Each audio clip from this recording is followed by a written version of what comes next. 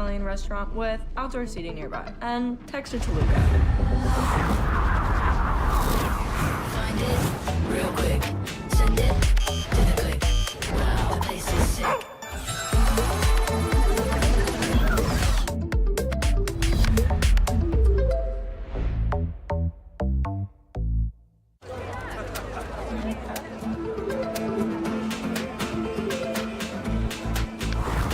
Street lit, stars bright, color red, just right. Wow, want that sign.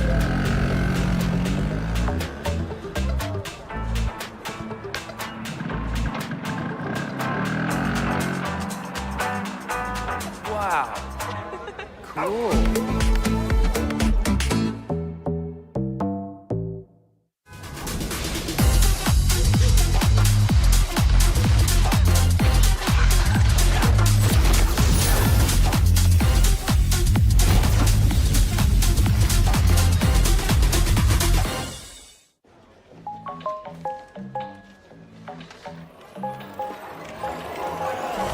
Easy. Find a pet-friendly Italian restaurant with outdoor seating nearby, and text it to Luca. Find it real quick. Send it to the click. Wow, the place is sick.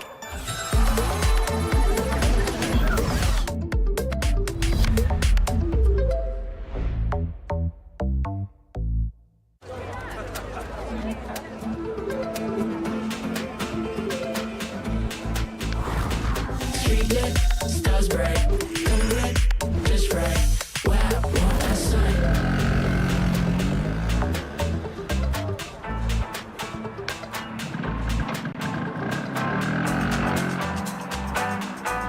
Wow. Cool.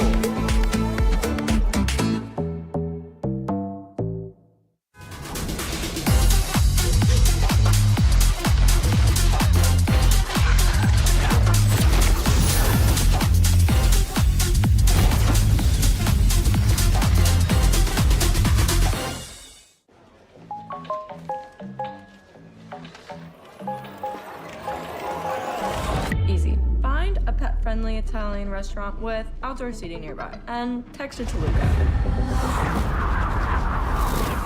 Find it real quick. Send it to the click. Wow, the place is sick.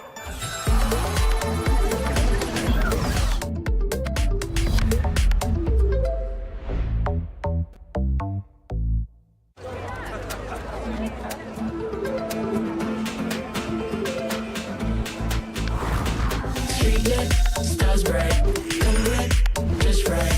Wow, want that sign.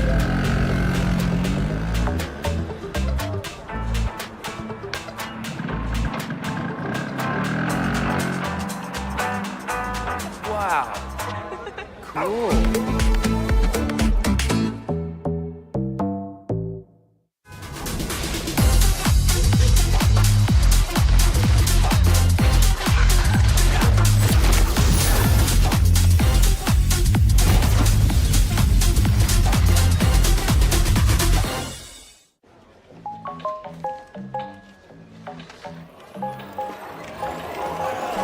Easy. Find a pet-friendly Italian restaurant with outdoor seating nearby, and text it to Luca. Find it real quick. Send it to the click. Wow, the place is sick.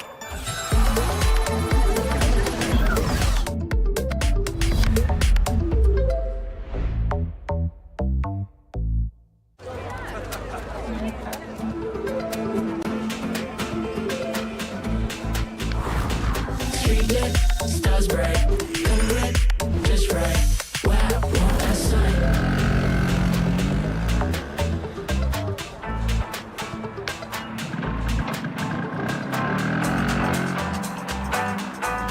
Wow. Cool.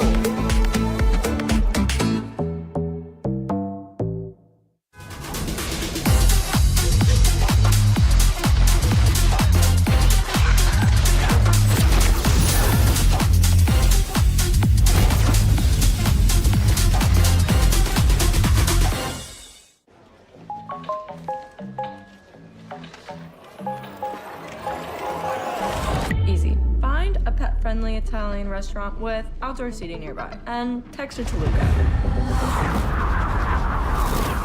Find it real quick. Send it to the click. Wow, the place is sick.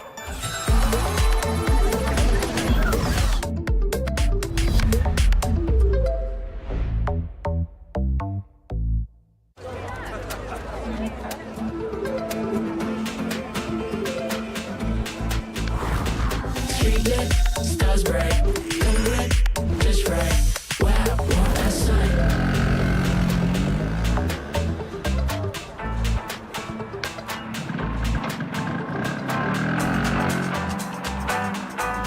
Wow. Cool.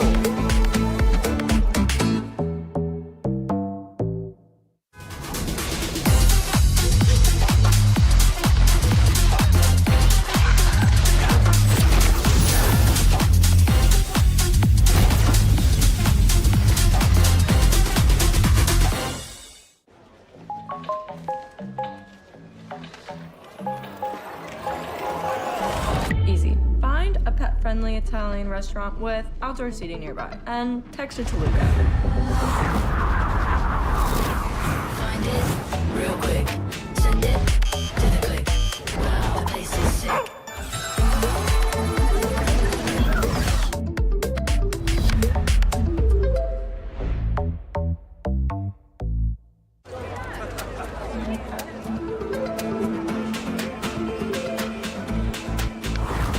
Street lit, stars bright, come lit, just right.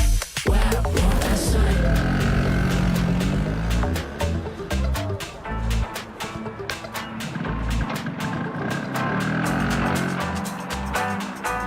Wow. Cool.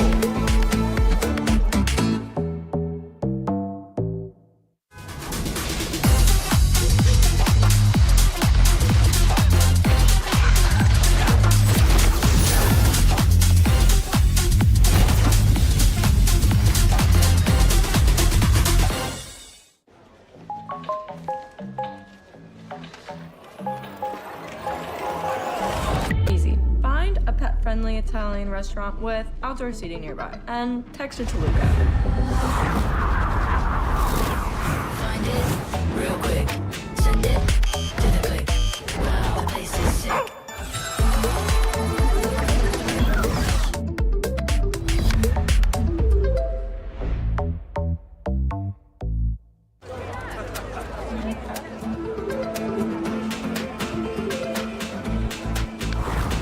Street lit, stars bright, come lit, just right. Wow, want that sight.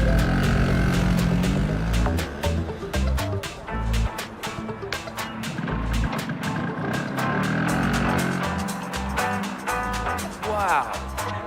Cool.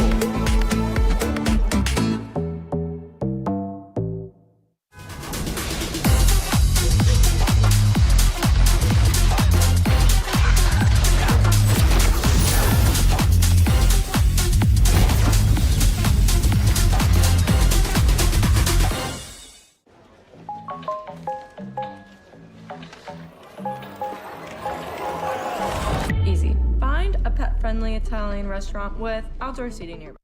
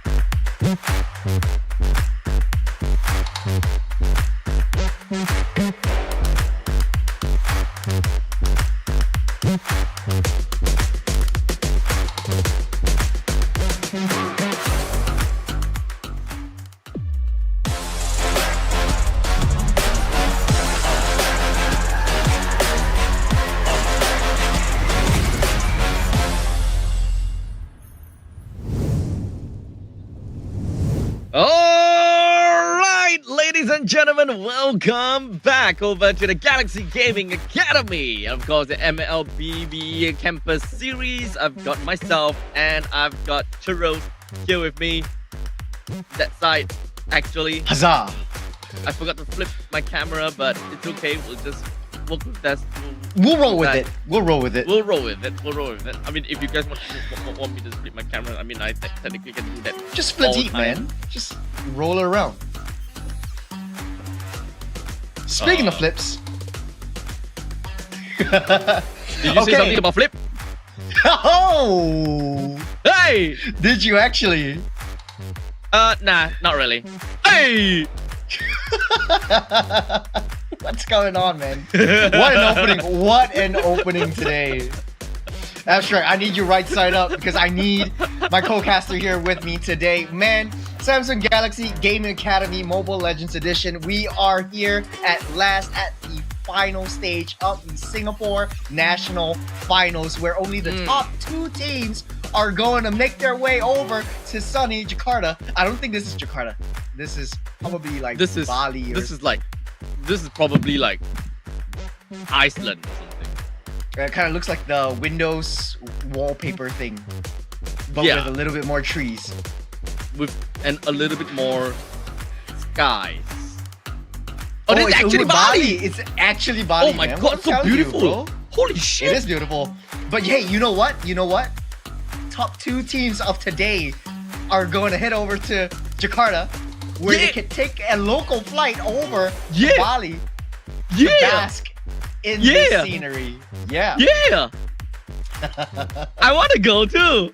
You know what? Fun fact, I digress, right? My wife has never went to Bali. And she's been asking me to bring her to Bali for the longest time ever. And there is this tradition, not tradition, there is this thing in Singapore where if you bring your girlfriend to Bali, you are bound to break up. Interesting. Is it actually? Have you heard of that before? I heard from my friends, yeah. Actually, I heard, I recall a little bit, but like, I don't think it's real, man. I don't think it's real. But hey, you know what's better than Bali? Jakarta. Actually, I can't say that on stream because like, they're pretty much the same country. I was gonna say Jakarta. But you know what's better than them all? The Samsung Galaxy S25. What am I telling you? Hey, if you I don't know. guys have Does that been work? waiting, I think it does. Honestly though, if you guys have been watching the ads, if you remember correctly, if you want to find a place for outdoor seating, pet-friendly restaurant, Italian restaurant, and send it to Luca, all you need to do is the generative edit, or basically having like sort of like that human-like AI agents. Because did you know, Abstract, that the Samsung Galaxy S25 is able to bring this new level of human-like AI to your everyday tasks? It's like as though having a super smart friend. Basically, if you're like a That doesn't peasant give or you an pleb like attitude. us, yes. Yeah. And also, it's Yeah. like a secretary, built-in secretary. So scan this QR code right now, redeem it for vouchers off your next Samsung Galaxy phone, MLBBX Samsung Galaxy, MLBBX Samsung SG. I actually do. Wait, don't bring it away! Don't bring it away! No! Oh, we'll get him next I'll time. wait for We'll the get him next next time. I'll wait for the next one. I'll wait for the next one. we'll roll this. We'll roll this every single time after the game, before the games. We'll talk about Remind Samsung me. Galaxy. But before blasting off with more Samsungs, let's talk about the tournament format, Abstract. Of course. Let's talk about the national finals, which is currently ongoing from yesterday, or rather 2 days ago. We've got the single elimination brackets whereby we are looking at every single nation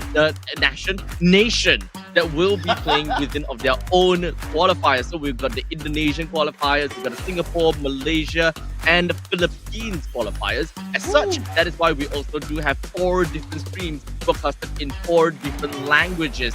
And only after these stages, which today, last day, the top 2 of these national finals will then move over to the cross national finals to vie for that total prize pool of $40,000. The champions going back home with $18,000. Man, 40,000 bones off a total prize pool. Champions from Southeast Asia. I would say the whole of Southeast Asia, but basically our sister countries, Malaysia, Singapore, Philippines, and Indonesia. They're the cool kids It's club. a lot. It's a lot of money to spend on Samsung Galaxy S25s. You could probably buy like 18 from, if you're a champion, you could buy 18 Samsung Galaxy S25s. Probably. Probably. And make sure that But you hey, do the you know, BBX Samsung voucher. to get more discounts, and then you can get maybe 20. I don't know where I'm going with this. I don't know. I don't know the retail price. Honestly, Abstract, it's such a good deal. Like, you win today, be the top 2 teams, and you will have money in your pocket guaranteed. And all participating teams that went through yesterday's series, we have 4 teams remaining. Unfortunately, though, we won't get to see the 4 eliminated teams are Asterismus, Royal Paradise, Ganacht, and Sleep. We'll get to watch, though, Banana Brawlers versus Crescent Light on the left side of the brackets. I think it's the semifinals that we're going to call it. Match 2 will be TKU versus Team Secret on a BO3. Final match, BO5, will be one or the other. Either Banana Brawlers or Crescent Light making it their way over to the grand finals in the national finals, or TKU or Team Secret. Now, of course, we do have got total of 3 series, as we mentioned, that will be casted and broadcasted today. With the very first series, which is Banana Brawlers versus Crescent Light, shortly after this opening show that we, gonna have to tell you guys all about. Because Banana Brawlers is actually a team that we have yet to see from them. In fact, it's only from memory that Churros and myself know about Banana Brawlers. It's only from memory. Who they are? Yes. Well, we gotta have to look at their names. And I think that I did mention that, or rather during off-cam and off-stream, there's only one player that sounded very familiar and probably the only member that we know about. Yeah.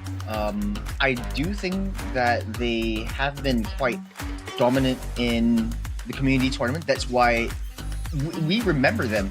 So, going up against Crescent Light, we don't know much about how their strategy is, how their executions are, how their chemistry is. So it's all down to like whether we go into the draft, whether we go into the games, and we'll see how they pan out. So going and jumping into the draft, this is the first time we're seeing Banana Brawlers on the screen as G-Bean, Shadowgraph, PTBL, Effects, and of course me and Abstract will know Panthy Sim. We've seen his name a lot popping up in communities.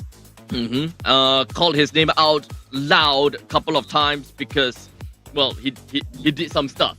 And then of course, it's kind of weird to be shouting his name throughout the entire mall to hear Panthy! Already got him lined up in my It is super. I mean, I wouldn't want to say the second part of his name. I mean, you would say Panthy, but you wouldn't say Simp out loud in a shopping mall full of people. Technically, I would, but I wouldn't do that on I wouldn't do that on Twitch. Fair. You get demonetized for that. Yeah. Okay, jumping straight into the draft though. Yesterday we talked about Kimberly, Kimberlyn, Kim Chi. Gonna be taken out by Banana Brawlers in the first stage of the draft alongside Earthbell and Matilda. Crescent Light, on the other hand, chooses to ban out the Lucas, Joy, and the Chip. We've seen a lot of prowess with the Chip yesterday, where the portals were all over the place. The only thing that could break a Chip down was the Belleric, and unfortunately, Les from the other team was unable to secure that victory over onto the Chip. So Chip, definitely a must-go hero. What's open right now? You've got the Suyo, you've got the Jusins, which has shown very strong presence in the games, but they opt to go for the Kalia. What do you think about that? Okay, I'm a big fan of Kalia, to be very honest. So I'm not too I don't think that I don't think that I will have a problem with that. I completely subscribe to that idea. Great catch and of course great tempo building for the team. But that of course leaves the Juicin out for Crescent Light to pick up. Well, in the meantime, Gacha is also picked up. they do have two very solid picks. As a matter of fact, if they do want to secure some AoE control, the Badang should actually be picked early. Because in terms of the junglers, there is still a lot that's currently available. Hayabusa, Stuyo, they are all still pickable if you want to make things even more interesting. Hanzo is also something that we can see. I like where you're going with the Hanzo because it is difficult for any other assassin to get into the face of Jusin just because of the lantern, the lantern spray or the pepper spray thing that it brings to the table. But then again, we've been seeing a lot of gacha-gachas versus Kaleas that are counterpicked towards each other. Both of them are really jumpy, trampoline kind of heroes. Both of them have very easy access into the back line. Both of them are creates very easy and heavy zonal control. So definitely take out the gacha. Don't give it to the hands over to Banana Brawlers. So first stage of the picks are set. Brody is a hero that we haven't seen a lot of, and I'm really excited to see how like pulls this off, because Brody versus Moskov, that's attack burst damage versus attack speed. On a lane to lane matchup, it just doesn't make sense for Brody to hold his ground. I do think that Brody would very likely have a lot of issues dealing with his own lane. As such, we will then move on to look at how the mid lane will potentially look like, right? We still don't have any mage that is banned up from the start of Crescent Light, despite the fact that the mage role is currently still very open. With Jusin being picked up from Crescent Light, one of the very common pickups is actually going to be Yve. Because of the Void Crystal, you actually do make things a little bit more difficult for the Jusin to actually do anything. And of course, you kind of outrange the Jusin at the same time. With the Void Blast, you do get yourself a quick burst of movement speed to get yourself out of the Lantern Flare as well. So Yve is, of course, a very good answer and a very good pick for Banana Brawlers if they would want to go with that. But there's a kind of factor, so that's another thing we gotta consider. Yeah, Yve would look really good for Banana Brawlers, but a couple of mages that come to my mind right now is the Zast that has always been picked up alongside Jusin, or the fight against Jusin. You could also go for the Farsas, Lois, and the Sicilians, just get you a little bit of range. If you want to go a little bit crazy, then you go for the Xavier. But both these teams are opening up all the mid lane heroes. Crescent Light understands that Jusin is one of the hot prio picks, if not for Kimmy being banned out. So they'll go for the Hilda instead this time. Wow, a lot of early jungle lane pressure. Okay, so the Gacha is definitely going to go to the roam position. I would find it difficult for the Yve to be able to keep the RWM on just based on the... Wait, hold on a second. Let me think about this. I think the interaction doesn't matter.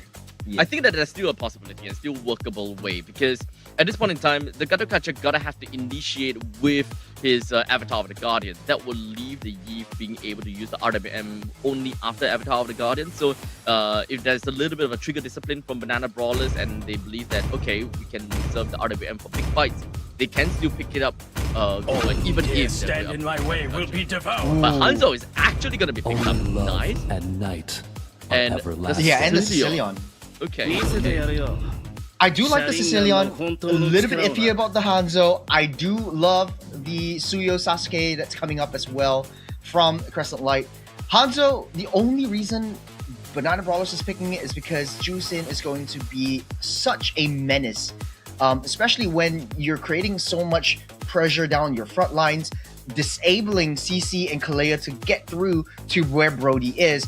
And then Crescent Light has a lot of advantages in terms of flanking maneuvers and getting into their own backline, so they really have to protect Moskov. But knowing how Moskov likes to operate around in this current meta, it's mostly lane pressure, lane prio, lane split pushes, and try to pull the enemies away from the major objectives. And therein comes where Hanzo excels beautifully. So with that all said and done, we are going into the Land of Dawn between Banana Brawlers versus Crescent Light. In terms of the drafting, it kind of seems as though both teams have got a pretty solid idea as to what they want to play. But of course, win conditions is a little bit different from the two extremities. we do have got a little bit of a late game kind of capabilities when it comes down to Banana Brawlers because of the Sicilian. While in the meantime, we are very early game invested for the members of Crescent Light. I do have to agree with you on that. I'm really interested to see how the gold lane matchups actually work because it's been a long time since we saw Brody in action. And attack speed versus burst, I would say in the early game, burst would win out quite a bit, but spilling into the late game, it's not only Sicilian, the Moskov has a lot of pressure. I just gotta have to say that eventually at this point in time, we will have the first kill being credited by the Crescent Light members because of the fact that they're just so early game. And when we're talking about EXP lane, it is a CC going up against a Hilda after all. Hilda has got a lot of healing capabilities, and I don't see her having any problems dealing with this CC. Not only that though, I think Banana Brawlers only has single target crowd control, so you can't really bank on Sicilian, Sanguine Claws to catch your opponents and go for a follow-up. For Crescent Light though, a lot of AoEs, a lot of CCs that are non-committal and also reliable to get you into the fights. We've also got double revitalizers from Crescent Light, so that is going to be a huge problem for Banana Brawlers, especially in the early game. Top side though, Dre taking a lot of damage from that Hanzo, able to run underneath the turret, able to escape with that revitalizer as well, so with Silver Lining for that. In the meantime, here comes the Goon Squad for Banana Brawlers. Won't be able to get anything else as Crescent Light able to escape with their lives.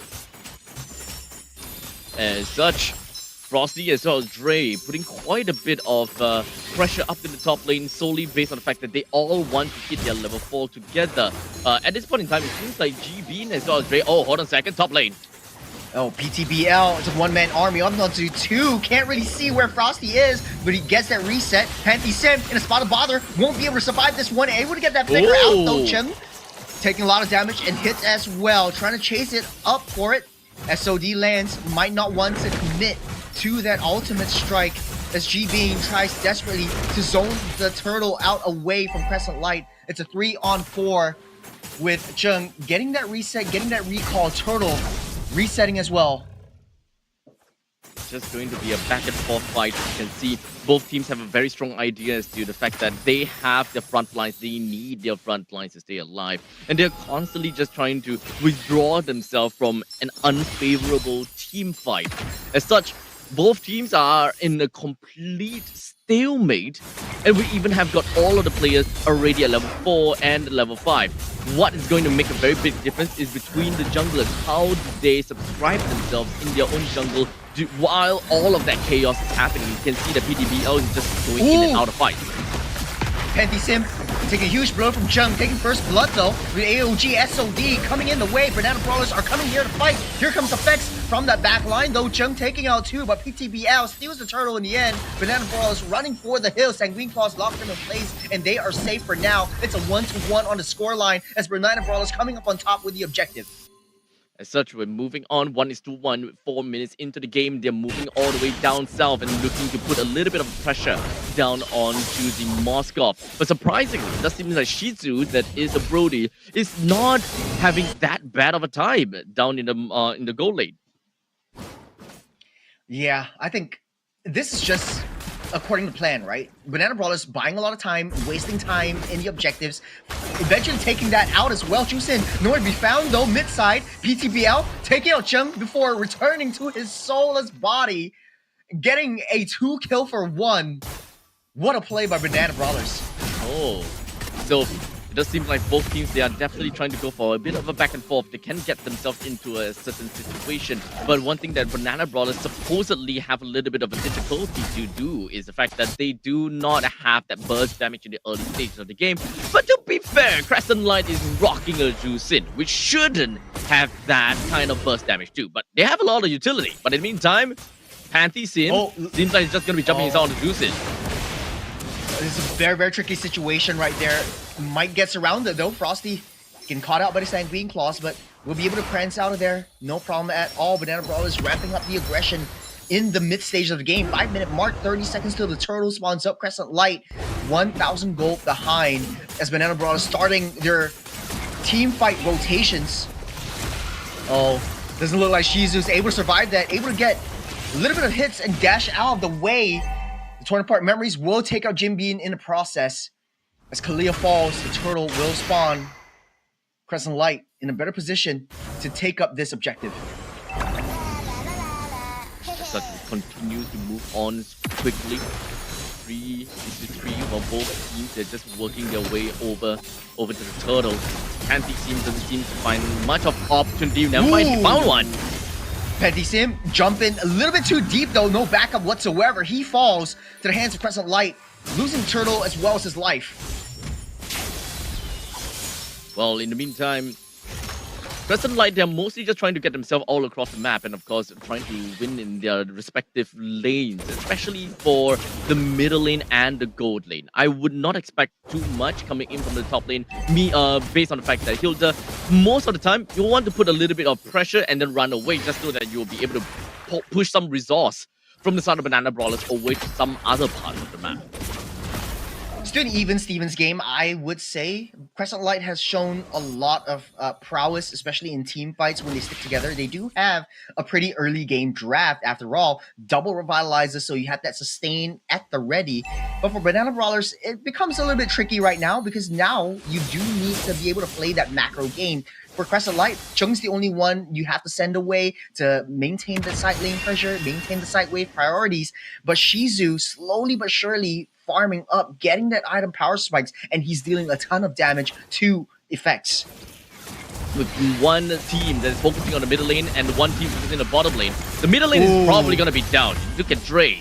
There's nothing much that he can do. They lost the T1 in the middle lane, and this is undoubtedly the more important turret as compared to the ones in the bottom lane. All we needed to do is just call for a switch for the gold laners, and they're done. Well, good objective trading up on the top side as well. So I would say it's still a win for Banana Brawlers. Committing that Tsunami Slam, just killing off Dre, taking down T1s as well as the T1 up top. So Crescent Light, though, has a little bit less free play around their own jungle pit, especially when the turtle is spawning up right now.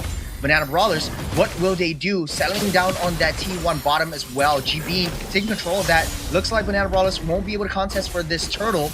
This PTBL goes in all alone. Gung Ho, SOD goes wide as well. Shizu dealing a ton of damage. Torn apart memories won't last, won't hit onto anyone at all. Crescent Light ramping up the aggression. AOG onto the back line. Tsunami Slam into the turret base. Frosty and Dre trying to fight for their lives, running away from that lantern, loses 2 in the process. For Panty Sim, Dre might not be able to escape, but the Revitalize will help just a little bit. Effects down low. Jabin will not let Dre through, but will in the end as he walks and prances away. Chung severs to safety.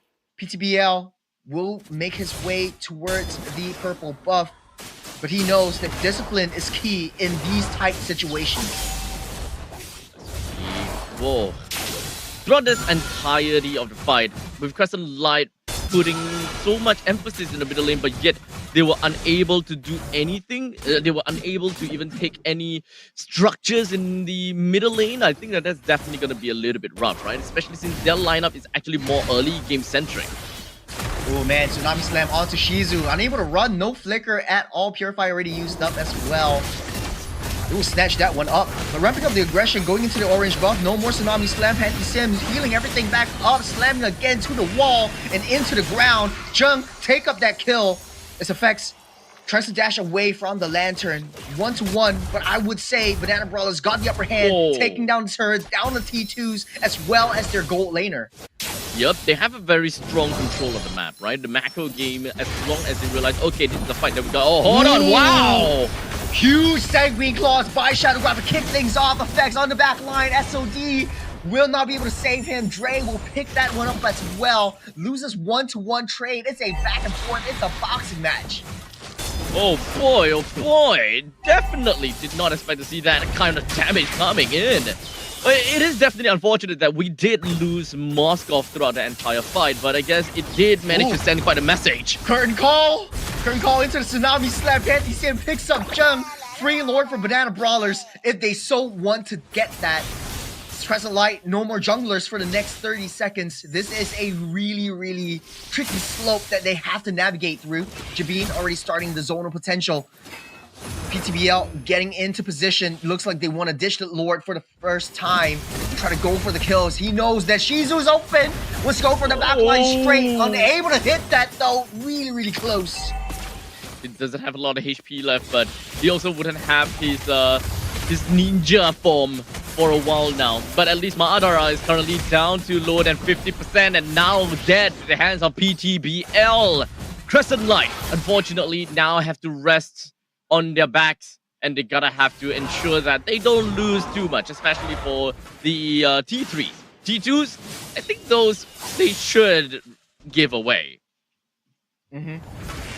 Abstract, I do have a interesting question for you. We talked about Crescent Light having the early game, but right now, is there any pot of gold at the end of the rainbow for them? Is there any way to claw their way back into this? It does look like Banana Brawlers have so much potential in terms of that damage, in terms of the late game scaling that Crescent Light doesn't seem to be able to manage. Well, I suppose that Crescent Light, they didn't even have time to kind of enjoy their early game, despite having such an early game-centric composition.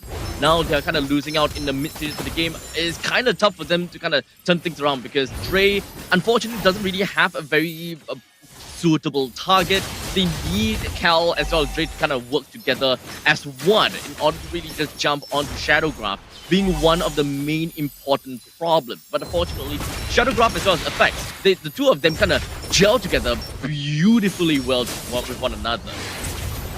Yeah, PTBL just going gung-ho, taking a lot of damage from that tank as well.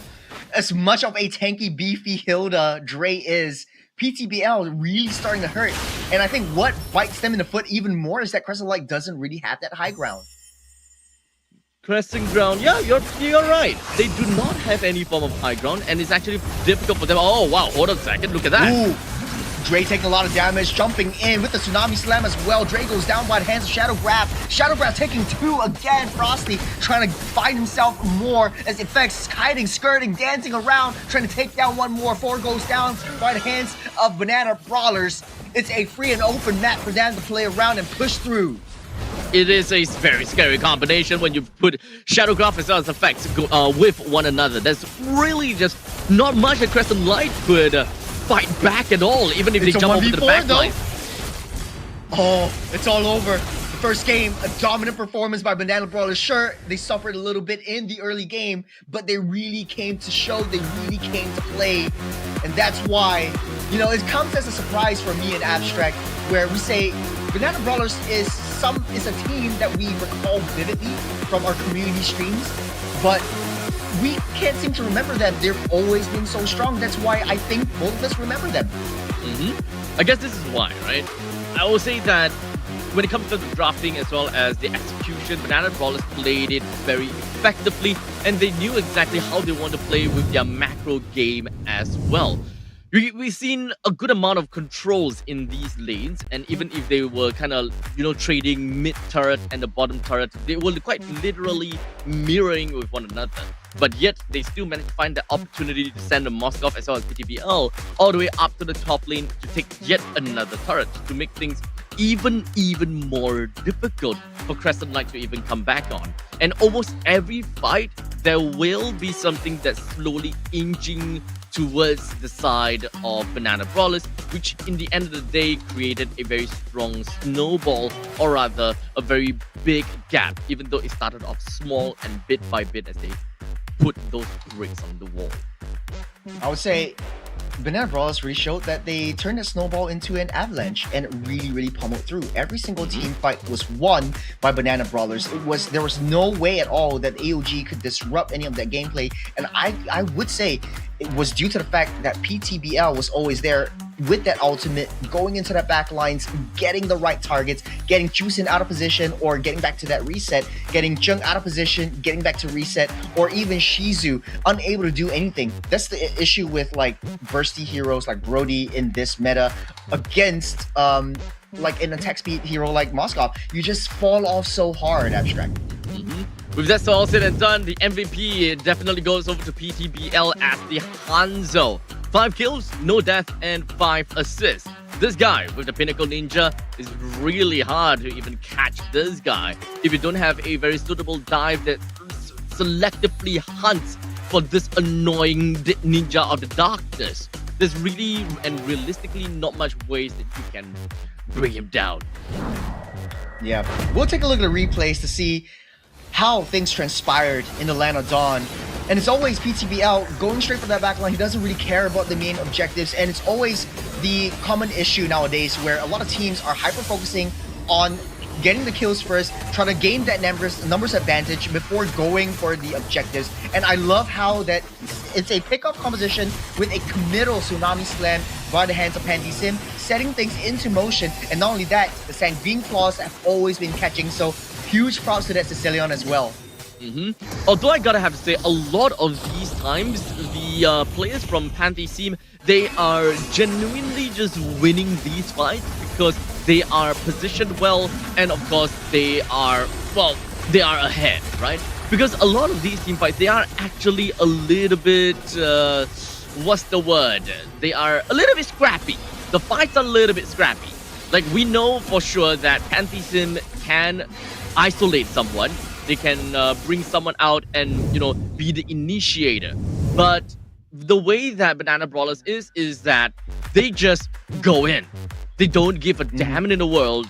They know that they have the firepower. They know that they can poke. They know that they can intimidate. And the moment that they start to see that Crescent Light is slowly starting to move backwards and not willing to go for the fight, then and only then, they are going full throttle ahead. Because they're not really looking at the right targets, per se. When we see that the Tsunami Slam happened and the Tsunami Slam worked out, many of the times, that person that got hit by the Tsunami Slam just casually walked away. I guess it's got to do with understanding the core power spikes and the timings of which you actually enter a team fight. For Banana Brawlers, it's easy to layer in all these team fights. PantySim goes in with a Tsunami Slam, but and then you have that range from Hanzo, from Sicilian, that creates that pressure onto Crescent Light so that they can't do anything at all. That last fight though, I do have to say that PantySim created such a beautiful 4-man catch with that jump alone before solidifying a Tsunami Slam onto Shizu to set things in motion. So without that, honestly though, Crescent Light would have had the upper hand in terms of all these team fight advantages. I think, then again, it boils down to the question of, like, if your side lane's in shambles, do you want to dish the team fights, play a little bit more passively, try to play that high ground, try to go for a little bit more defense before actually going in for big skirmishes? Because once you lose one member, Banana Brawlers is going to capitalize on that and just turn it into objectives. Honestly, the entire name of the game for Crescent Light is to dominate early. They have a very strong team that can create that tempo with the Juicin and the Gatokacha going up against with Kalia plus the Sicilian. Generally speaking, they shouldn't have too much problems clearing the wave and then making their way down to the bottom gold lane. While in the meantime, we also do have a Hilda that can be very annoying and can really show that, hey, Sicilian, you can't just go anywhere untagged. You need the Kalia to, you know, kind of babysit you all the way through. Otherwise, I'm just gonna spring into action. But unfortunately, that's not something that we saw throughout the entire game. In fact, I think that the Hilda did not put enough pressure with the kit that she has. All she has been doing so far is to apply pressure in the EXP lane, run away, and then, you know, kind of show up. It's not really showing her base damage and all. To be honest though, I think the core power of Hilda is a target missile, seeking out information, searching for information in the jungle, and it didn't really come to light for the side of Crescent Light. But do you know what can help you search a lot better? The Samsung Galaxy S25 AI Select and Circle to Search, because Galaxy S25 interprets all the ways you communicate through text, voice, images, and videos. Introducing AI Select, which introduces what you're doing and literally stays a step ahead of you. Maybe you're watching a video of your favorite golfer and you want to save a clip of that perfect swing. Simply swipe the edge panel and click AI Select icon. It will intuitively recommend that you save it as a GIF file, which you can do with one single tap. So what are you waiting for? Get your own Samsung at the Samsung app shop. We have a lot of vouchers right now. Scan the QR code or enter the voucher code NLBPXSamsungSG and get your special discount now. Abstract, do you want to show us a little bit of sample of how Circle to Search worked? I think you did it yesterday, but I want to see it now again. Okay, sure, but I'm getting like a lot of random things that is like thrown into my gallery. So I'm just gonna show this one that enters Is it a chair my again? gallery. Ooh. Oh, okay, that's the ondel. It was supposed to be our background because the producers were like, hey, we want to have something, we told them we want to have something more Indonesian. We want to have something more like local fresh. So, okay, let's Circle to Search that thing. Show us how Okay, it's let's done. circle search this. Circle to search. Oh crap. Circle to search. Okay, I don't even have to circle. I can just tap it. You're just gonna tap. I can just tap it. Interesting. Yeah. And you know, you talked about the edge, right? You talked about the edge panel. I don't use the edge panel too much, especially for this side. I use a lot of the sticky notes and the calculator. I use the calculator a lot. You'll be surprised. But I'm not gonna lie. I am not gonna lie. After a few years, or rather a couple of years, or was it 1 year, I never knew about this function. And yeah, like I can.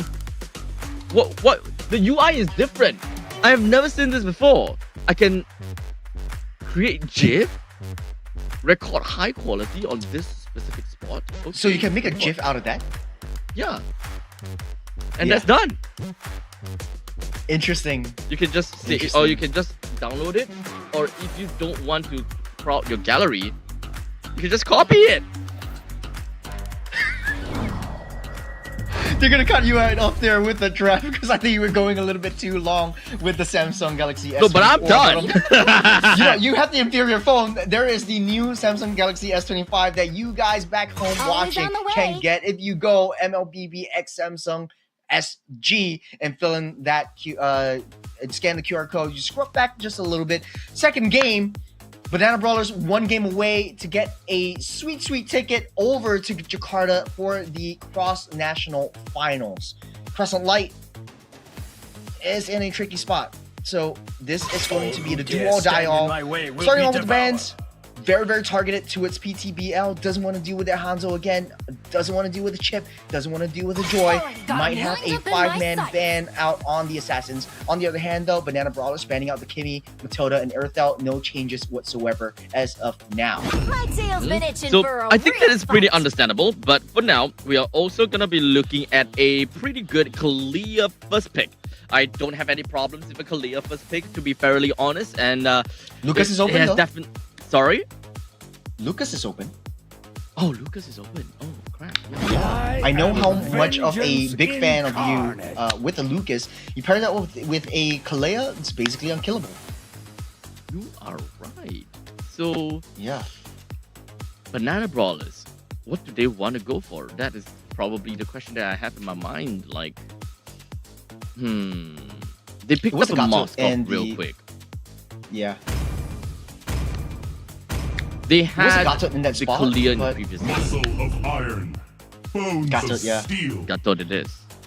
Yeah, it's sort of like a disrupt to is my Kalea tempo. because at least you have an AoE. The Crescent Light going again with the Brody.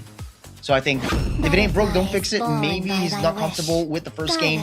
No changes to the mages as well. I think the previous game was the first time that we see Chusin actually lost to a Sicilian. So hopefully they do things a little bit better this time, paired up with the Kalea.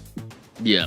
So at least I think that Kalea doesn't really have a wave clear as good as Gatokacha in the early stages. So I think that is not going to help their problem in the early stages.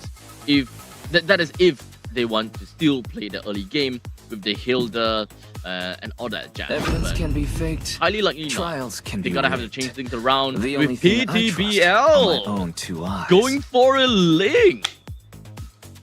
I do love this a lot. I think both of these teams can really look to ban out the assassins, or especially for Banana Brawlers, so that Crescent Light doesn't have any heroes that could keep up with the tempo that Ling brings to the table with the side lane split pushes. Not only that, you have the Moskov to deal with as well. So Crescent Light, a lot of things to think about to maintain that lane priority.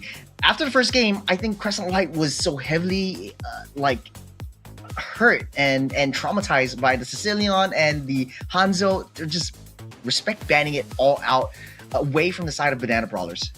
Yeah, in fact, I think Crescent Light just want to, kind of have an idea about what can you guys play aside from whatever that you just showed us, because there could be a very high chance that they're done. They don't want to try fighting against the same problem, because let's be honest here, maybe sometimes there could be a possibility that we can just kind of make the enemies quiver, especially since now Banana Brawlers is already completely different with the Ling on their side.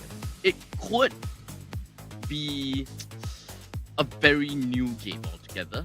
Among the planes exists the equilibrium, which I was You know, made Abstract, for. I'm not too sure about the Brody versus Moskov kind of composition still. I get that it's a comfort pick, but what do you think of here? Like, how do you think Shizu should play around this in this new stage of draft that could bring a new dimension to the gameplay? I think Shizu didn't lose in the goal lane per se. I think that it is still okay for what Shizu has done in game number 1. So they can just keep it as it is. If they think that the Brody still works well and better during team fight, then I guess it is what it is, right? Let's hear for the crowd. Make some I think noise for Marksman yours is a very truly. tricky one. Most of the time you are picking for comfort, and the other times you're picking for lane dominance. If you are able to play for the lanes, then great. If you can't play for the lanes, that means you have another purpose, and that is generally going to be team fights. And that is the reason why Claude is picked up every now and then. So I like to believe that the Brody is more for the team fight and the fact that it's comfort. And I would like to think that Frosty is also comfortable with the Juicid. That's why they repeated these two picks. Well, come to think of that, I think for Banana Brawlers, keeping it all casual, pretty much the same. They have CC and the Gato again. Jung actually picks up the Fredrin this time around. They do want to go all in ham on a snowball deathball composition, which works really well with the Brody. But this time around, they also have the Badang, so very, very heavy team fight composition. The only thing that would break down with a team fight composition is a split push. That is what Ling and Moskov brings to the table. So who do you send to the side lanes to compress the pressure that builds up when the lanes start pushing in? Ling's going to be all over the map. Moskov's not going to be joining in the team fights, or he can't join in the team fights with the SOD. And right now you have the Loyi to deal with. Crescent Light has to play it safe all the way through. They have some form of high ground this time around, but that might not save them though. I am loving Banana Brawlers. Fast momentum, fast-paced kind of drafts, and really cross-map plays that we're going to see in this game. A lot of cross-map plays. Like a heckin' lot. I am bamboozled.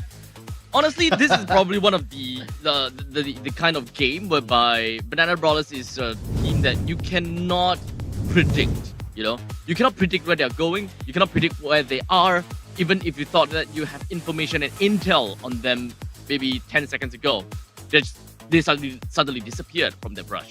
And then boom, they appeared in another brush. This is gonna be a rough game. And I think that Crescent Light, they need to be on the ball. Like really be on the ball. Cal have a very big work ahead of himself, and so is Frosty. Going into the second match of today with Banana Brawlers, one game away to win that coveted ticket over to Jakarta for the cross-national finals and being in the top 2 slot for today, where they will face up against either TKU or Team Secret. But for Crescent Light, not an easy kill to climb. But they do have made some changes. And like you said, Abstract, Cal has heavy work ahead of him. Building up on the tempo, maintaining momentum, and running up the pressure. Especially in the early game, because I think that is where mostly Crescent Light fails to dominate. You don't really have a lot of wave clear. You don't really have a lot of movement all over the map. With that, though, a little bit of a cheeky retribution steal away from the lethal. Got the Badang there in action mid-side as well. I don't think anyone's going to fall just yet. Both of them might have that discipline to stay afloat for now. It's Panty Sim going in a little bit more hand, getting pulled back. One more hit. The arrows will miss. And Cal lives by a solid pixel. Oh, that is raw, but perfectly executed from Cal to just flicker right on time. Any millisecond that he stayed in that lane is going to have a homing projectile running right in his face. As such, Banana Brawlers definitely showed their prowess in the middle lane a little bit with that crazy amount of burst, I would like to say. But it is still relatively early for us to predict and say that, oh crap, Banana Brawler is going to win in the early game. When in actual fact, it's definitely going to be a little bit tougher because we are looking at Ling in the jungle after all. Albeit I will say that Ling have got a better advantage than a Fredrin in the jungle. Maybe not. Maybe not. The Fredrin does have his Appraiser's Wrath that can deal a heavy burst damage to the turtle that gives him the possibility of stacking the turtle down. But at least Ling has Tempest of Blades to be invulnerable while still being able to retribution. I'm just looking at Shadowgraph, not yet that level 4. We might be able to see a lot of diversion plays coming through, bringing new dimensions for Banana Brawlers and how they want to play and how they want to layer in all of these team fights. It does look like Banana Brawlers doesn't really care about that turtle as of now. Ling's just happily farming, trying to get that farm ahead of Jung. He's already a full level ahead. Right now in the purple buff, it's a Ling versus the Fredrin. Not yet stolen though, making beeline towards that turtle. He knows that his job is just to pull Fredrin away from the main objectives, where Banana Brawlers is able to dominate in team fights just because of the yin-yang reactions. Honestly, I'm surprised that they're even trying to go for this turtle, which DDBL should be able to get. He got it. There's the AOG on the back line. SOD goes wide, won't be able to help. Gets 2 in the process. Jung is all alone, hammered by 4. Will go down by the hands of Jean. And Frosty able to find his way alive and escape for now. 3-0 and Turtle to their name. Banana Brawlers are taking this game seriously. Even with the Appraiser's Wrath, it didn't exactly go too much late. I think that the timing coming in from Crescent Light was just a tad bit wasted, I gotta have to say. But throughout all that, there was a lot of congregation coming in from Crescent Light, and although people coming in together like that is essentially gonna be a very good thing for Zheng playing as Fredrin, but I guess it's just not quite enough, especially since it is essentially a 1v4 by the time that Cal as well as Dre went down. It's Shadowgraph's yin-yang reactions, pulling all of them together. As long as you coagulate together with a teamfight composition, Loy is there, just happily bursting your lights and darks. Crescent Light, ain't no way they were able to survive that. But now, it's a tall order for them to claw their way up in this match. Losing out so much now, 2,000 gold behind Banana Brawlers. G-Bean dominating the EXP lane. Even Shizu not having a good time against effects up on that top side because of the immediate instant gratification. Rather the turtle was taken, they take down some of the gold platings from the turret up T1. Crescent Light. Oh, hold on a second. Diversion play. That's a 3v1 up top. AOG lands off the Shizu. Won't be able to survive this one. Tempest of Blades will hit. The Tsunami Slam will keep him alive for now underneath the turret. Pantheseam goes down. But all is for naught as they lose their gold laner. And Banana Brawlers moving again, ramping up the aggression, going full throttle. They have that damage to deal with, and this is the dimensions of play that I've been talking about. Massively favorable trade for the son of Banana Brawlers. But Crescent Light, they're not going to be stopping anytime soon. Like, they are trying to go for a little bit more kills one at a time. And in fact, they do have the opportunity to even seize this turtle as long as Zheng has got the Appraiser's Wrath and slam it right in the face of the turtle. Turtle down on the third. We got SOD as well. PTBL looking for an angle, going back in with the Tempest of Blades. Jung snipes that turtle away with a retribution. Dre down low, won't be able to hit anymore. Getting the sustain from the Kalea as Panty's team tries to block all escape routes with the AOG. We'll take it down with the counter attack. Tsunami Slam won't be enough. That's 3 members down from the side of Crescent Light as Shizu tries to take someone off from that top as well. Frosty able to make his way back. As Banana Brawlers really starting to show that team fight is not the way you want to go when you're fighting with a split push composition. Oh man, Banana Brawlers is just so good at offsetting losses. They lost the turtle, but they find wins in the fight, and then they even find wins in the middle lane T1. And it's the middle lane T1, mind you. It is the toughest T1 to bring down, and of course the most impactful T1 turret available in the map. As such, Crescent Light and the friends, they need to really garrison the entire jungle if they want to get some of these creeps, and if they want Zheng to continue getting himself staying on the level curve. If they don't try to keep their jungle to themselves, Zheng will fall off like crazy. Oh, and in fact, Shizu walked directly hit first into that bush, will go down by the hands of G-Bean. But here comes the Goon Squad. Crescent Light not gonna let that slide. You got the Tempest of Blades already used up as well. Shadow Graph hitting with the diversion plays from the backside as well. One goes down after another. Frosty will soon to fall by the hands of G-Bean as well. 5 members of Crescent Light all disintegrated into thin air. So Banana Brawlers are ramping it up this game. A solid dominant performance, 6,000 gold lead. Let's take a look at the replay to see what transpired. It all started with Shizu just checking headfirst into the brush. oh man. And we do have all of these other members just went down like flies. So many splashes, pierces, skewers that Banana Brawlers have got for themselves. Hold on a second though. Another fight. Panty Sim taking a lot of damage, healing everything up, but won't be able to sustain this one. G-Bean also falls off the screen. But Crescent Light though just really need to buy themselves some time. That's the problem with the veteran. You don't farm as fast as the Ling, and now PTBL is so far ahead. At the very least though, I think they got the purple buff.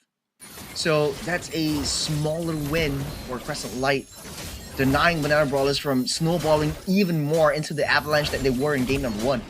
Well, tiny victories, right? Tiny victories. They need to slowly move their way forward and look for separate win conditions, because at this point in time, their win condition, which is to play for the team fights, is clearly not really working well. Nice AOG, nice SOD onto the back line as well. There's a 4v5. The Shadow Graph constantly hitting with the diversions from the backside. There's 1 fall, 2 that make that 3. FX, he's going crazy. He's taking out 4 goodness! Again. Dre's the only one left, but all for naught. FX falls. Banana Brawlers stopped their approach. That's a good layering though. Panty Sim took the turret hits away, keeping GB alive. But at the end of the day though, Crescent Light again getting pummeled by the Banana Brawlers. That is some crazy moves coming in from Banana Brawlers. They are very and extremely, I would say, committal, and they know that, okay, we're gonna go for this. We are running right into their face. We are not stopping about anything. We're gonna floor it. And I do really like the I really like commitment that Banana Brawlers have got for this entirety of the game, and they've evaluated their I would say evaluated the pros and cons of these fights pretty effectively as well. I do like the way that they initiated some of these battles as well. As you can see, Panty Sim starting things out on his own.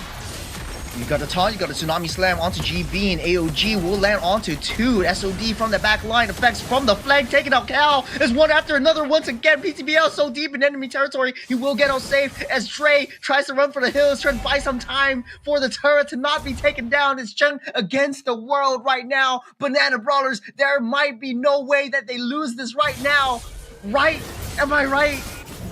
I mean, unless they rest in their laurels, this is something that will still work out for them, possibly. But no, Zheng fed himself over to the wolves, managed to at least defend a little bit of the middle lane creeps, but that is only going to push Banana Brawlers over to murder. You know what? Smart move. I would say, like, I didn't see effects and PTBL actually going towards that lore. If they choose to play all their cards into the turrets, they only have to play with one minion, which might not be enough for them. So getting that plan B from the lore, getting Madara, is a huge win for Banana Brawlers. Now, 11,000 gold lead, Crest of Light is so far behind in terms of itemizations, in terms of gold lead, in terms of damage, in terms of sustain. What is the play here? Who does Dre catch? Who does Cal catch? Because it seems like Banana Brawlers are just counteracting every single thing that Crescent Light is doing. I think the main thing that Crescent Light really gotta do is that they gotta identify and call out for what they're trying to go for. Because even though Pantheism is gonna be the one that firstly initiates, Cal is actually Cal actually catches CC as they counter engage. So it's kind of confusing as to who is their target prioritization. Effects from the back, finds a flank, he pins him to the turret, and the throne is theirs for the taking. Minion waves are coming in, and Banana Brawlers having a one-way ticket to Jakarta for the cross-national finals. We'll see them later in the national finals, but man, what a game, and what a solid, dominant performance by these two teams. The drafting, though, I have to say, from Banana Brawlers are top-notch. It really feels like they understand their opponents, they studied their opponents so hard. Huge props to them, qualified for the cross-national finals. Must be good to, you know, plan your weekend in Jakarta next week. Oh man, they don't even seem like super ecstatic about the fact that they are going to Jakarta. Like They're going to Jakarta. They are going to Jakarta. So I think anywhere is better than just staying right here at home in Singapore. I know, right? Yeah. But it is what it is. It is what it is. F's in the chat. But Singaporeans are not. Singaporeans. Well, it's raining right now in Singapore. Hopefully, Jakarta is a little bit different with suns and rays and flowers and dancing and all that kind of stuff. It's a huge, you know.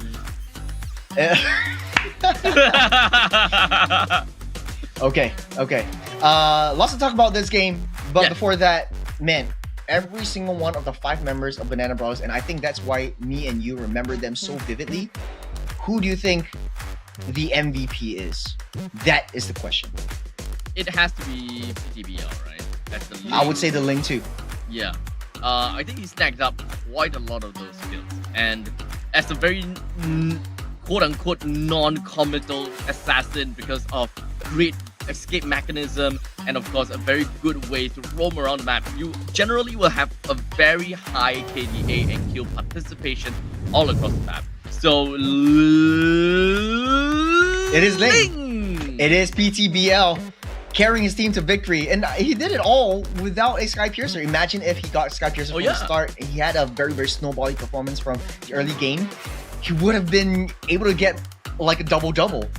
So now, the thing is, okay, let's look ahead. For Banana Brawlers against Team Sleep versus TKU, there is a lot of things that they could work on, and I think their interactions, their communication, the chemistry is there. The only thing is, we're learning to adapt to the situation, right? I think that adapting isn't a very big problem for them.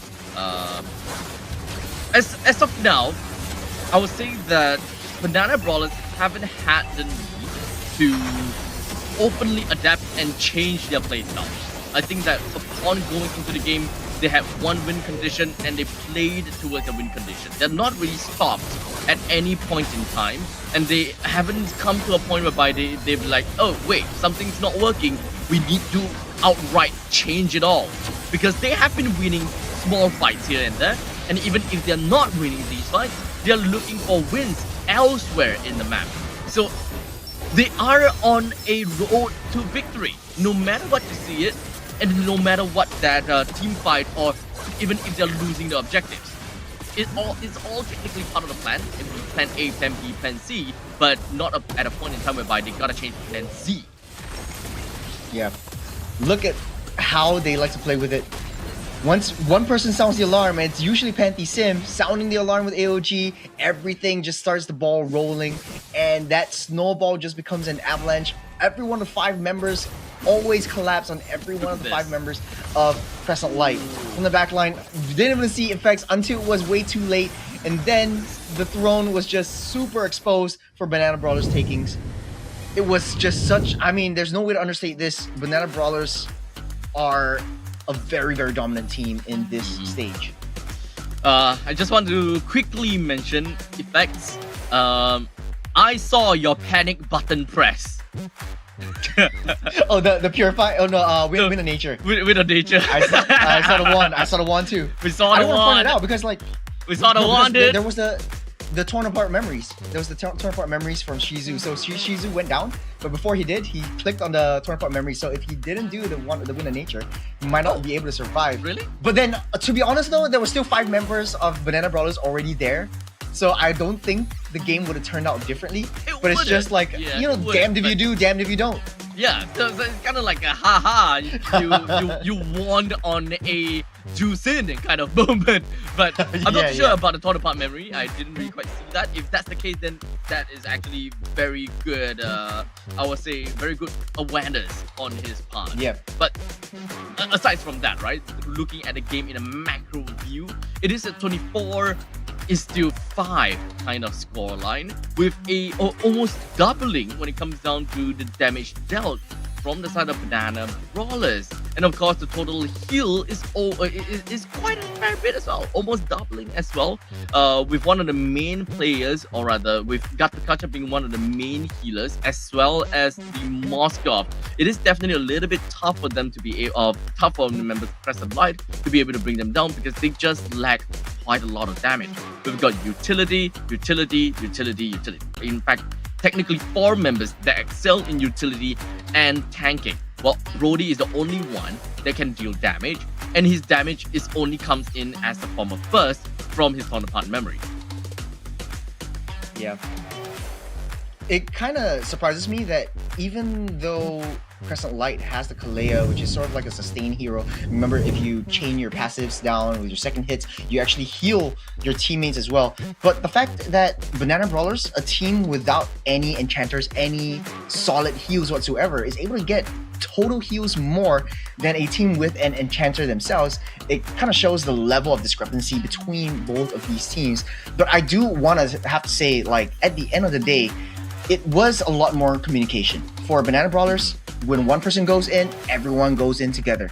Where if for Crescent Light though, unfortunately, whenever one person wants to go in, it's like they have this sort of like miscommunication. So conversations are very important. But do you know what is a huge conversation starter? I don't know. The Samsung Galaxy S25 Ultra's conversational search experience. Yes, that is right. There's your gallery, which is probably home to thousands of photos that you like to revisit but never take time to find. But Galaxy S25 is making things easier and getting back to a special memory for you. Never easier than before. Now you can type or simply just say, find photos from my Italy trip last month, and you will no longer need to scroll through thousands of photos. Abstract, you got a demo for us? I'm trying to see whether I have my old Japan trip in there, so I'll actually Japan, but I think I cleared out my gallery before. But how about renovation? Can I do renovation? It actually comes up? All the renovation photos all come up? Oh man.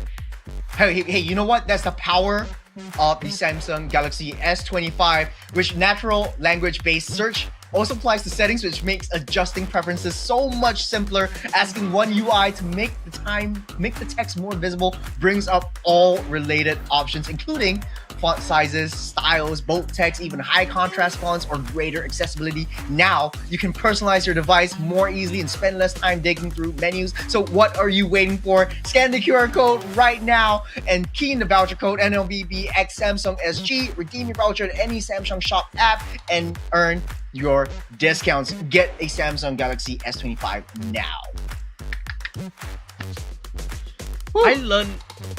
I learned more about my phone by doing this event. Yes.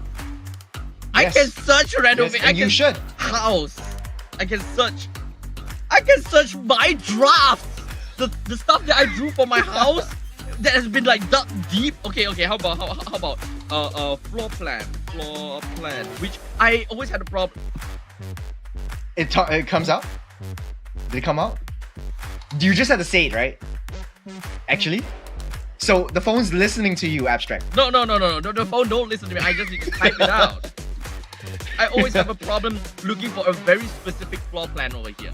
Like, I actually have a problem searching for this. God damn it. Okay. I actually have a problem searching for this very specific floor plan because I have like thousands and thousands of photos. So I went over to like downloads, and then I sorted it by like images so that I can scroll and see, especially my IC. Okay, you know what?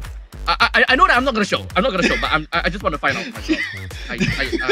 You can find out. You can find this out as we take a short break, because when we get back, it will be the other stage of the finals, the semifinals, TKU versus Team Secret. So we'll let Abstract do his thing. We'll do our thing, and you guys can take a break. Abstract, shut it. We are cutting to break. Producers, let us go.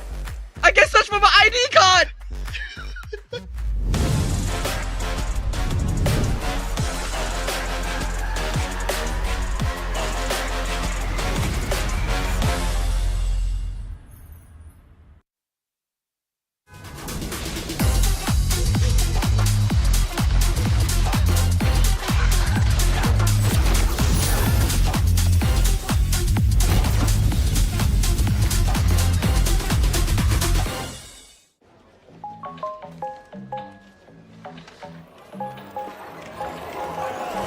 Easy. Find a pet-friendly Italian restaurant with outdoor seating nearby and text it to Luca.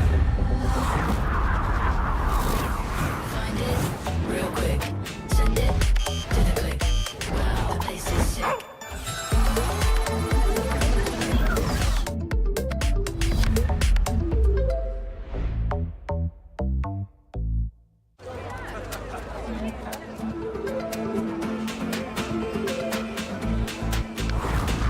Street lit, stars bright, come lit, just right. Wow, want that sight.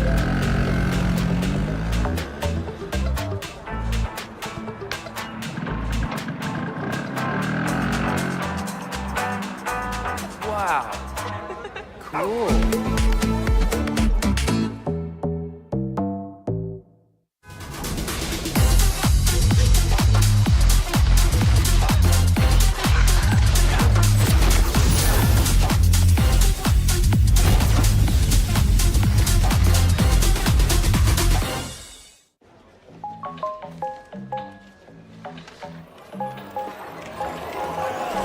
Easy. Find a pet-friendly Italian restaurant with outdoor seating nearby and text it to Luca.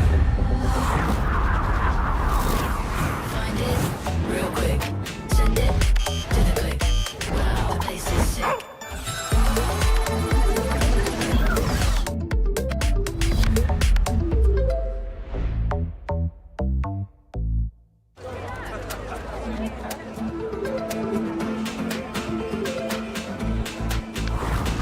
Street lit, stars bright, come lit, just right. Wow, want that sight.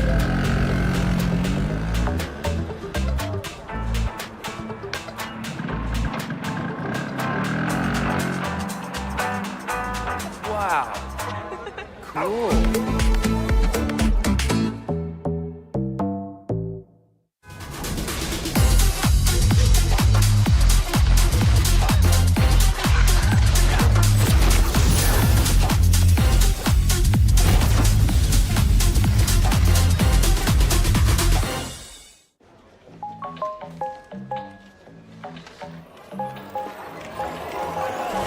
Easy. Find a pet-friendly Italian restaurant with outdoor seating nearby and text it to Luca.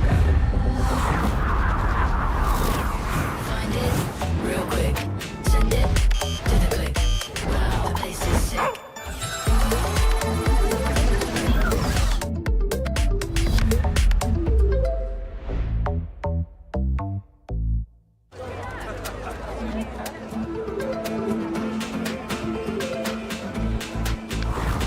Street lit, stars bright, come lit,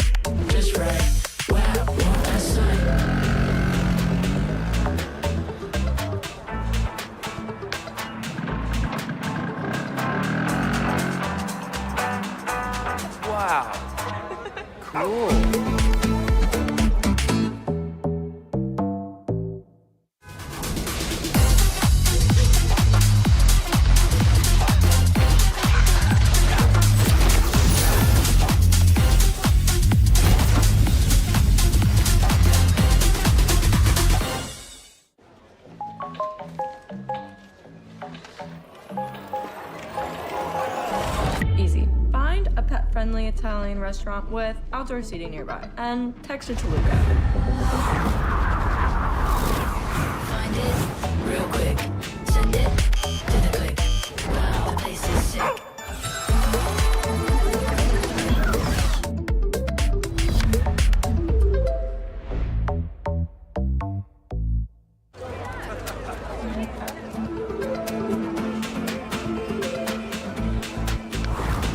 Street lit, stars bright, come red, just right. Wow, want that sight.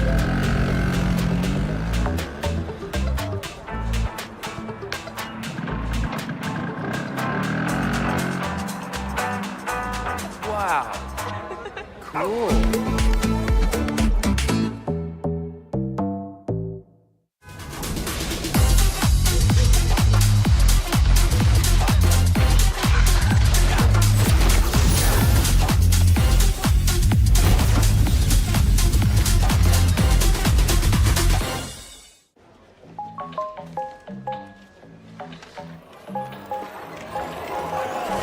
Easy. Find a pet-friendly Italian restaurant with outdoor seating nearby, and text it to Luca. Find it real quick.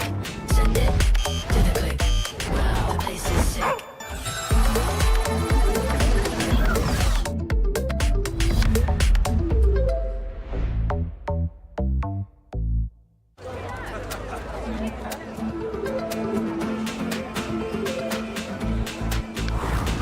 Street lit, stars bright, come red, just right. Wow, want that sight.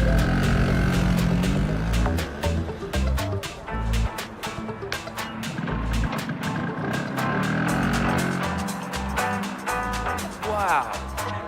Cool.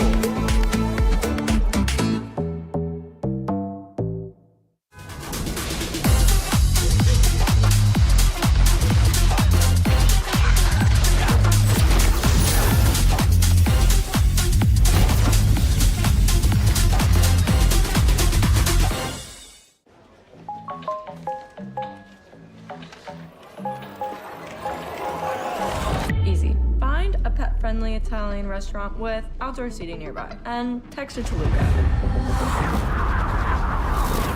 Find it real quick. Send it to the click. Wow, the place is sick.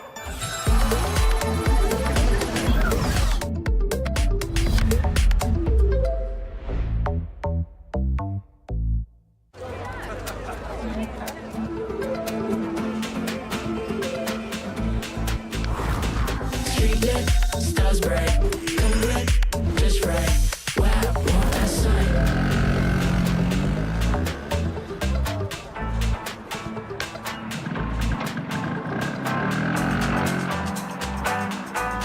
Wow. Cool.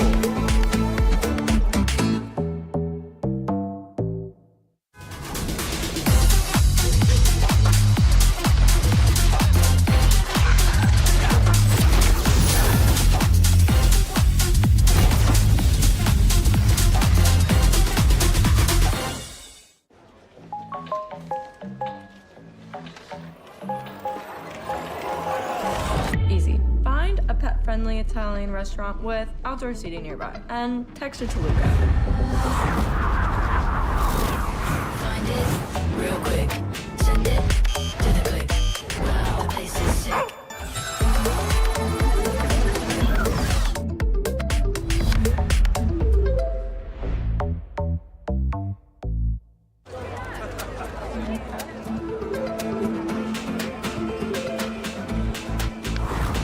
Street lit, stars bright, come red, just right. Wow, want that sight.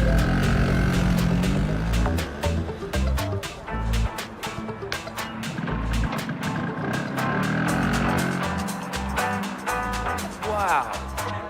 Cool.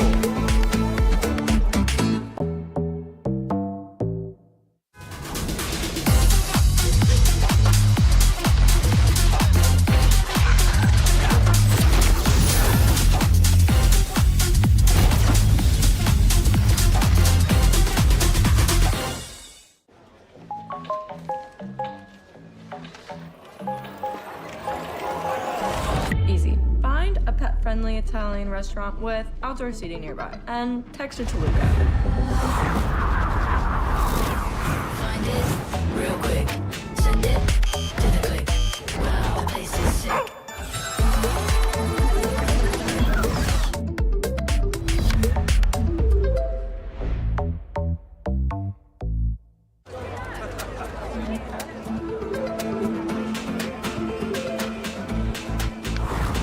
Street lit, stars bright, come red, just right.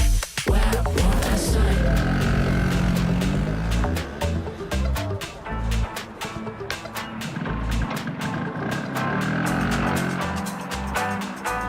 Wow. Cool.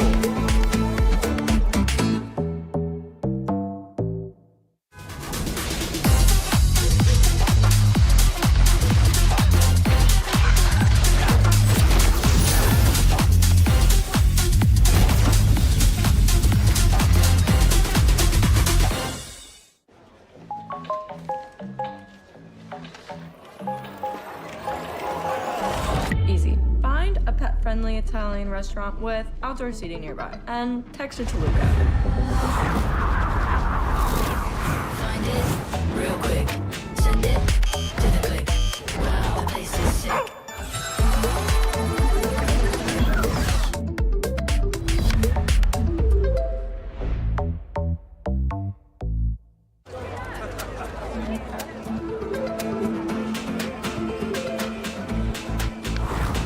Street lit, stars bright, come red, just right. Wow, want that sign.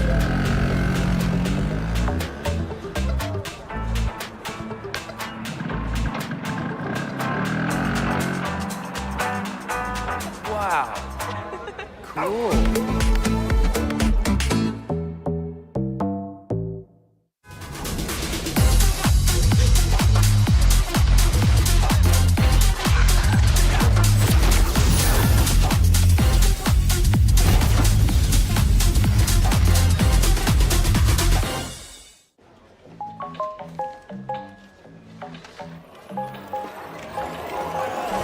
Easy. Find a pet-friendly Italian restaurant with outdoor seating nearby. And text it to Luca.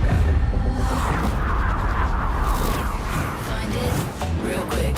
Send it to the click. Wow, the place is sick.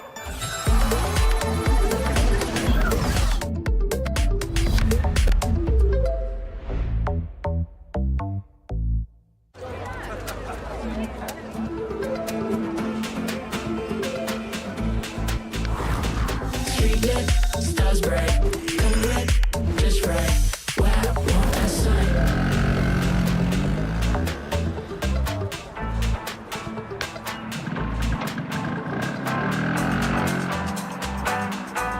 Wow. Cool.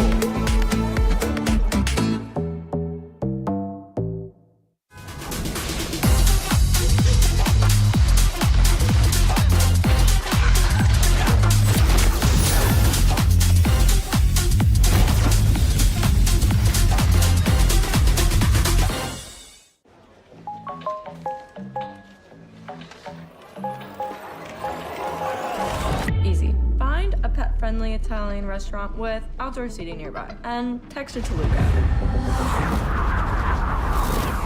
Find it real quick. Send it to the click. Wow, the place is sick.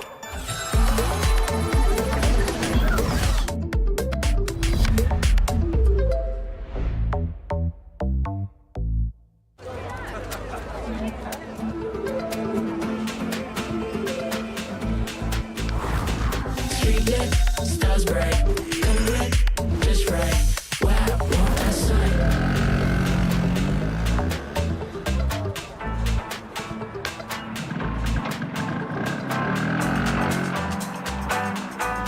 Wow. Cool.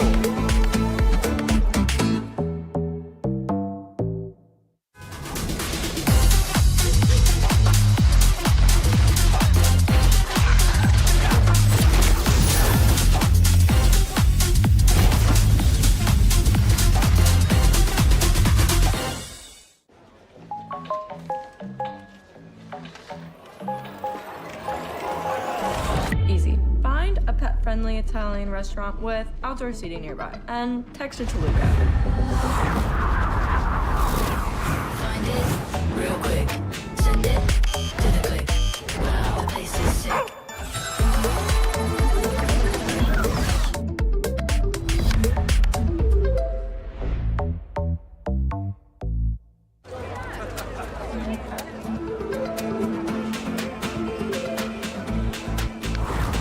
Street lit, stars bright, come lit, just right. Wow, want that sign?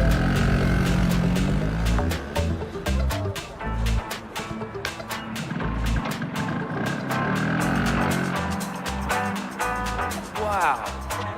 Cool.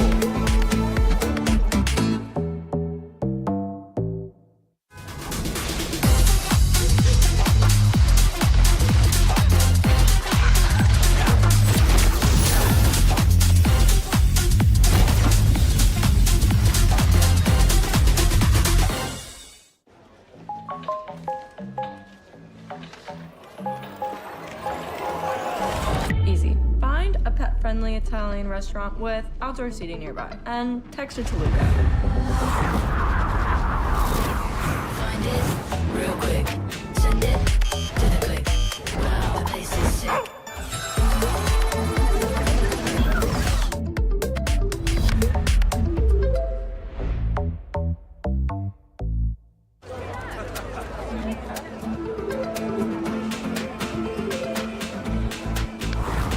Street lit, stars bright, come lit, just right. Wow, want that sign?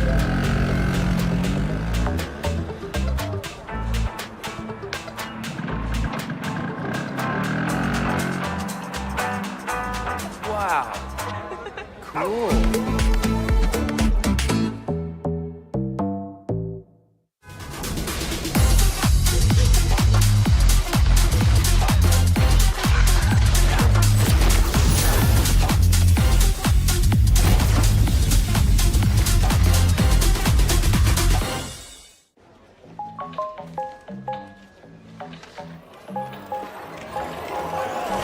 Easy. Find a pet-friendly Italian restaurant with outdoor seating nearby, and text it to Luca.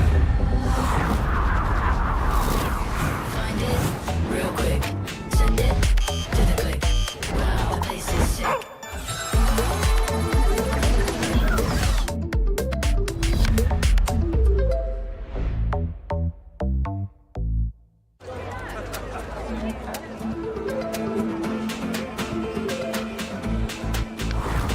Street lit, stars bright, come lit, just right.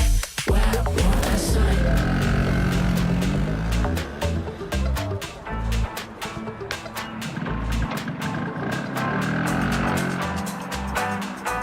Wow. Cool.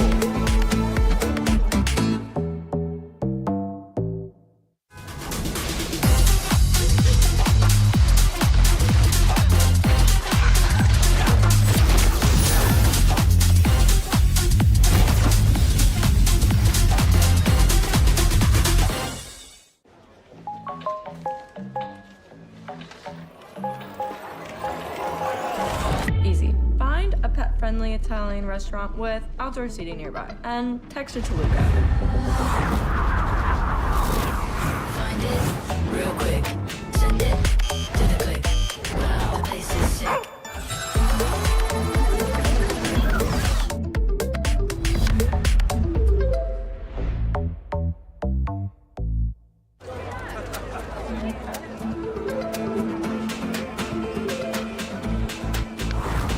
Street lit, stars bright, come lit, just right. Wow, want that sign?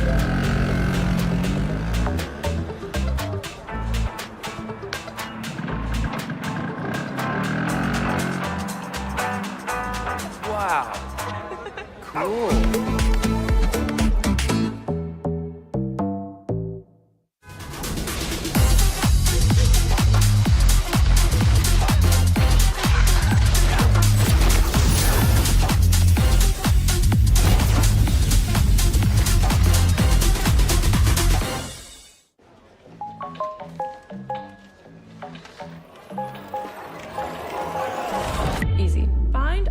pet-friendly Italian restaurant with outdoor seating nearby, and text it to Luca. Find it real quick.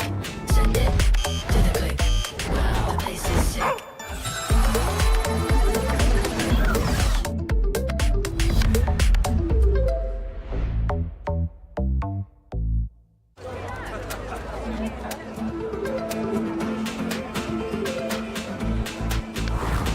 Street lit, stars bright, come red, just right. Wow, what a sight.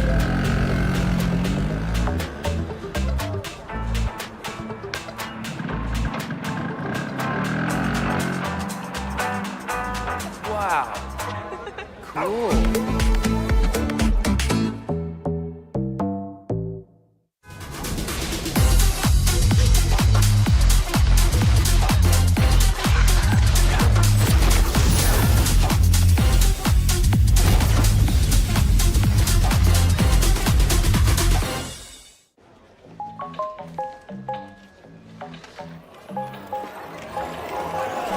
Easy. Find a pet-friendly Italian restaurant with outdoor seating nearby, and text it to Luca. Find it real quick. Send it to the click. Wow, the place is sick.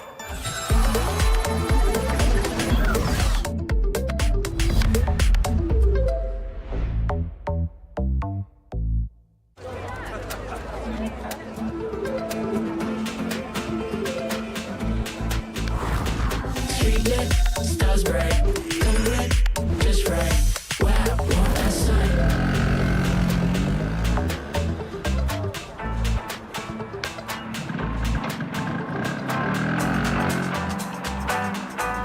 Wow. Cool.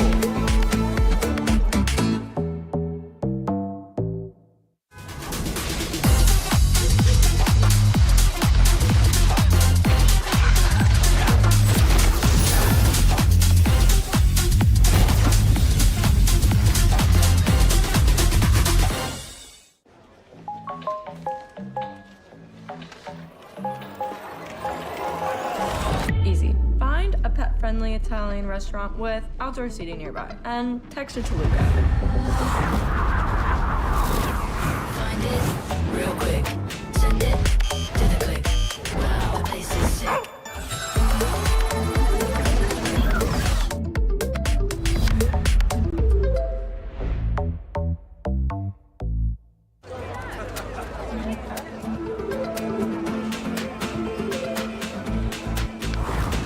Street lit, stars bright, come red, just right. Wow, what a sight.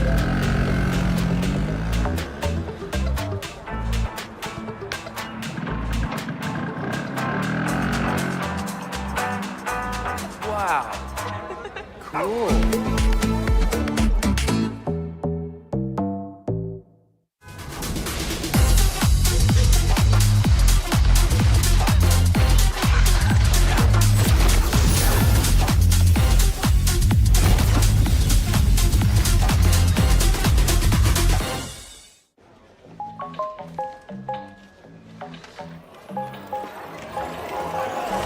Easy. Find a pet-friendly Italian restaurant with outdoor seating nearby, and text it to Luca.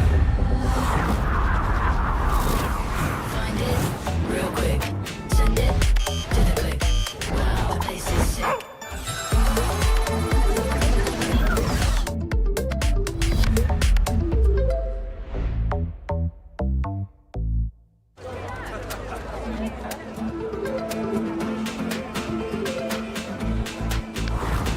Street lit, stars bright, come red, just right. Wow, what a sight.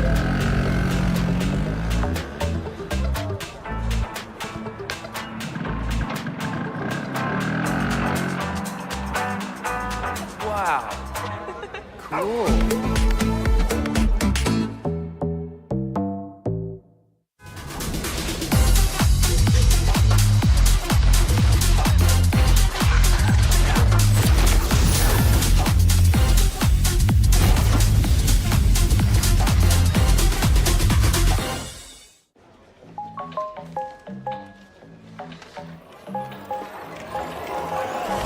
Easy. Find a pet-friendly Italian restaurant with outdoor seating nearby and text it to Luca.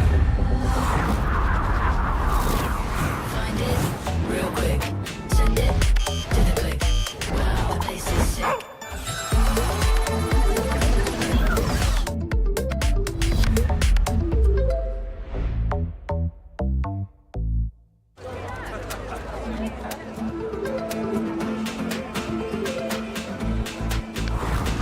Street lit, stars bright, come lit, just right.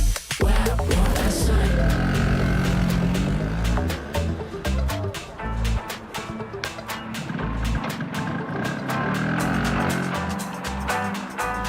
Wow. Cool.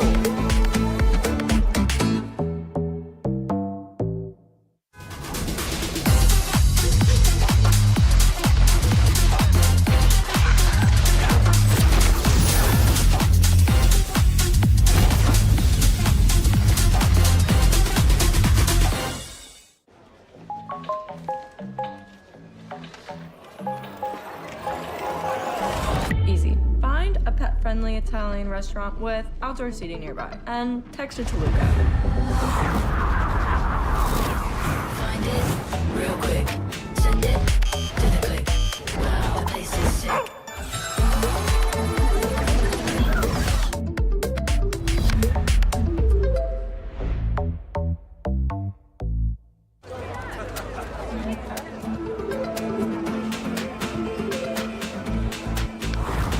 Street lit, stars bright, come lit, just right. Wow, want that sign.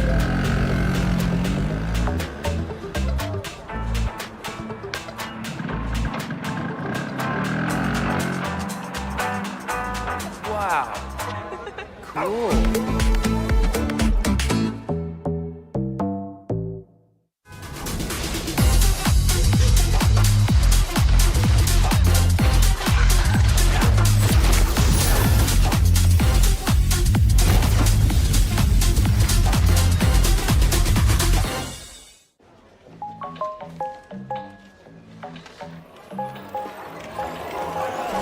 Easy. Find a pet-friendly Italian restaurant with outdoor seating nearby and text it to Luca. Find it real quick. Send it to the click. Wow, the place is sick.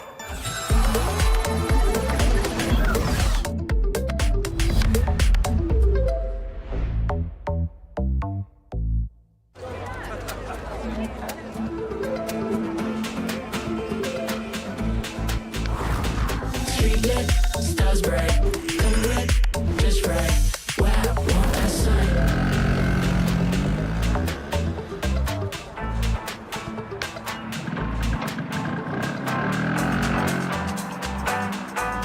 Wow.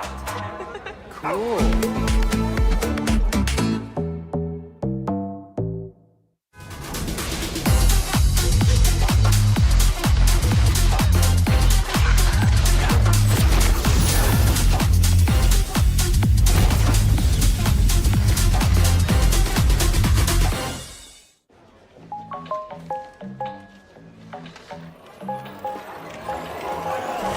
Easy. Find a pet-friendly Italian restaurant with outdoor seating nearby and text it to Luca. Find it real quick. Send it to the click. Wow, the place is sick.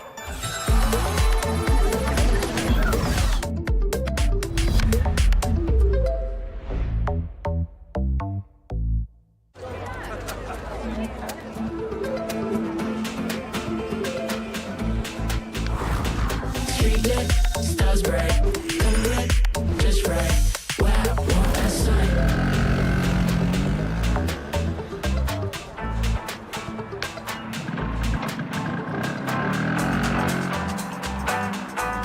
Wow. Cool.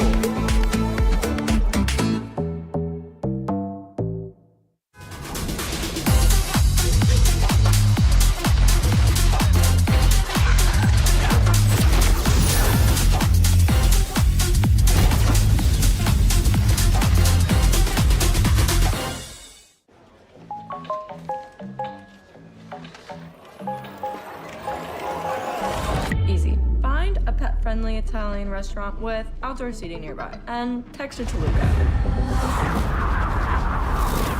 Find it real quick. Send it to the click. Wow, the place is sick.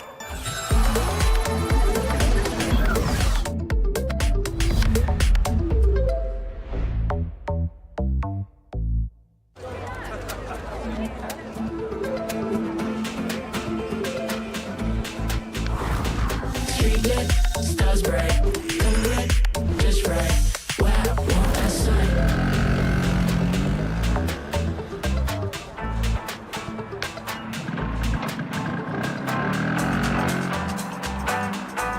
Wow. Cool.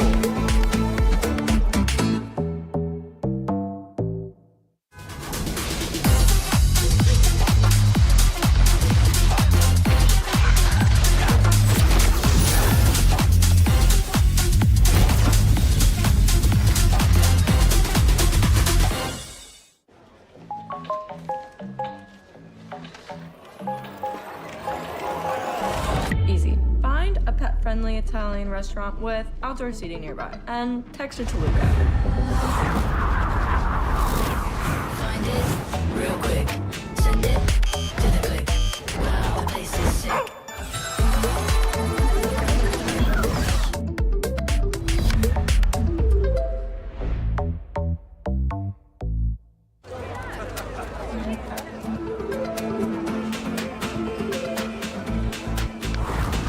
Street lit, stars bright, come red, just right. Wow, want that sight.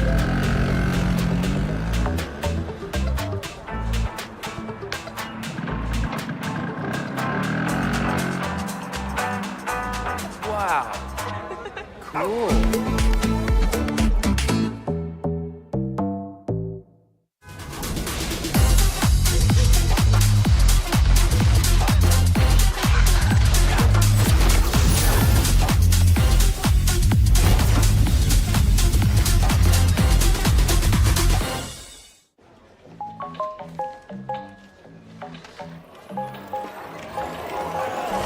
Easy. Find a pet-friendly Italian restaurant with outdoor seating nearby, and text it to Luca. Find it real quick. Send it to the click. Wow, the place is sick.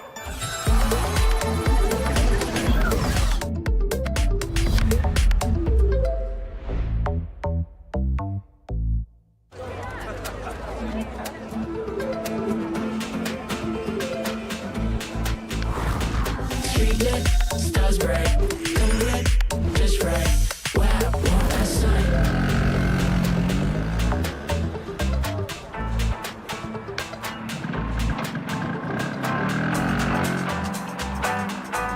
Wow. Cool.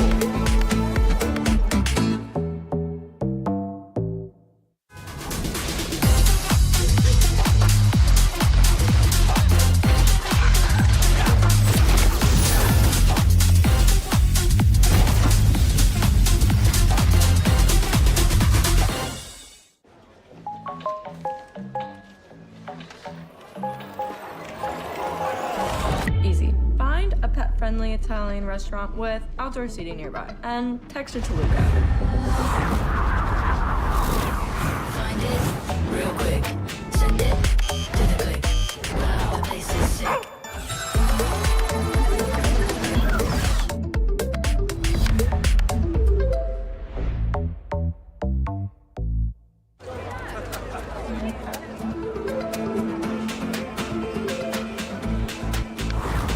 Street lit, stars bright, come red, just right. Wow, want that sight.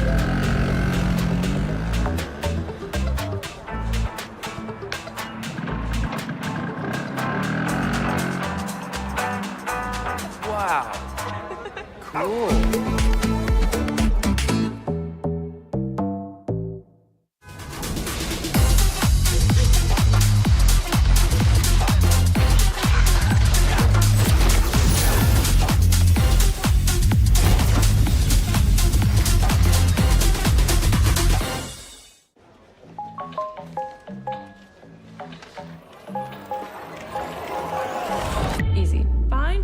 pet-friendly Italian restaurant with outdoor seating nearby, and text it to Luca. Find it real quick. Send it to the click. Wow, the place is sick.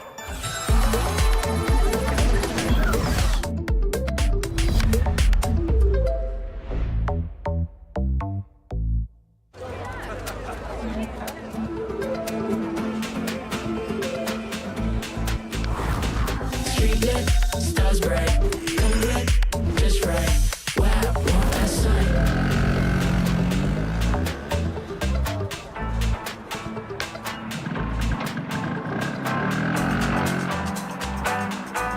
Wow. Cool.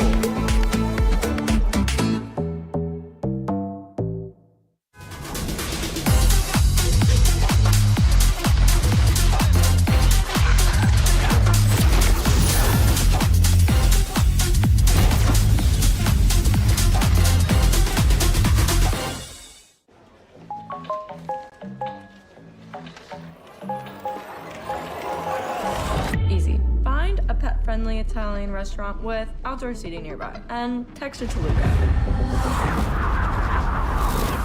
Find it real quick. Send it to the click. Wow, the place is sick.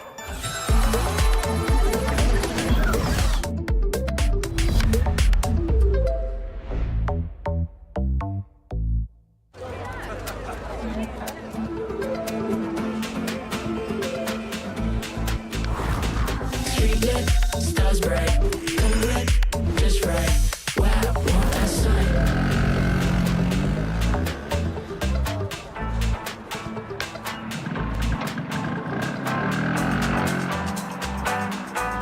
Wow.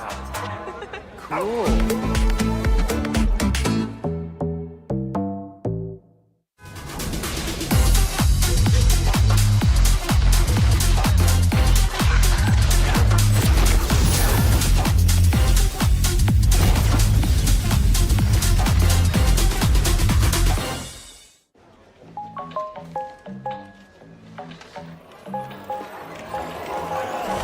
Easy. Find a pet-friendly Italian restaurant with outdoor seating nearby, and text it to Luca. Find it real quick. Send it to the click. Wow, the place is sick.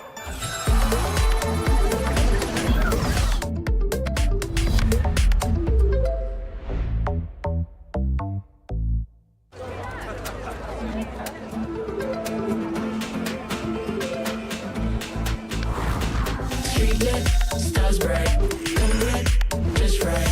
Wow, want that sign.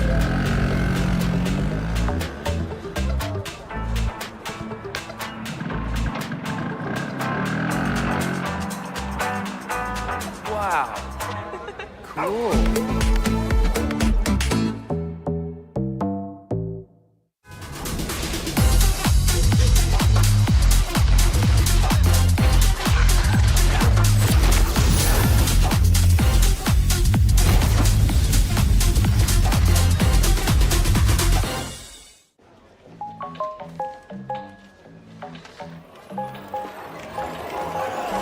Easy. Find a pet-friendly Italian restaurant with outdoor seating nearby, and text it to Luca. Find it real quick. Send it to the click. Wow, the place is sick.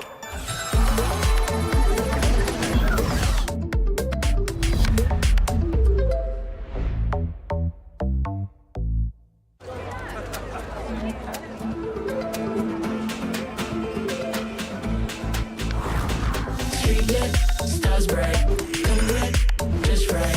Wow, want that sign.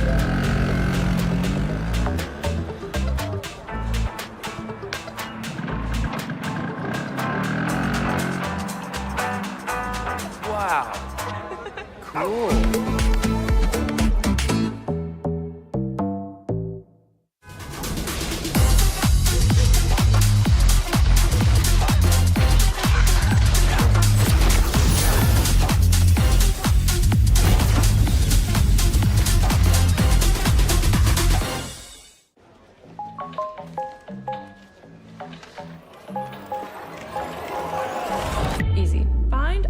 pet-friendly Italian restaurant with outdoor seating nearby, and text it to Luca. Find it real quick. Send it to the click. Wow, the place is sick.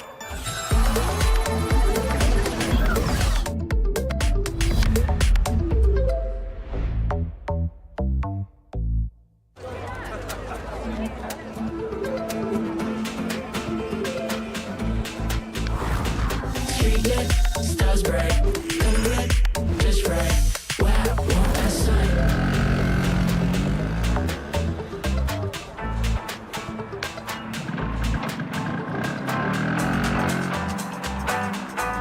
Wow.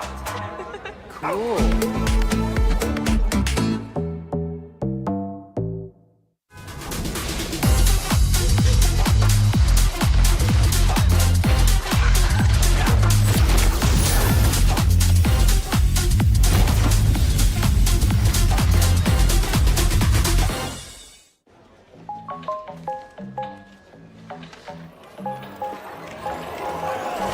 Easy. Find a pet-friendly Italian restaurant with outdoor seating nearby, and text it to Luca.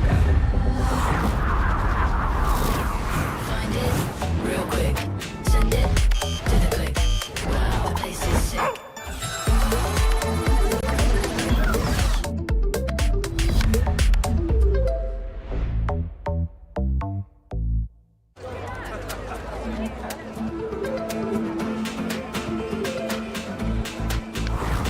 Street lit, stars bright, come red, just right. Wow, what a sight.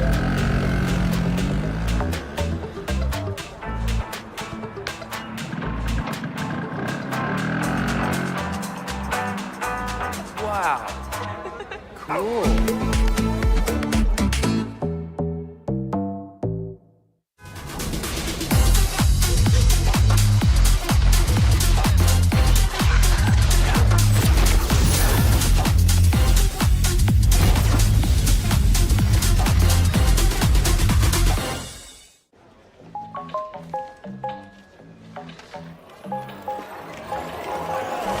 Easy. Find a pet-friendly Italian restaurant with outdoor seating nearby, and text it to Luca.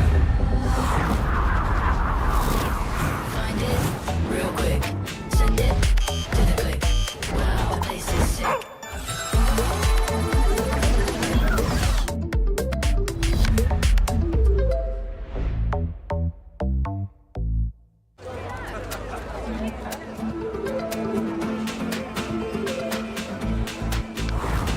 Street lit, stars bright, come red, just right.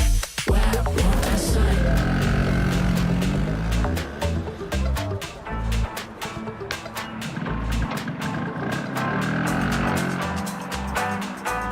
Wow. Cool.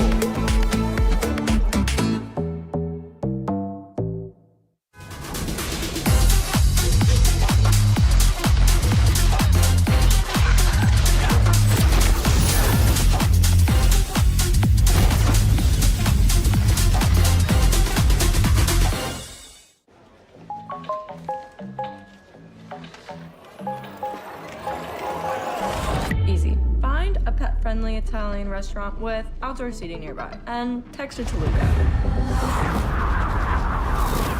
Find it real quick. Send it to the click. Wow, the place is sick.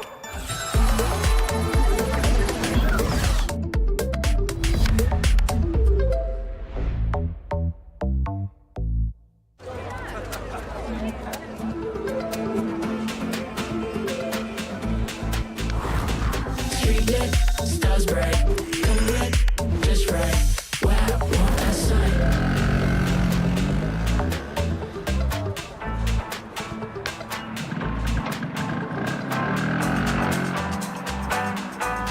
Wow. Cool.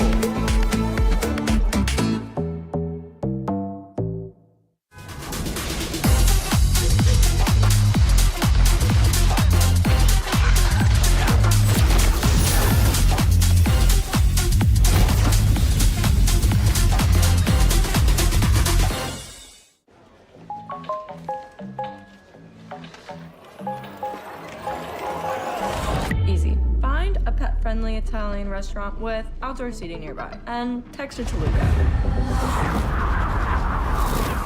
Find it real quick. Send it to the click. Wow, the place is sick.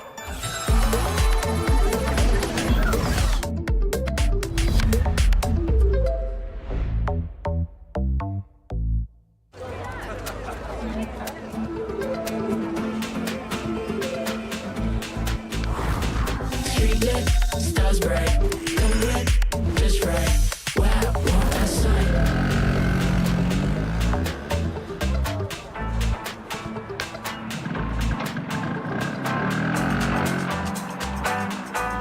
Wow. Cool.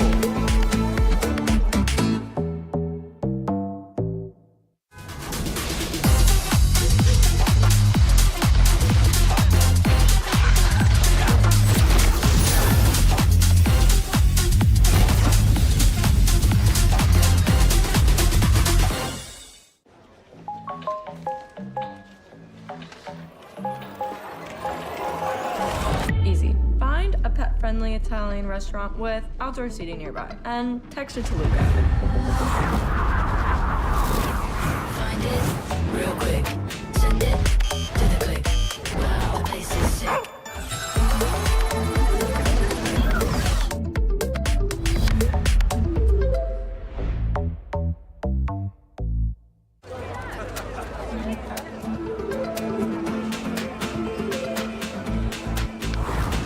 Street lit, stars bright, come lit, just right. Wow, what a sight.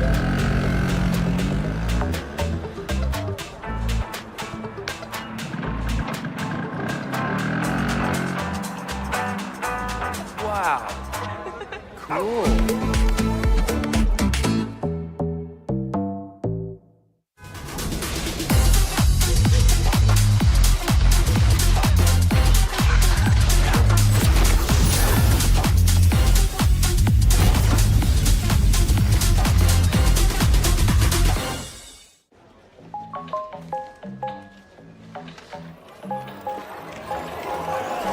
Easy. Find a pet-friendly Italian restaurant with outdoor seating nearby. And text it to Luca.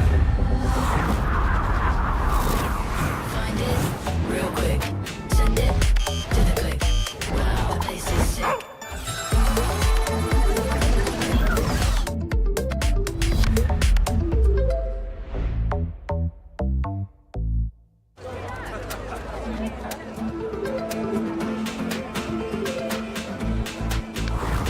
Street lit, stars bright, come lit, just right. Wow, what a sight.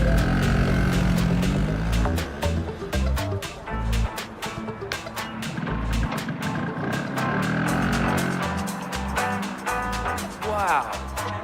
Cool.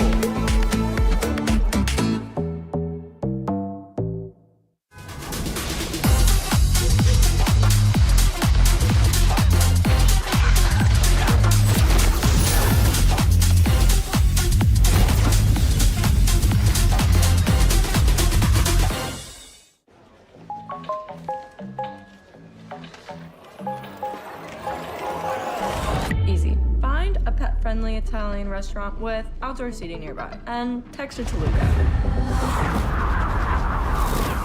Find it real quick. Send it to the click. Wow, the place is sick.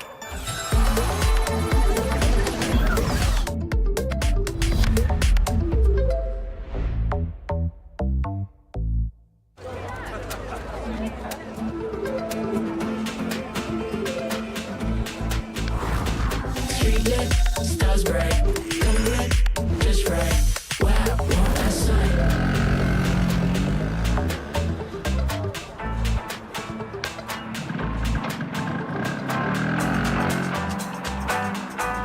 Wow. Cool.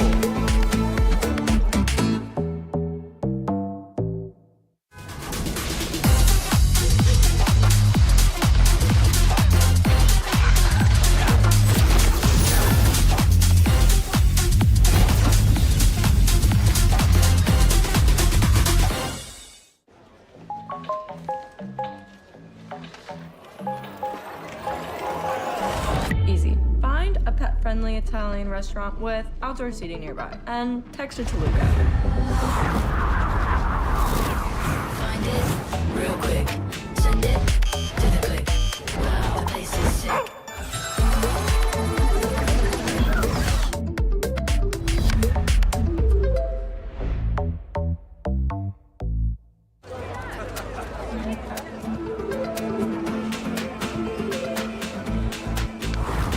Street lit, stars bright, come red, just right. Wow, what a sight.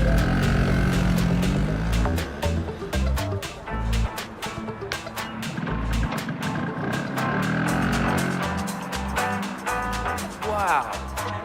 Cool.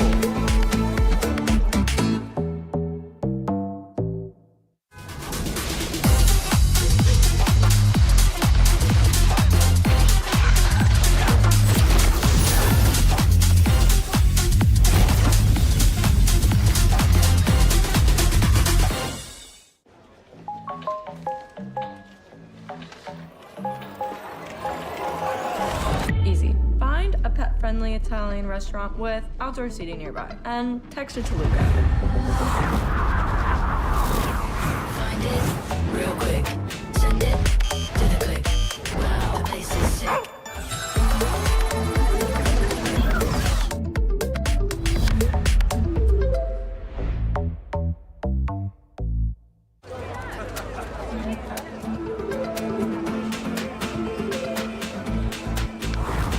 Street lit, stars bright, come red, just right. Wow, what a sight.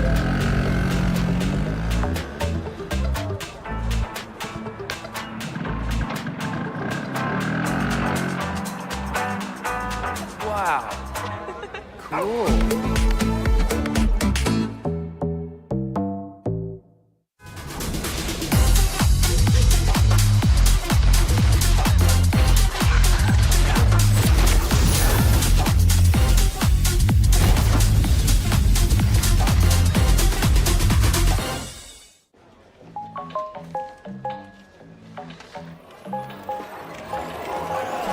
Easy. Find a pet-friendly Italian restaurant with outdoor seating nearby, and text it to Luca. Find it real quick. Send it to the click. Wow, the place is sick.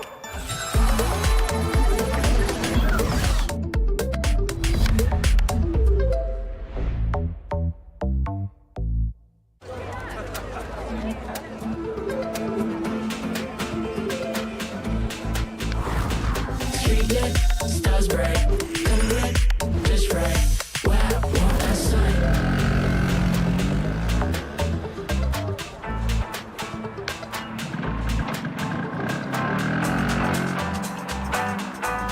Wow. Cool.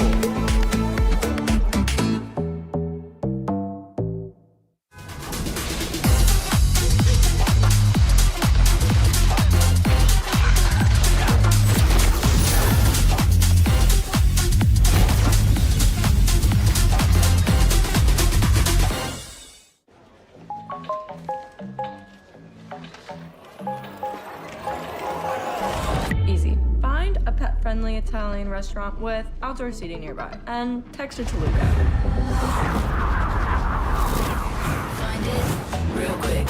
Send it to the click. Wow, the place is sick.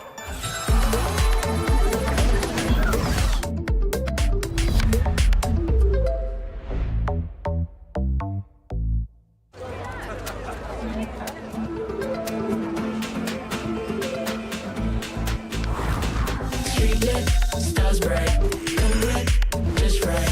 Wow, what a sight.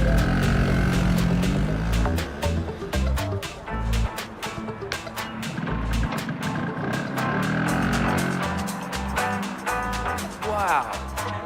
Cool.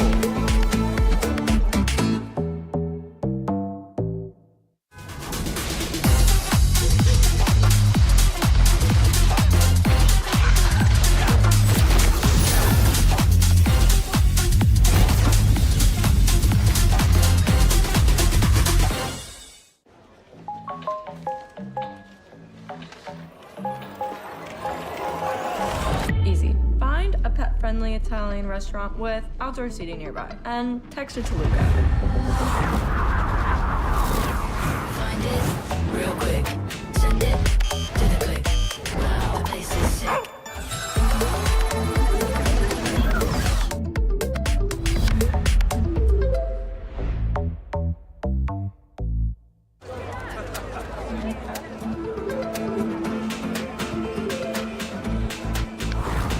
Street lit, stars bright, come lit, just right. Wow, want that sight.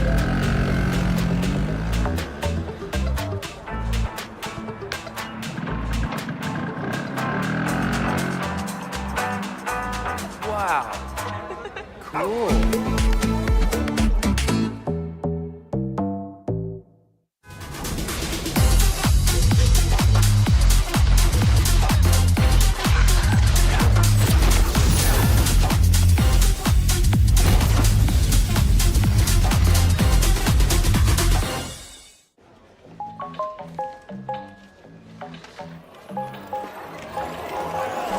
Easy. Find a pet-friendly Italian restaurant with outdoor seating nearby. And text it to Luca. Find it real quick. Send it to the click. Wow, the place is sick.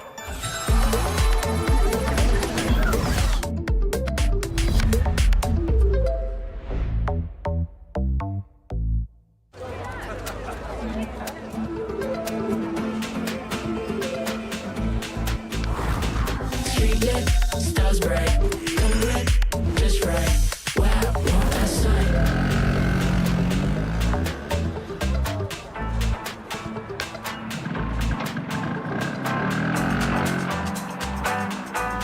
Wow. Cool.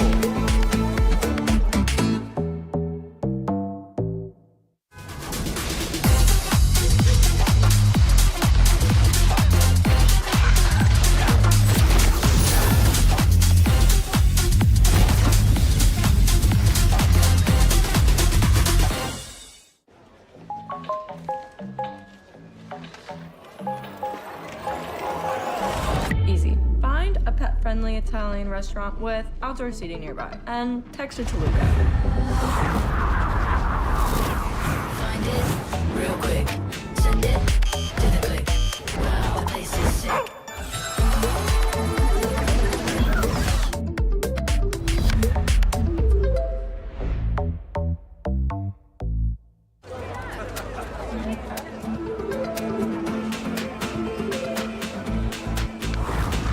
Street lit, stars bright, come lit, just right. Wow, want that sight.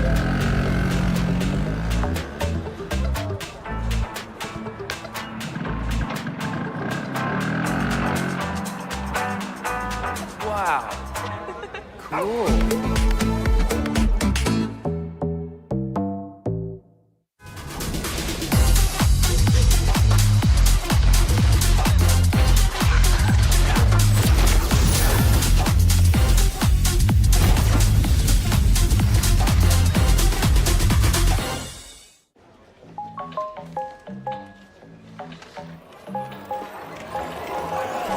Easy. Find a pet-friendly Italian restaurant with outdoor seating nearby. And text it to Luca. Find it real quick. Send it to the click. Wow, the place is sick.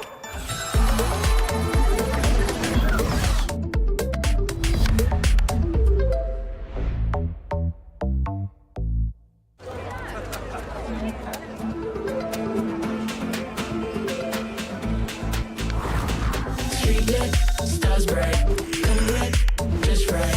Wow, want that sight.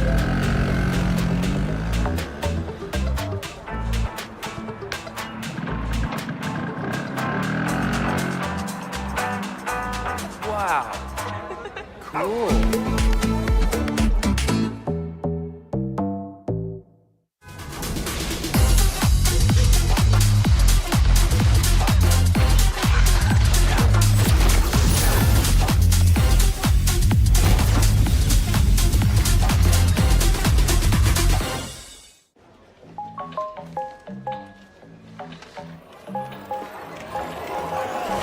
Easy. Find a pet-friendly pet-friendly Italian restaurant with outdoor seating nearby. And text it to Luca. Find it real quick. Send it to the click. Wow, the place is sick.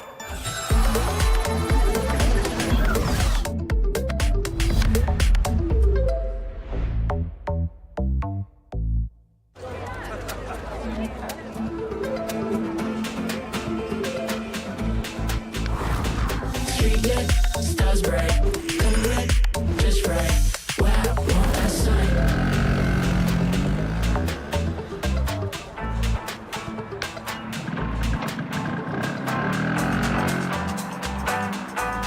Wow. Cool.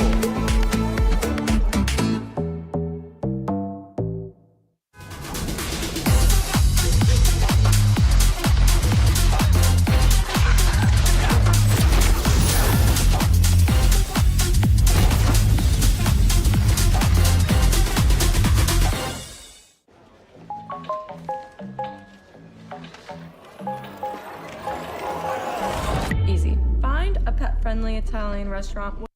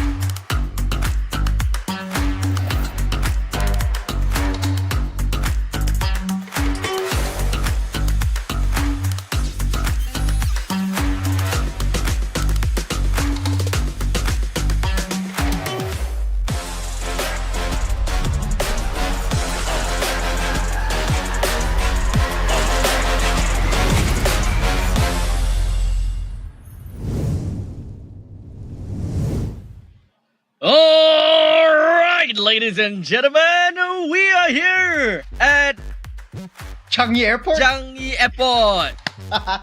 I love this. I leaving. love this. I'm leaving. We're leaving. Goodbye. To Jakarta. You know where I'm going? Exactly! Jakarta, baby. My name is Abstract. With me here is Churros. The both of us gonna be a caster for this Singapore stream. As we, of course, are watching the entirety of the Galaxy Gaming Academy. Of course, in conjunction with the MLBB Campus series. We've got first series that's already been done. The first best of 3. And we're coming to look out for the final best of 3 of today. Before we get ahead of ourselves, we are going to take a look at the brackets to see what transpired in the earlier game. So, first match of today, Banana Brawlers versus Crescent Light. Unfortunately, Crescent Light eliminated Banana Brawlers up into the national finals. Right now, we'll be taking a look at TKU versus Team Secret. Both very, very heart-heavy teams. They're facing off for their coveted slot with a ticket to Jakarta. Now, both of these two teams might have a chance to face off against Banana Brawlers in the finals. The outcome doesn't really matter because both of them are already making their way over to Jakarta, but the seeding does in the cross-national finals against our brethren in Philippines, Malaysia, and Indonesia.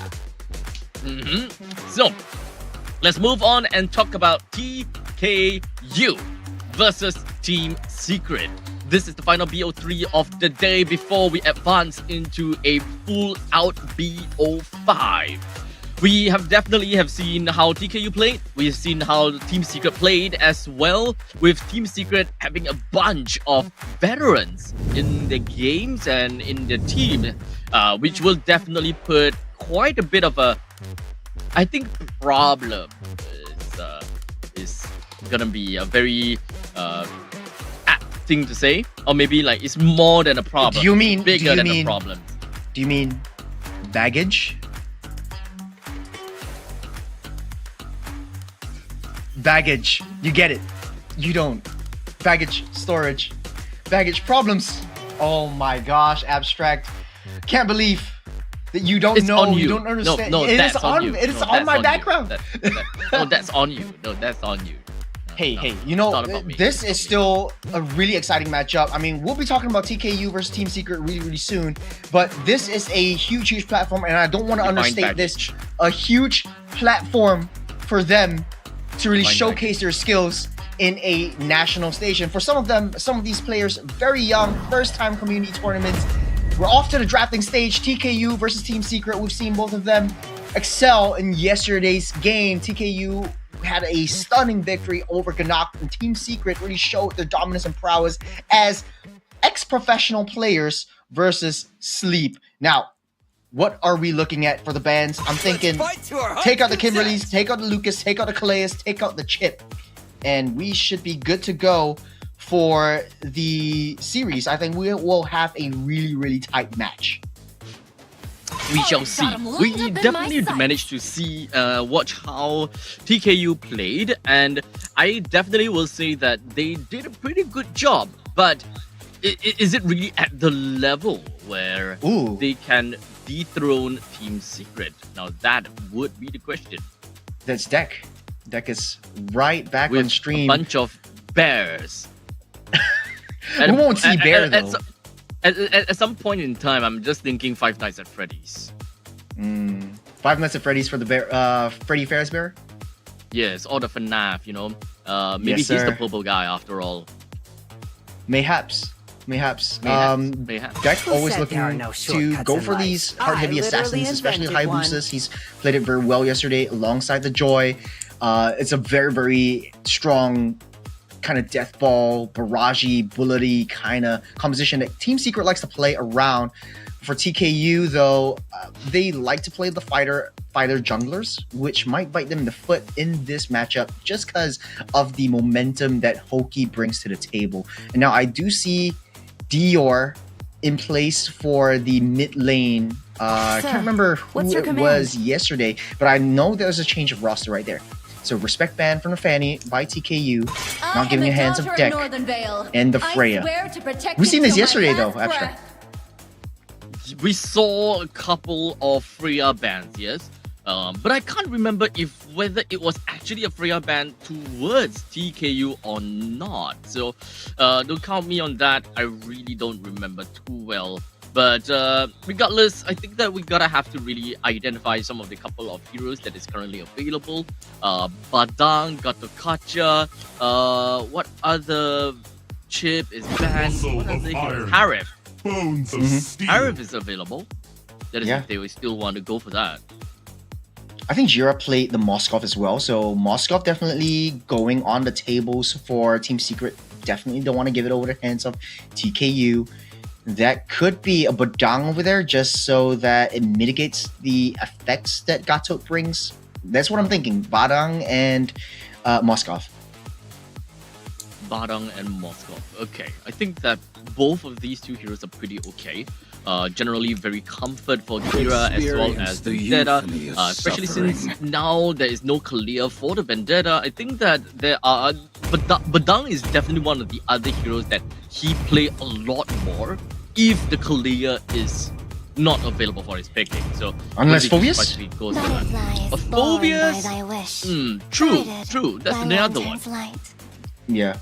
So to go with the Juicin for now, don't really have a solid counter for the Juicin, especially in lane. But then what's interesting will be Team Secret's choice of roam later on. So now TKU They have quite a bit on the tables themselves. The Moskov is still open. They still can pick up the Sicilian. Maybe just hunker down on the mid side first so that Team Secret doesn't ban it out. But they do still have quite a bit of options. They could play with the Farses as well. Or pick up the Assassins and deny it from deck. You still have the Joys and the Hayabusas that I'm sure as heck that deck will pick that up. There we go. Hayabusa. I still think that having a Harif could still be really good, considering the fact that it's going up against the Granger. You can put yourself in a pretty good spot against him. Harith Granger going back to basics. I think it works out well for TKU. From a lane-to-lane matchup, I don't think there's much of an issue right now. It will be the Badang for Vendetta instead of Hoki. I feel like the Badang works so much better in the EXP lane, so Hoki still has a lot of options for the roam. Could be a Jawhead or a Hilda if they want. Maybe not Hilda. Hylos? Ban out the Hylos? Hylos is possible. Hylos is very much possible. We played it yesterday. In fact, we have seen him play Hylos a lot more as the roamer. Okay. Yep. I think it's pretty textbook at this point. It kind of seems really high level, like a MPL professional level, where we know kind of if you ban this, you pick this, it's immediately I want to take this off the bat so that you don't disrupt me. Not a lot of signature or wild card picks as of now, but I do want to see something a little bit interesting from this matchup. But Abstract in I would say this is pretty high stakes. Do you want to risk that on something that's a little bit out of the norm?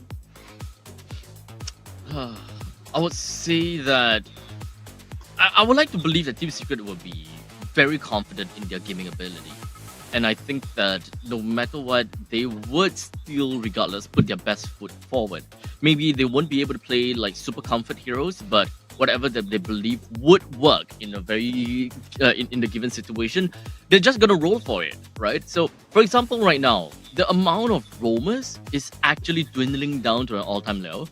We don't have a lot of roamers to actually play around with Jawhead as well as Cho being one of the other possible picks. But these are kind of catch roamers. And I don't think I've seen FMM, or rather Hoki in this case, play a very good catch roamer. The last time I saw him going as a Kalia is overzealous kind of Kalia. Whenever you can do, whenever you can find, he will just hit a Tsunami Slam, even if the team is not around to capitalize on it, thus risking his own life. I think that's the modus operandi for a lot of the roams nowadays. Like, just play something that's super highly set up. I don't care if I throw my bodies. I don't care if I get 6 deaths, as long as my team gets the setup that they need. And I think that is what Hoki might do with this composition. It kind of seems like maybe a Tigreal might work here if he wants to go for really heavy setups, because there's a lot of zone control for TKU, but then you do need someone to handle Hayabusa's speediness and dashiness and quickness. It's not going to be an easy one to catch. Fair. I think that Tigreal could definitely be one of the other possible pickups here, but a little bit slow per se. Easy to read as well. Yes, that's true. At least for TKU, they haven't really quite shown their mage just yet. So I think that it makes sense for them to actually pick the roamer last, so that they know what kind of roamer they want to pick. Because Jusin doesn't necessarily have a very good wave clear. So now having the mage reveal themselves first would then give Team Secret a very good idea. Do we need a roamer that clear waves? If we don't, then at least we can look at other aspects of the game. I think what's left for now, maybe you could pick up the Eve or the Farsa. I don't think that's too much of an issue. You do need some escape and maneuverability in the early game if you're up against the Jusin. There's also the EXP lane to contend for.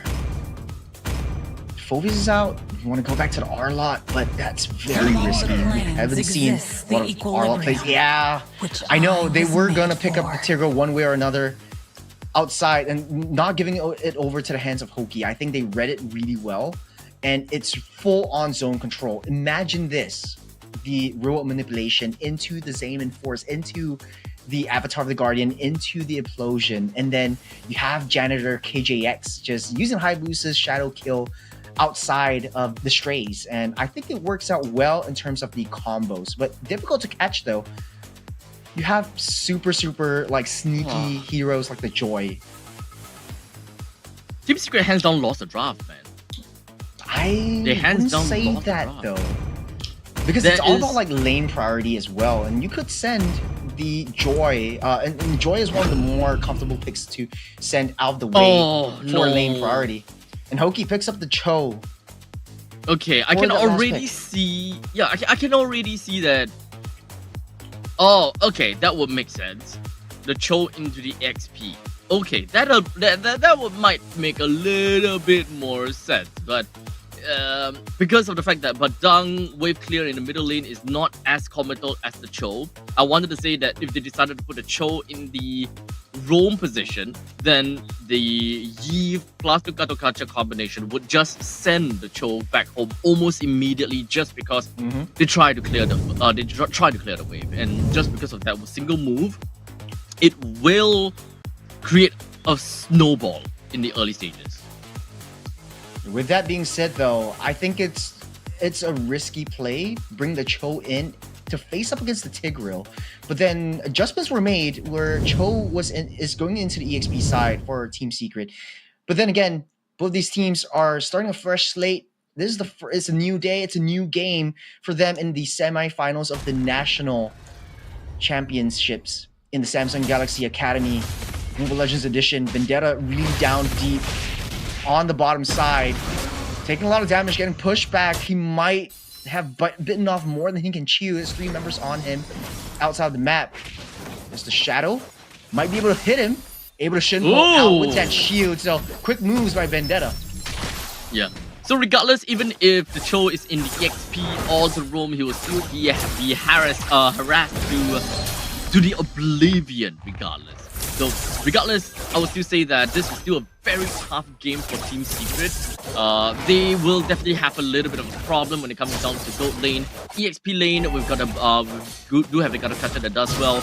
But in the meantime, they don't necessarily have a very good answer for the RWM when it does pop, and they don't really have someone that can really open up the map well enough per se to stop the Gatokacha. Because of the fact that he does have a taunt, it makes Cho as the EXP laner have such a difficult point in time to, even get close. Go to the Mets. Pushes Hoki back.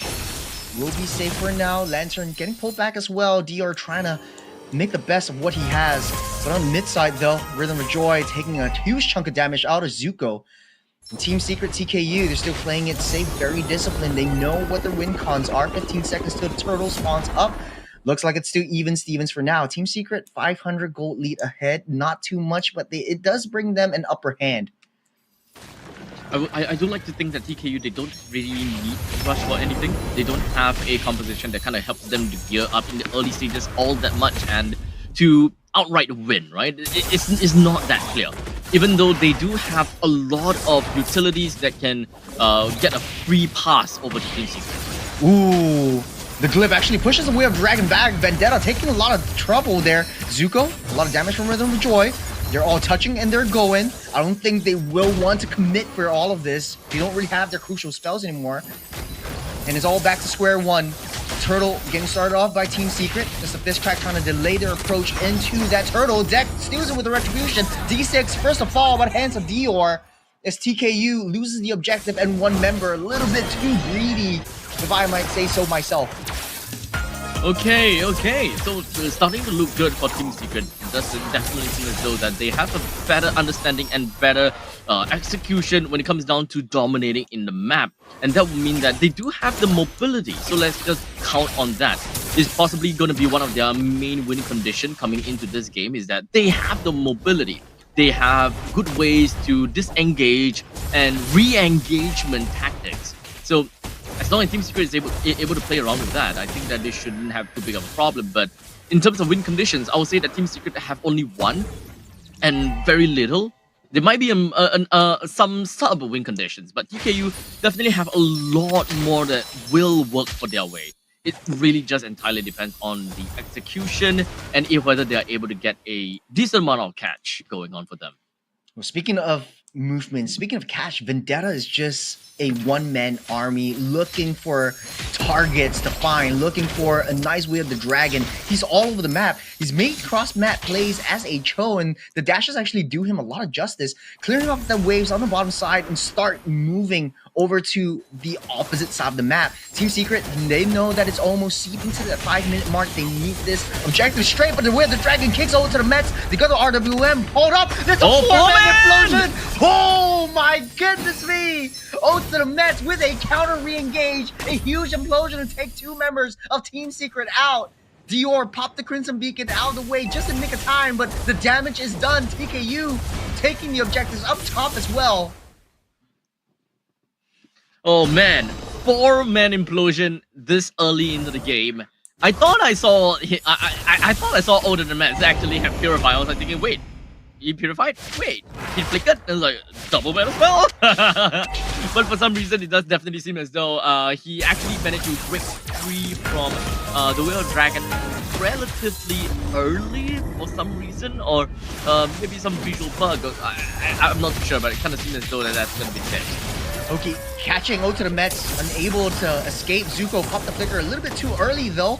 Rhapsody won't be able to hit it just in the nick of time. Goes a little bit wide though. As Team Secret, not happy about that previous engage. They want to take down this T1. Yep, so with the T1 down for them now, this is going to be a very big boost to what they can possibly do with the map, right? With a very flexible and a very mobile team, this is what they want. They want a free access over to the opponent's jungle. They want to ensure that they will stop the Hayabusa from getting a decent amount of farm. And this is something I don't really like, is that TKU is hands down giving free objectives to Team Secret. They're not answering to any of these lane pressures. I think they are trying to, but it's difficult because Vendetta is always there giving intelligence to the rest of the team. He's that one-man army. If you talk about like split lane, no, conceal play though. Go to the Mets, already used his push out of the way. He does have the implosion, but he's holding it in. Out of the RWM, unable to find an angle for a good approach, but taking a lot of damage though from the back line. Look from the flank. You got the Harith from the backside, finding an angle to get that hit. AOG stops the approach. And it's all touch and go for now as TKU barely hanging on to this approach. 2K gold lead, Team Secret wrapping up the aggression. What was that transfer? That was actually... I don't know how they did that, but KJX's OG Shadow Kill just needed a couple of more hits. Oh, hold on a second. That's Zuko ending this yet. Bursted down by the Rhythm of Joy. Next up, chopping block, D6. Won't be able to survive Jirashiki's damage. That is the way of the dragon. Stopped in his tracks. Out to the Mets. Taking a huge chunk of damage. Chip by chip, bit by bit. And Team Secret, they are ready. Taking 3 members down. Making beeline for that turtle. They seek out KJX. Vendetta is a man on a mission. He wants to stop that approach onto the objective. As Team Secret really showing that 5-man play is the way to go for them. Yeah, this is a very execution-based game from Team Secret. When it comes down to the micro and the macro, they definitely have got the game worked out for them. Vendetta shouldn't even be alive even when the OG Shadow Kill was used at that point in time, but due to the great thinking coming in from Deck as well as Vendetta, the both of them moved in tandem to ensure that they will be able to get a nice transfer of the OG Shadow Kill to ensure that Vendetta don't go down from all of that. In fact, as a Joy, received a lot more damage than he's supposed to. Yeah. It's... Right now, I guess the issue with TKU is more of... I wouldn't say communication, but pathing and positioning. Because Zuko was in a very vulnerable position. You don't want to put yourself in between a rock and hard place next to that blind bush in that mid side. So once you get that done, you're a sitting duck. Deck can just gun you down, run you over. And it's difficult because you really need a strong route manipulation if you're playing a full zonal composition. Oh, bottom side. The bottom lane, Kasane gonna find himself getting taken down by Team Secret as well. And again, but at least we do have KJX trying to defend the bottom lane as much as possible. They don't want to give any more free objectives.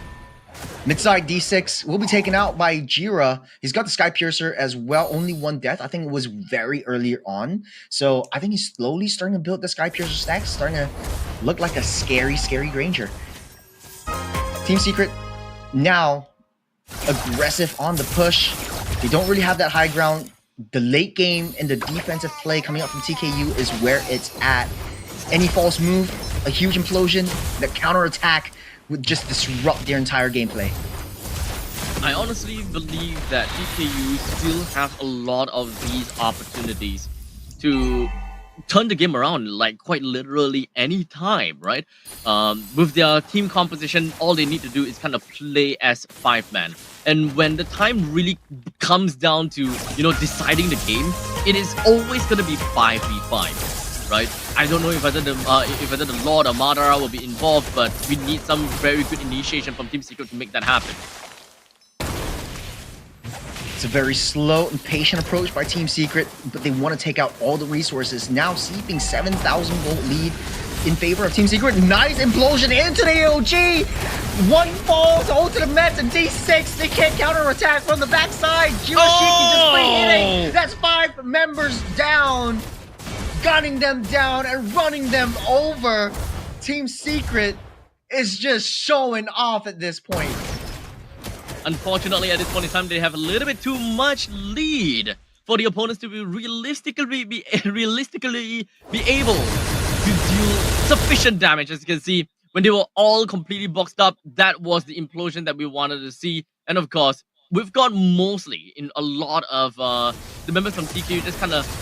I think that they executed well. I'm gonna be honest about that. And even when it comes down to the choke point, they got the choke point down. But they just don't have enough economy for them to fight back at that time. I guess the issue boils down to AOG taking too long to channel and to hit the opponent. If Jiro was caught out, it might have been a different story. But right now, Team Secret, 11,000 gold lead already coming through the top lane T3. It's a barren base. Only one turret remains. And Team Secret, they're going to make full use of this enhanced minion wave. Oh, Vendetta starts to go in. Nowhere the dragon, though, gets purified out. But they do take down that T1 mid. It's a very tricky slope to climb for TKU. One false move and might be all over. To the Mets, looking for an angle, looking for an approach, looking for a flank, looking for anything. Getting stopped by Dior. The RWM already laid out, trying to stop the approach onto Team Secret. On the black side, though, you got the shadow kill on the front side. Zed tries to take out KJX. No more Hayabusa. There's a huge implosion play onto AOG. Goes wide and misses. Jiroshiki next to the chopping block. Threw members down for the side of Team Secret. And TKU lives to breathe another day. Okay, so base advantage, defenders advantage. They have got a lot of kills from all of that, right? They initially had close to 10,000 gold deficit, but now, right after that fight, we're looking at close to about 5,000 to 6,000 gold deficit. So just a couple of base defense ought to get themselves right out of the ditch. But it's gonna be a tall order to expect them to be able to defend again, because the Lord is going to be coming back out in about 30 seconds, and Team Secret is definitely going to be gunning for that, while KJX is not even at level 50, he's at level 12. So, trying to fight for this Lord, trying to go for the 50-50 is genuinely impossible, and they have to wait for the march of this second Lord in order to realistically be able to do anything again. I've got to have to agree with you. It is difficult for TKU to actually make an active engagement onto Team Secret.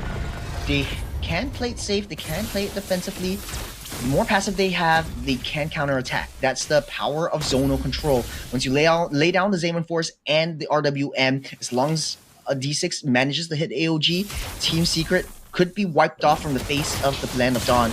So they're going to be playing a little bit of a split situation. Jiroshiki slowly taking down Madara, as TKU won't be able to make an approach, trying to scrape up all the resources that they have. Vendetta not gonna find anyone, unfortunately, but regardless, they wanted to make sure that the upcoming fight, TKU have already gotten the disadvantage. This is very aggressive play from Team Secret, knowing that TKU is not gonna find any ways to fight back. I think that because, like you said before, Tigro is very telegraphic. Speaking of which, D6 gonna pull back. That's a 3-man implosion. Purify already used up. D6 tries to go in for the AOG, but Dior from the back just slowly utilitying all of them. One more hit and the throw will fall. And it will, as Team Secret barely clutched it. It was a huge defense. Well executed, well drafted from both teams. But at the end of the day, that show, man, Vendetta was just so annoying at all points of the time. Once he's got that early game lane proxy, he's all over that map right from the first second. This is annoying for sure. As a catch EXP laner, this guy is bloody annoying. Be it Kalia or the choke, he's got a pretty good game for himself. Well, I gotta have to commend Team Secret for identifying the fact that they gotta end the game fast. You can definitely tell their desperation in trying to end this game. They do not want to drag it on anymore, to the point that deck, which is a joy, is just cold hitting the throne. Not trying to kill, not doing anything else, but cold hitting the throne.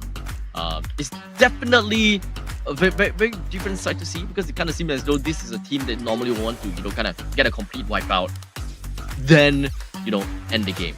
But this time they're just like, you know what? No bull crap. Let's just end this game and move on to the next. Well, to be fair, Team Secret does have a draft that's easy to execute because you know how to layer in all of your skills, all of your damages, and it was from that backline.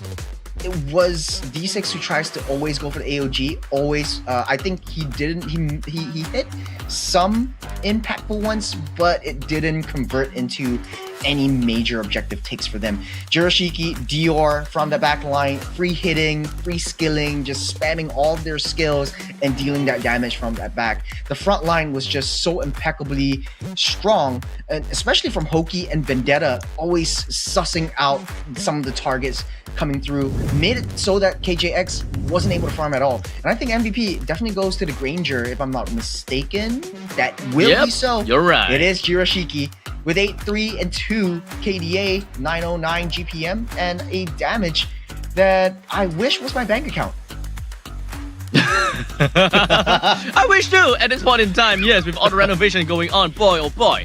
But 909 GPM for this Granger. And of course, fully slotted item as well. Girashiki has been doing a phenomenal job as this Granger. 8:3:2, albeit a little bit of death here and there, but not too big a problem as a matter of fact. But of course, through the highlights, we have a very good idea as to how Team Secret actually took control of this game, even from the start, right? They have been very in your face, the opponents, as due to the fact that they are a very mobile team. They also connected from one battle to the next very easily. Whoever had initiated first, it kind of seems as though they get reinforcements really fast. I don't know what it is about them, but they're moving so fast. Like, when someone pulls the trigger, once someone sounds the horn or sounds the alarm, the whole team is right there with a focused target, and all of them are communicating so well. They know, okay, let's go for Kasani next. Let's go. Everyone goes for Kasani. Let's go for KJX next. Everyone goes for KJX. It's so difficult for, TKU to actually break free from that threshold that Team Secret has put onto themselves. And even so, I think the Gato Kacha pick was good, but wasn't well executed enough. I guess it is just that channeling problem that I always mention when it comes down to Gacha Kacha. It takes for you maybe 2 seconds to line up that AOG, and when it actually comes down, everyone's just dissipated. Yeah, that's true.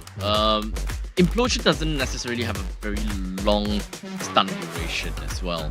I think that this, for TKU, if they do want to play with the Gato Kacha, I think that you know what? I actually don't remember a lot of situations whereby they have the dream team fight, even though they have been together, they have been mixing with each other, they have been congregating with one another for extended periods of time, right? It seems as though the Team Secret is always trying to look for that Achilles heels on where TKU is. Maybe the front line is a little bit too far, or the backsides have a point of entry. I'm genuinely just looking for that RWM into that Zaman Force combination. I don't quite remember seeing it all the time, if not any time at all, maybe once or twice, but it doesn't feel that impactful. Yeah, I have to 100% agree with you. I mean, playing a zonal composition and having an implosion and having Ode to the Mets push someone out of the AOG, it kind of seems like they're very disconnected in this game. Don't know what it is, maybe fear, maybe intimidation, maybe a lot of respect, but TKU just didn't play up to par, especially in this game. Yes, it was close, 10-14, but I would say it was very, very lucky counter engages from Ode to the Mets specifically. But yeah, out of all of that though, it's just really a communication breakdown. And when you want to play like, you know, a zonal kind of composition, you have to put it all in one zone. You can't split it up into different platforms. You have to integrate it. Just like the Samsung Galaxy S25 with its all-new integrated AI platform. Did you know that until now, interacting with our phones mostly means doing many things at once, but separately?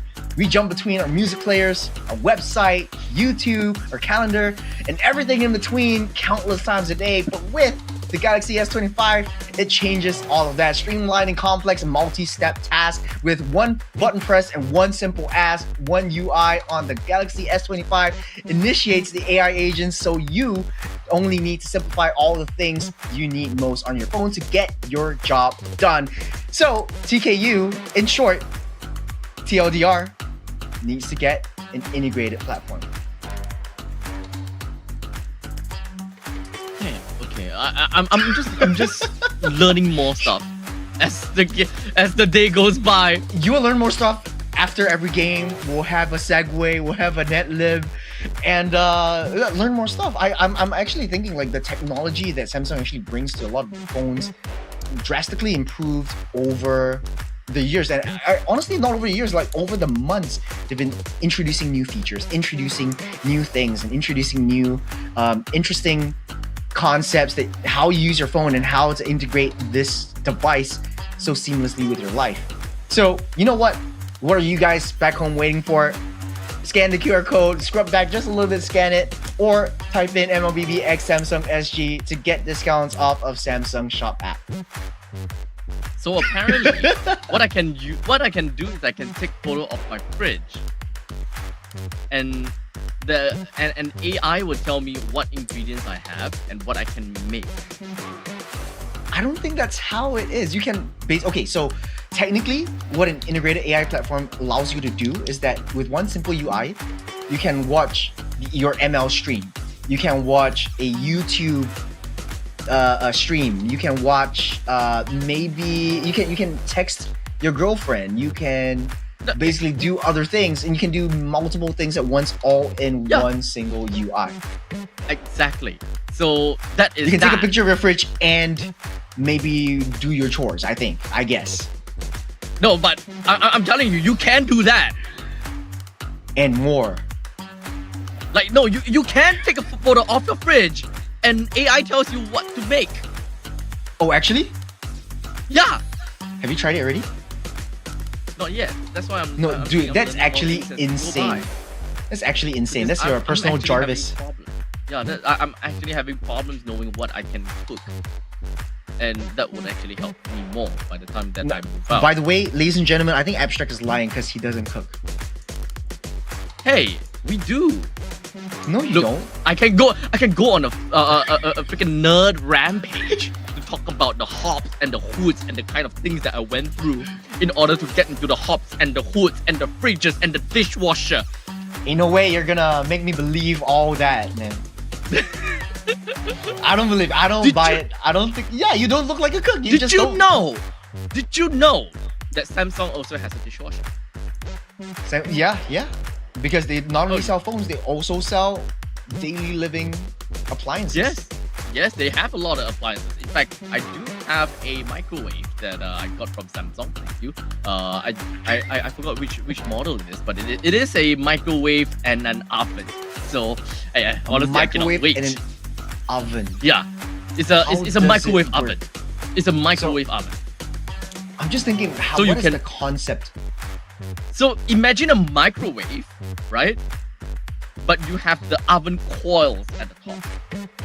So you can choose whether you want to microwave food or it's an all-in-one. It's basically an integrated platform Technically, yes. for Yes. you to heat up your food and cook Yeah. raw food as well. Correct. So instead of integrated AI platform that we have from our Samsung S25 Ultra, we have like an integrated cooking platform. Oh, you know something that's interesting about Samsung's devices as well. I just read that up as well. So all of their appliances and all of the phones and all of the devices, they're all under one roof. So with one single tap, you can control every single one of the other Samsung appliances. It's like a closed economy that Samsung is trying to build. So I think that's really cool. So get yourself not only a Samsung phone, but hopefully get yourself a Samsung Galaxy house. oven or a Galaxy microwave. Wait, Galaxy Home.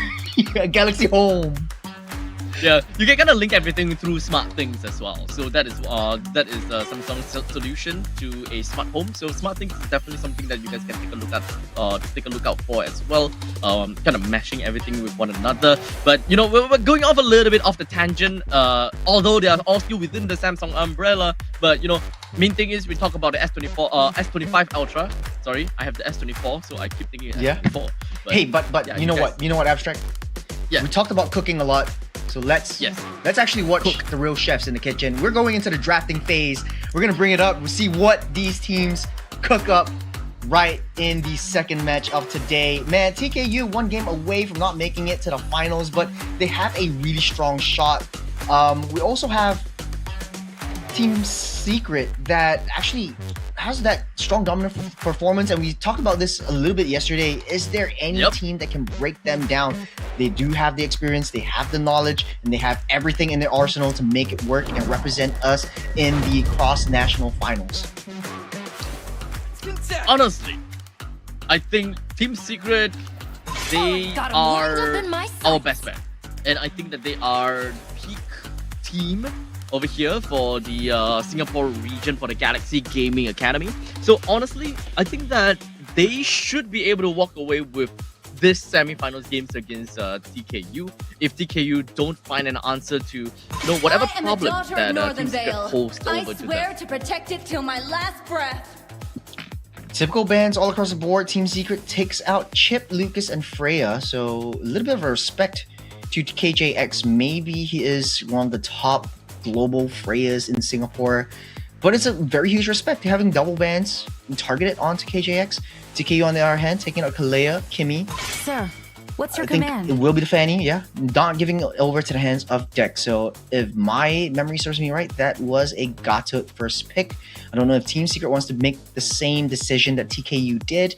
If not, they could very well pick up either a Moskov or a Granger for themselves first, or even a Juicin, because it proved to be super strong and untouchable in the first game. Untouchable. So, Juicin is definitely, I will say that Juicin definitely can be a very good first pick material. But what other heroes is first pick material? I would say Harif, Gatokacha, Badang. They're all still very good to have. But aside from that, Granger, if they want to prioritize on the Kira space. Guided by Okay, lantern's light. will be the Juicin first pick. TKU responds. I think if they pick the Granger here, so as a Gato might do well for them. At least you do have some zonal control and a little bit of range from the Granger itself. You don't really have to worry about your gold lane as much. But then you could always play split push if you want to. Maybe vying a Moskov even, or the Badang. Yep. There we go. So the Badang would be picked up instead for TKU. They kind of want to go with the Death Ball again. If it didn't work the first time, maybe there's some kinks in their armor that they had to fix. So Badang it is. Badang is pretty good pick. Euphony of suffering. Granger, I think this is more of the fact like tells what all. kind of what? Huh? Ooh, Esmeralda. That is Isn't that pushing something the you gun don't a- see any day. Yo, that's kind of jumping the gun a little bit. This We could said be a wild very card. good pocket pick. This could be We a said very wild good pocket card. pick. What? Still waters run deep. Okay, I am excited, Huh. but I am skeptical. I am skeptical as well. what is the general reason for for picking an Esmeralda this early into the draft? They're right? thinking that TKU wants to pick up the Eve again, so mitigating the shields.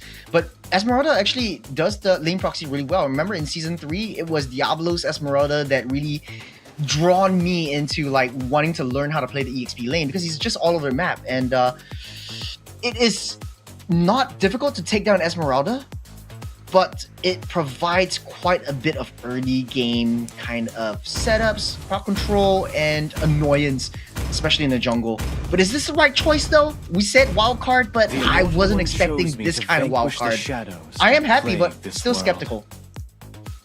So I do like the Suyo pick though, due to the fact that this Esmeralda pickup, right? You are generally gonna be moved. You paved a direction whereby you need someone that are great holders of Sky Piercer. You do not want to allow the Esmeralda to constantly stay within 5% HP and just regenerating over and over again. Especially like a hero like Gatokacha, for example. You need to get yourself a Sky Piercer if you want to deal with heroes like Gatokacha as well as Esmeralda. So having a Suyo in here, I do like that. One of the great bearers of Sky Piercer. So in this time around, TKU has every reason to... I remember like people were picking up Dairovs to counter Esmeralda because it's just not as tanky in early game, and you do want to secure that early game kind of lane pressure, especially in EXP lane. But the question now is, will Esmeralda actually go to the EXP lane? Because I've seen it before. Esmeralda could play in the roam as well, so that could be a determining factor, giving Juicin a lot of early game lane prio, fast rotation speeds, especially with your movement speed boost with your first skill. My mission is to protect lives. Man, double fighter composition now, anything is possible, to be honest. Let them cook, I say. Yo, the Team Secret forget a ban. Did they? Oh yeah, oh my gosh. Yo. Okay, hey, maybe it's strat, maybe it's meta. They just want to open up more options for themselves. Maybe it's intimidation. Oh wait, okay, they had a... Okay, I just realized this. They had a role swap. So it's not Jira anymore, it's Wei Long on the gold lane for Team Secret. Oh, you're right. Yeah, so it's different. We'll see what this change brings to the table. So Gacha out of the way alongside Moskov and Hylos. Earthel would be the best bet against Granger right now, but then you don't have to worry about it because you have the Ling already. For TKU though, EXP, Mage, Barca, okay. Decent okay. lane-to-lane matchup against the Juicin. Very fast lane rotation. Needs a lot more crowd control if they want to move things a little bit more better. More better. Wow. Jawhead seems okay here. Well, to be honest, I do like the Jawhead. In the back of my mind, I'm thinking Team Secret wants to cook like Esmeralda gold lane. I kind of wanted to say that, but I think that's jumping the gun a bit too much. Double fighter side lanes, and then funnel everything to deck. That might work, but if you want to play it safe, then go for Earthel. Harith? But we have a Harith now. Okay. Cho! Okay. Harith Cho. So Cho in Rome. And you got Cho a what? Theramis Farsa. The Paramis Farsa combo. Who is going to be in the Rome though? Will it be the Paramis Rome? The Paramis. The Paramis Rome. I haven't seen that in a hot minute. But TKU seems to be smiling. He seems to be smiling, seems to be happy. Jeez, I don't know Louise, about what this. is this draft? Oh man, I mean, I want to let you finish, but like, oh man, I. What do I do about this? What do I say? So, what do I say? Sure, TKU, they're not tanky. In the early stages, they might lose the river, but I guess the dividends will come in by level 4, where they have big outs, big dudes, and big plays. Well, speaking of big plays, this might be one of the biggest matches that we've seen today. Wildcard picks all across the board. We'll get into what lanes they are. So really the Esmeralda in the XP lane. But after all said and done, TKU one game away from getting eliminated. On the other side, a little bit of a positive light. One game to get that coveted ticket to Jakarta. Ultimate's taking a little bit too much damage from that Faramis right from the get-go. Zuko getting that lantern stack onto himself as well. Team Secret with a dominant performance. We will have a technical pause. We do want these players to have an even playing field. But man, thoughts, Abstract. This is something new for both of us.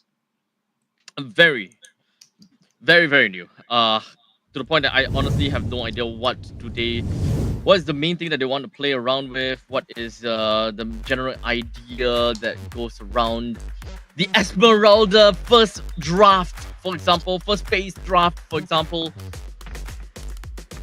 I cannot for the life of me understand why they decided to do that, because the opponents, no way in hell are they going to suddenly just pick up Esmeralda from nowhere, right? Yeah. So they don't have to be too afraid of being, with the Esmeralda being stolen. While being banned out seems to be very unlikely as well. The way that Esmeralda likes to operate is mostly lane proxy and then jumping in the team fight from flanks, which is what I remember from way back in like season 4, where Esmeralda used to be still popular because Harith was popping up, and Esmeralda used to be a direct counter for the Harith within big team fights.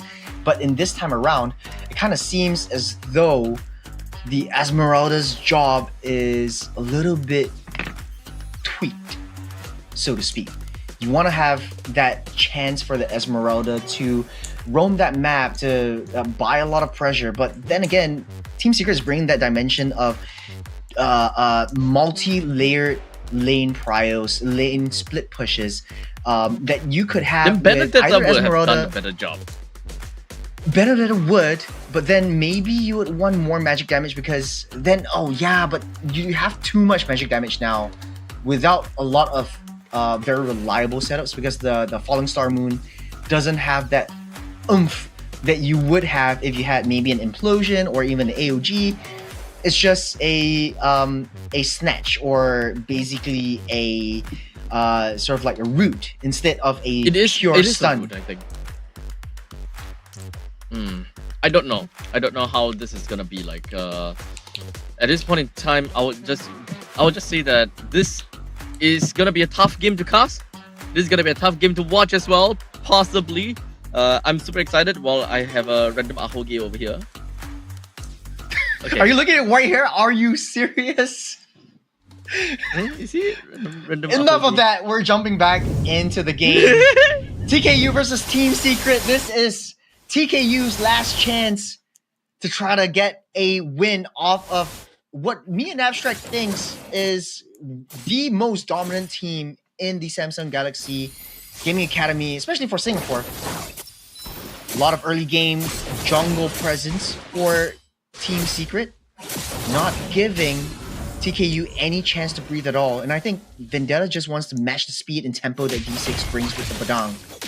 Oh, getting trapped underneath that wall, but healing everything back up. He's still going alive. He's healing everything slowly but surely, though. Veda's still alive. No issues.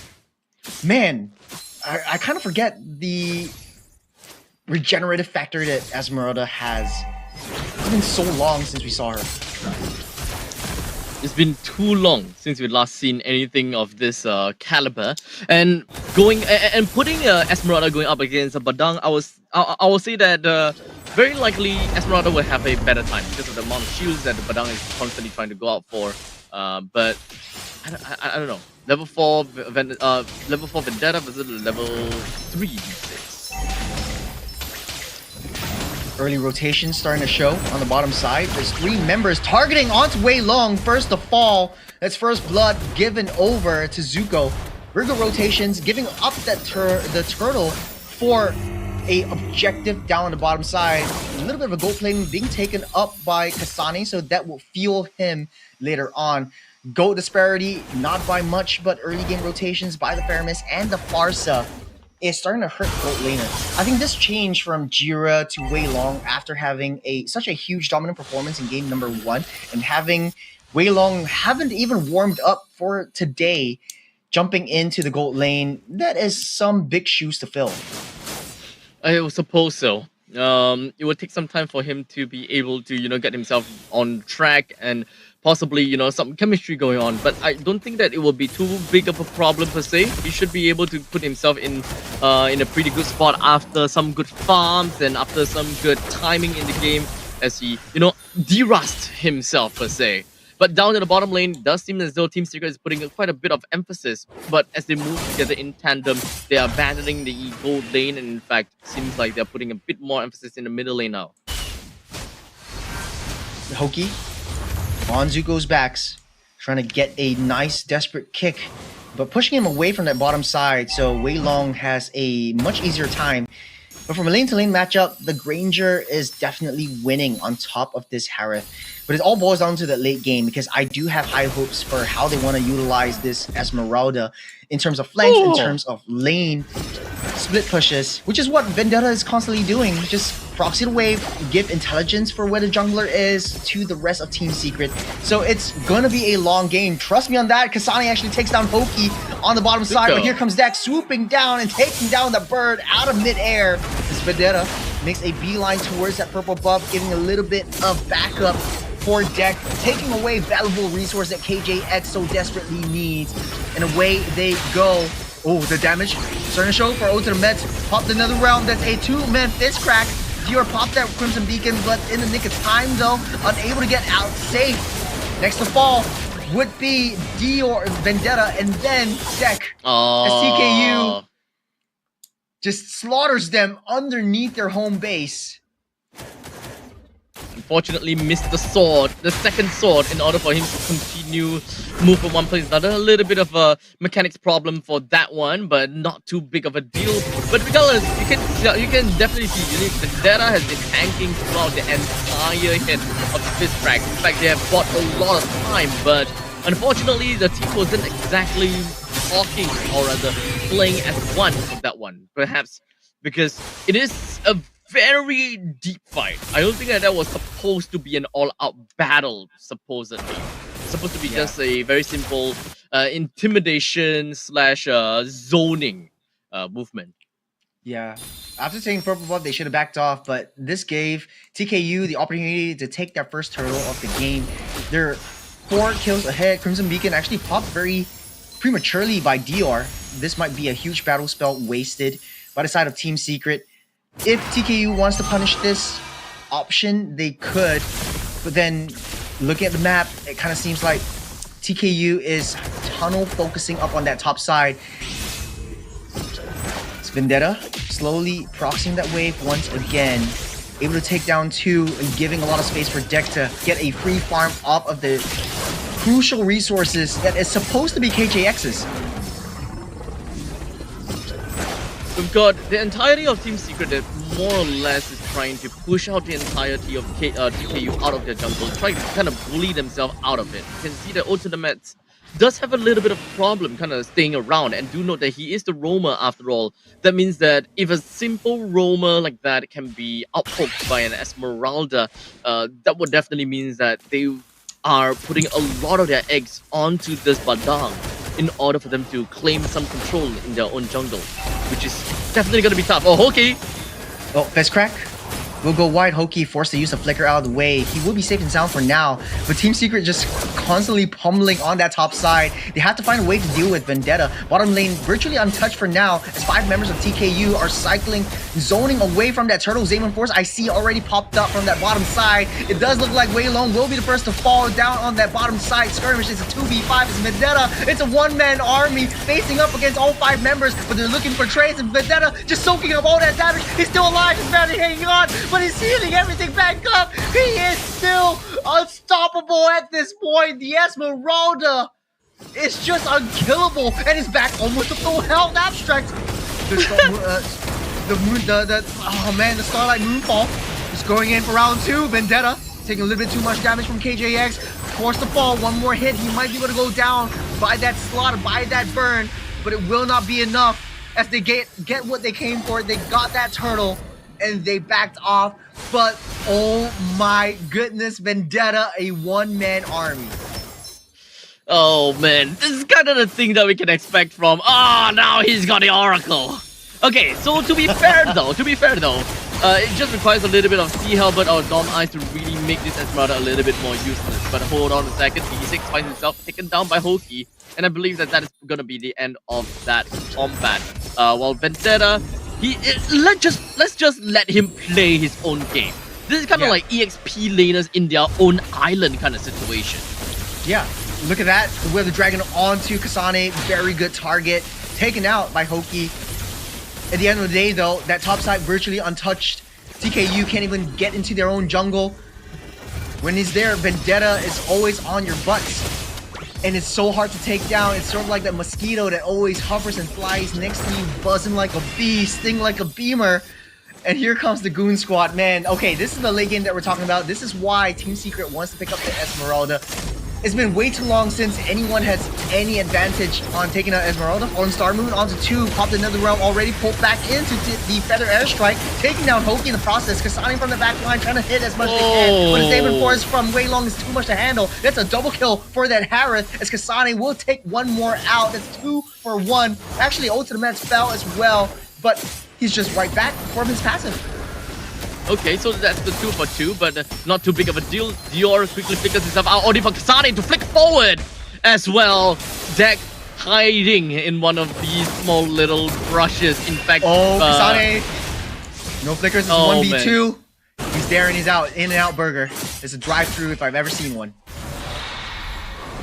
Man, I want some burgers now. But we do have the Lord. Madara is now back. And TKU, they do have a little bit of an advantage when it comes down to kills, but economy, not quite so. If they're able to get a kill down on the deck, it will be perfect. Speaking of a perfect, deck goes down, but Vendetta on that back line trying to pummel through Ultimate, delaying and buying so much time, forcing all the pressure onto himself, and he's still going for it, spinning like a Beyblade. It's underneath that turret. No one cares about him! And he goes off. No, it's still one man fighting on his own, healing everything back up on Star Moon. He's still alive! Lion jumps over the moon. Oh my goodness, and he's still alive after all of that. They lose Deck in the process. I think Deck still had his Temples of Blade, but he held it for a little bit too long. KJX finding the next target. Dior is in a precarious situation, but look at where Vendetta is, finding an angle. They know that all 5 is there. That's a 3-man falling star. And the fight goes on yet again. Vendetta for round 2. That's a Fist Crack and Winter's Dragon all the way back. Will pick that one up. Vendetta finally goes down, but all is for naught as D6 finally falls by the hands of Team Secret as well. And the Lord is still up. He might be able to take this major objective and tunnel through to the T2s down the mid-side. Now I just wonder if whether Kasane managed to just recently picked up a Sky Piercer or not, because that was a very fast burst kill onto Vendetta. Like, we haven't seen that throughout the entirety of the game until now, right? Aside from KJX, there was a small little burst that he managed to do before. But regardless, TKU now forced with their back against the wall. Team Secret easily takes Madara down. And we do note that the top lane and the middle lane no longer have the whole defense. Bottom lane whole defense is still intact, but 30 seconds until it all goes down. This is not looking good for TKU right now. Every single one of the resources just barely touched. Every one of the spawns from that purple buff deck is there. Vendetta's just zoning everyone out of the way. Now, here comes the biggest challenge that they have to face against Team Secret. Lord marching on that top side. All 3 lanes slowly pushing in. They don't have anyone to send over to the off sides that they can handle. No one can just single-handedly whip out and take out Vendetta. It's really good to have all of the lanes just going to be pushing in. Middle lane went down a little bit early, but it's okay. Nice kick from Hoki. On to ult to the Mets, will be alive for now, getting pulled back, no way to pop that nether realm, but from the back line, Deck with the Temples of Blades as well, getting pulled back once again, 2 members down, D6 finally goes back to safety, Madara will be dealt with, and Team Secret got what they came for, no more T3s, no more KJX or ult to the Mets, that is a huge time loss factor that TKUs never get back. As such, Okay, the middle once lane again. still continuing onto the fight. Way long. Oh, from back. Okay. Vendetta finally That is falls by gonna the be- hands of Kasane. That is a huge resource for Team Secret. We'll have to wait for this Esmeralda to come back online before they make any big major movements. But you can tell that it is so difficult to stray away from someone that is just constantly on you. And your backline is not safe at all. And look at TKU's lineup. Basically, there is 4 backliners. That is right. They don't have anyone that's really like capable of holding on to the front lines, except for the fact that they have a Badang. That's really the main thing. And that is also the main reason why D6 currently have like 4 death. He's kind of dealt a bad hand from the side of TKU. And most of the time, Ode to the Mets is has been popping the Nether Realm for himself, or of course for the backline. Not necessarily a situation whereby, oh crap, Badang is gonna go down, let me pop my ultimate. No, we don't really see that at all. So TKU really have to play together as a team. They need to identify who is the one they want to like heavily lock down through Badang's toolkit. 30 seconds till the Lord spawns up. This will be the second Lord of the game so far, but this is an enhanced Lord. TKU has the high ground, so they might very well just give this Lord up and try to go for a base defense. The Farsa and the Faramis will be super crucial in keeping themselves all alive as the Lord pummels through. But now, biggest factor is how do you deal with an Esmeralda that's always on you. Yes, Kasane can deal a little bit of chip damage, but not too much before he heals everything back up. As such, I don't know what exactly they can possibly do right now, especially since, you know, Team Secret, they are already taking down the Lord without... in fact, Wei Long is just taking down the Lord without any help. Just a simple Zaman Force and that's it, right?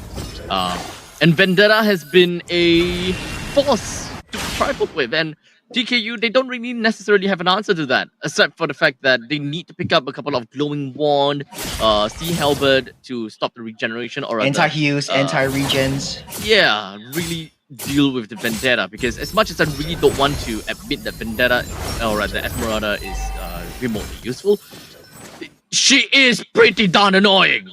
She is super annoying. Man, look at how much fun Vendetta is playing. Just spamming the first and second skills and just dancing around the minions. You don't have to clear the waves fast because the Lord's slowly pushing in. And all you need is just to give some intelligence to the rest of the team, soak in some damage from your shields that you already passively have, and heal everything back up. Now TKU on that defense, Zuko find the right target, right timing to use the Feather Airstrike. They don't want to pop it a little bit too prematurely right now as the Falling Star Moon is getting prepared on the back line. Deck taking a lot of damage. There's a Tempest of Blades popped up the Nether Realm as well. The base is wide and open. No minions for the taking, but there is a minion wave coming in. They lost KJX. It's a 4v5, and now the rest, as they say, might be history. They're going for the base, and Team Secret got a one-way ticket to Jakarta and going to the finals, facing up against Banana Brawlers in the last match of the national finals today. GG, well played. No problems for Team Secret to be able to get themselves a confident spot in Jakarta, and now we are looking at them to fight for seeding against our friends from Banana Brawlers. How that's gonna work out, well, we'll definitely find out in a best of 5 game later on. Now, I think that TKU has game number 1's draft for TKU definitely looked a lot better. But for game number 2, it feels as though the Esmeralda may have kind of thrown them off guard. You know, Ever in since- pro teams, Uh-huh. yeah, in pro teams, like I spoke to some of the coaches, spoke to some of the players. The reason why they bring out like some of these wildcard picks, like Layla's, Mia's, because we spend so much time thinking and strategizing how to deal with the meta heroes like the Grangers, like the Harrows, you oftentimes forget to deal with the heroes that are still in the pool. There's 130 heroes right now. I mean, 130 after you count Zetian coming out next season. But there's so many heroes that you can play. But typically in professional scenes, you only see a couple of heroes. So when you bring something out like this, you kind of forget, oh, how do I deal with the Esmeralda? Am I forced to pick up a Dairoth just to maintain that lane prio for the XP lane, or do I play the game as a macro whole? And I think that was what broke down for TKU. This is where Team Secret's experience, this is where Team Secret's knowledge of the game really starts to show. That's true. That's very true. In fact, I think that as a certain meta moved on, there are, let's say we talked about, oh, Esmeralda was meta, and then the meta became Esmeralda being strong, so the new meta became Dairoth coming into the mix to deal with the Esmeralda. Now that the Dairoth became the meta until someone finds an answer against the Dairoth. In this case, it was like the Phobius or something along those lines. To the point that they completely forgot about Esmeralda being a strong point. Most of the time when the meta shifts is because of patch notes. We realize that, oh, something is great, or something has been nerfed. We move on from that entirely. But then again, I would said that the unspoken one, definitely Vendetta, but MVP definitely goes to Deck. He has always been in the jungles, taking up the valuable resources from KJX, denying him his goal. Like at the end of the game, it was, I believe Deck was level 15 when KJX was still level 11. He didn't even have any room to breathe. Every single time the purple buff comes up, Vendetta is there alongside Deck. Whenever the orange buff comes up, Vendetta and Deck are there. This buys so much time and pressure and pushes and forces TKU away from the gold lane, knowing that Wei Long is in a spot of bother, into the jungles to support KJX instead of really supporting the gold laner, the Granger, that really needs that time and space and that greediness to really come up online. So of course, I think that this game really allowed Deck. I wouldn't say that this is like a perfect game for Deck. As a matter of fact, this game was kinda slower as compared to game number 1. Did manage to pick up a couple of Hearth Claws, Berserker's Fury, and Endless Battle. So this is not exactly like super great game for Deck, nor is it like a super great game for Team Secret. In the early stages, which is situations like this, they actually don't have a winning formula. And it's only once we come down to like the mid stages of the game when Vendetta became a very tough answer for TKU to deal with. They're starting to lose more and more fights, at least for TKU, right? Only when Vendetta starts to pop up. Yeah, I do have to agree with you. I remember the early game, it was a lot of counter-attacks from TKU, bring the scoreline up from, I think the max was 6 kills for TKX and then 1 kill for Team Secret. But at the end of the day, it was all macro game for Team Secret. And like I said, in the late game, Harith's damage is just way too much to handle. One burst and the rest of them, because they're coagulating together with that Nether Realm, it's just so easy to take all of them apart one by one. As such, the game ended with the desperation of Team Secret wanting to just close this chapter so that they can move on to the grand finals of today's games, as well as to attend the cross-national games that will be happening very soon down in Jakarta.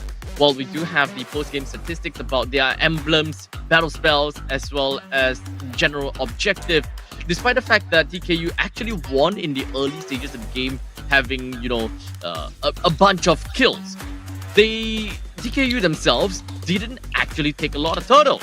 You can see that they only have 1 turtle, while Team Secret had 2.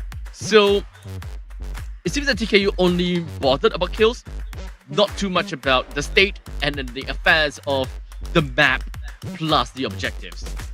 I think it boils down to a simple matter of fact where TKU just takes what they can. The only reason they got that 1 turtle was that Deck was down, because Deck played a slight mishand into their own jungle with a purple buff, and then he fell. So they just took advantage of that. But right after that, it was once Vendetta got the Enchanted Talisman, got the Oracle, it was so difficult to break her down or break him down that it was just easy pickings for Team Secret. The scoreline is close, but it doesn't really tell the entire part of the story that happened in the game. TKU really fought their hearts out yesterday and today. Unfortunately, we have to say goodbye to them. Team Secret, man, they showed us quite a bit of action today. Congratulations, man. They're going to Jakarta. What can I say? Yeah. One thing's for sure though, based on the graphics, yesterday was like everyone won the left side, but today it looks like for Team Secret they have already broken that curse. Whichever team on the right side no longer becomes the losers. Hey, but you know what? You know what? In the finals, it's like left side, right side. So it's really apt. It's really apt. Yes. Yeah. So how's that gonna be like? I mean, the BO5 later on is an important game because it's a seed. Because it determines your seeding for the main event. But generally speaking, this only helps Singaporean teams understand one another.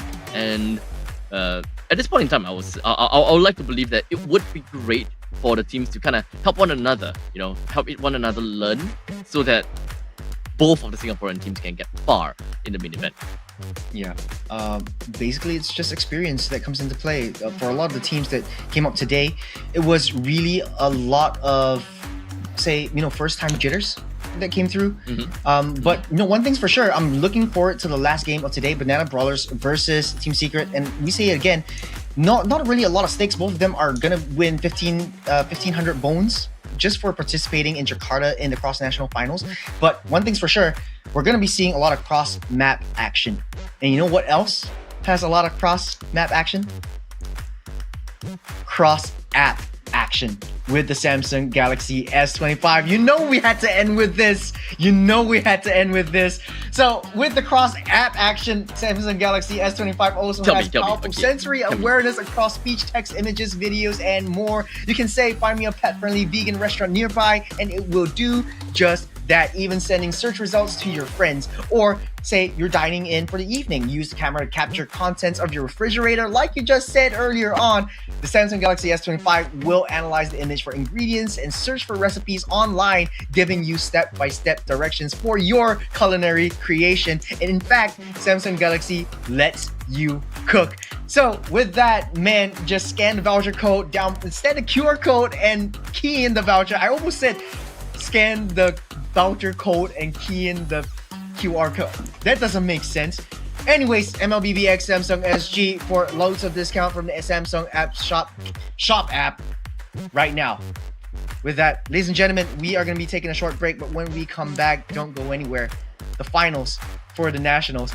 And as Abstract is going to figure out how to use his Galaxy S24, we are going to be right back, man. We'll just let him do his thing. See ya. We'll cut to break. Feels like I'm having a new phone now. I love it. Banana Brawlers, Team Secret, coming right up. We'll see you soon. Take care. It's a new phone.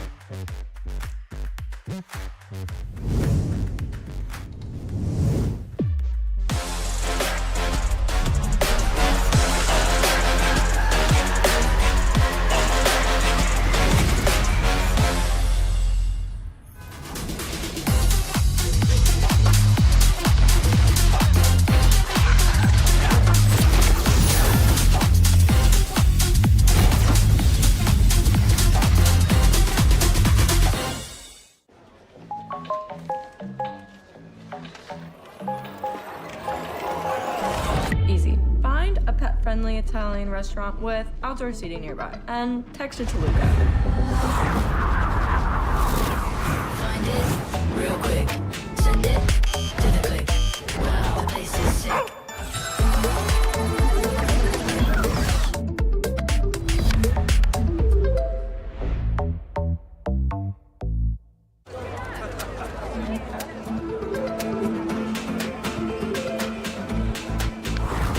Street lit, stars bright, color red, just right. Wow, want that sight.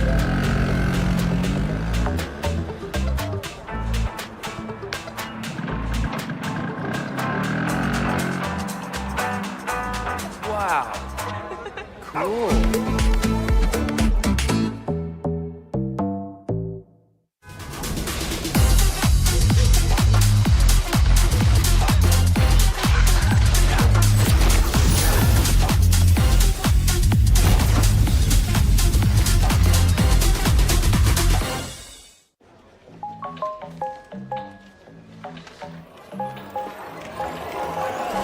Easy. Find a pet-friendly Italian restaurant with outdoor seating nearby and text it to Luca. Find it real quick. Send it to the click. Wow, the place is sick.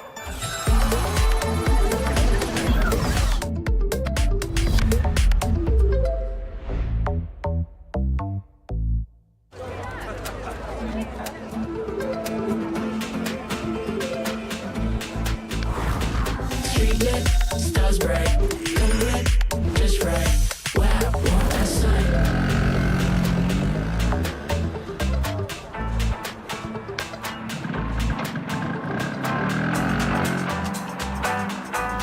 Wow. Cool.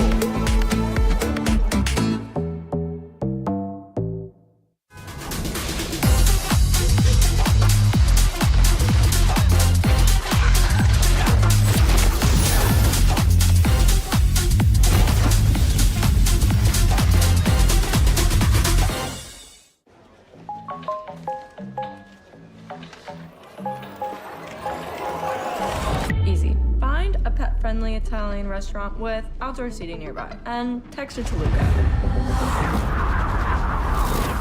Find it real quick.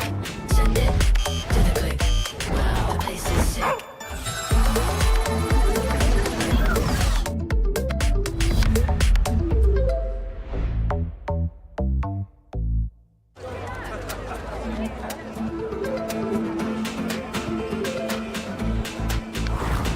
Street lit, stars bright, color red, just right.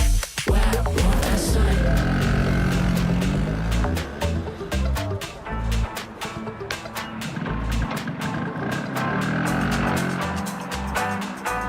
Wow.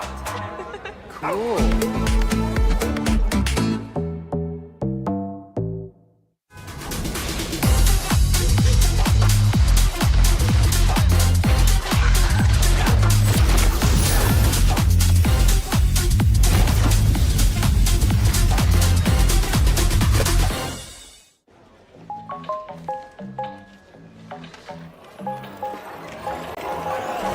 Easy. Find a pet-friendly Italian restaurant with outdoor seating nearby and text it to Luca.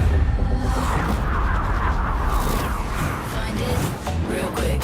Send it to the click. Wow, the place is sick.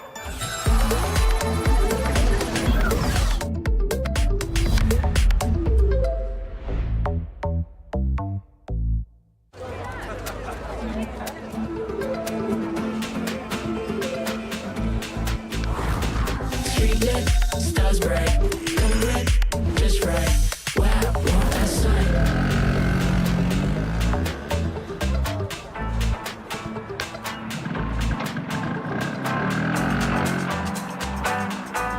Wow. Cool.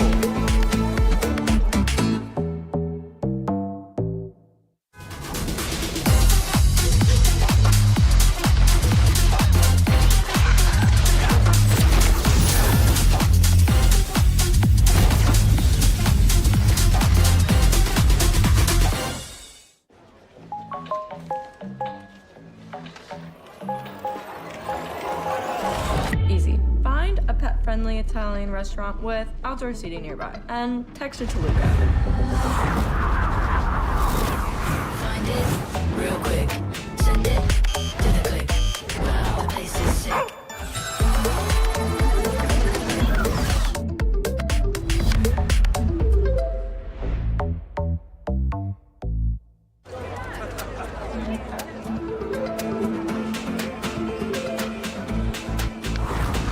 Street lit, stars bright, color red, just right. Wow, want that sight.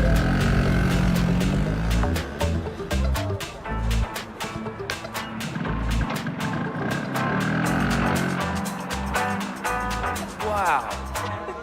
Cool.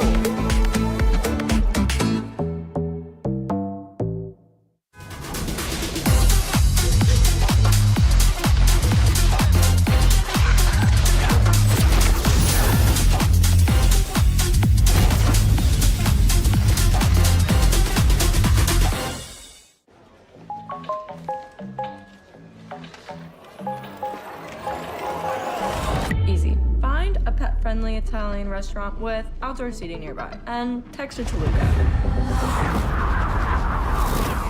Find it real quick. Send it to the click. Wow, the place is sick.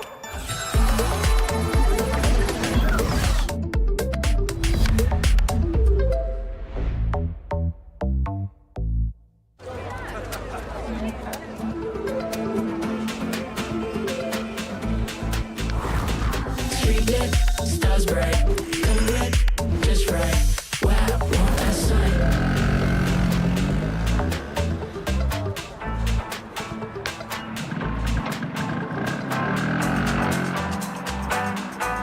Wow. Cool.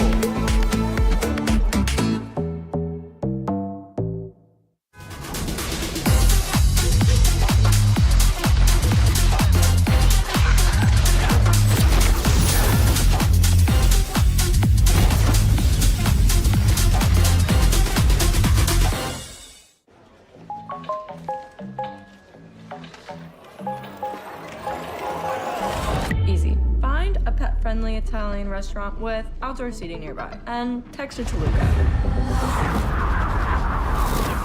Find it real quick. Send it to the click. Wow, the place is sick.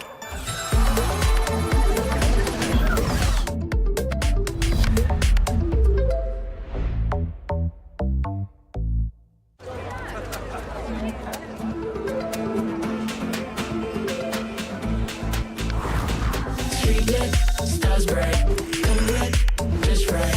Wow, want that sight.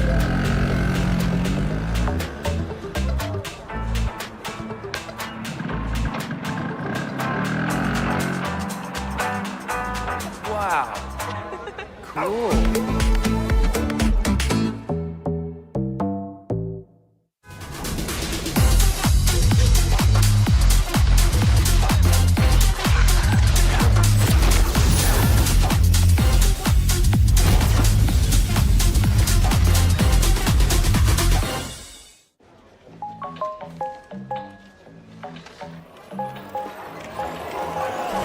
Easy. Find a pet-friendly Italian restaurant with outdoor seating nearby and text it to Luca. Find it real quick. Send it to the click. Wow, the place is sick.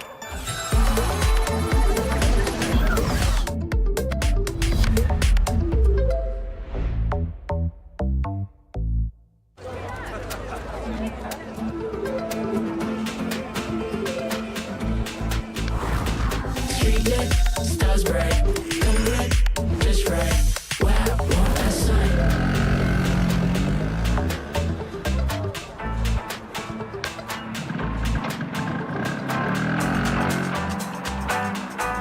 Wow. Cool.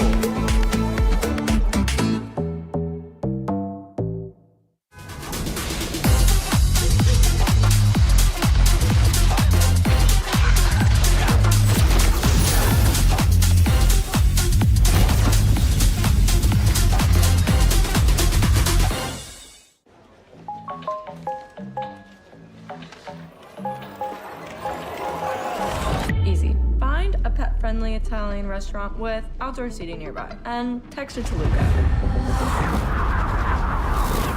Find it real quick. Send it to the click. Wow, the place is sick.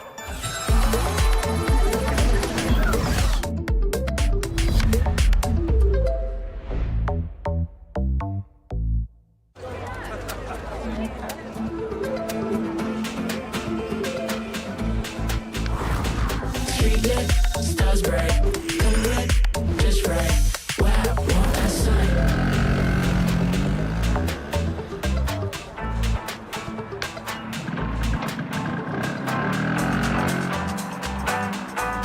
Wow. Cool.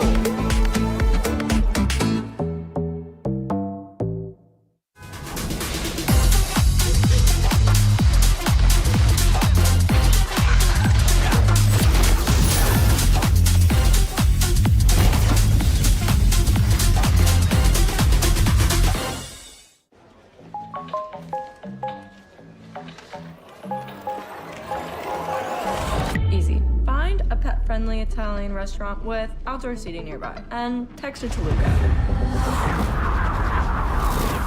Find it real quick. Send it to the click. Wow, the place is sick.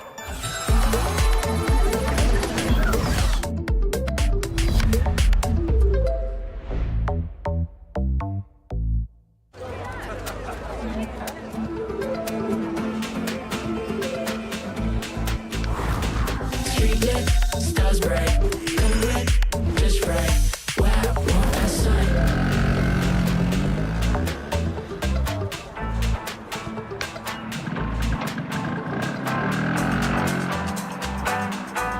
Wow. Cool.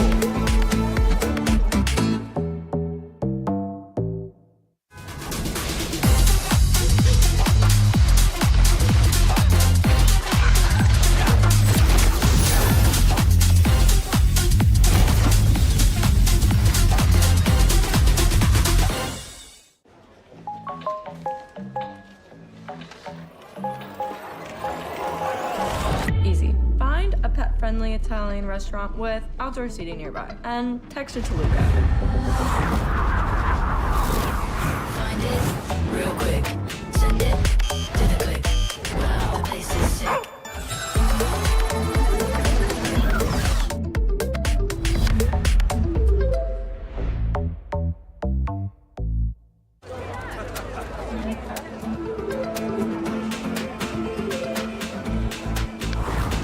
Street lit, stars bright, come red, just right. Wow, want that sign.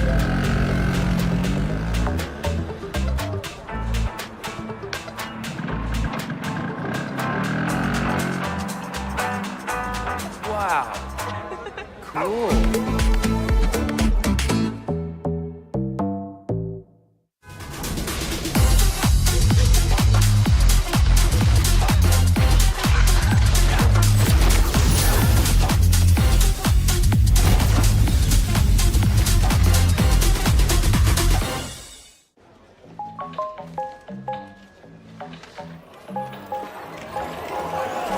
Easy. Find a pet-friendly Italian restaurant with outdoor seating nearby and text it to Luca.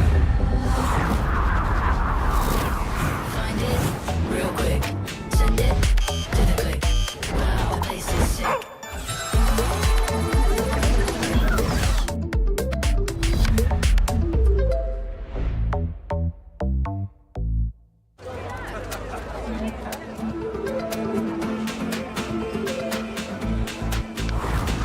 Street lit, stars bright, come red, just right. Wow, want that sign.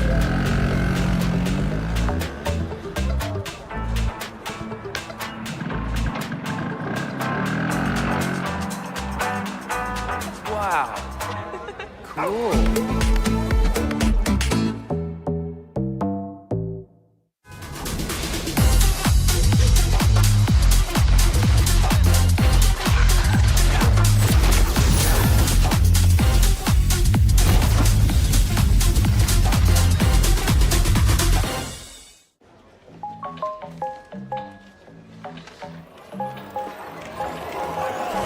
Easy. Find a pet-friendly Italian restaurant with outdoor seating nearby and text it to Luca.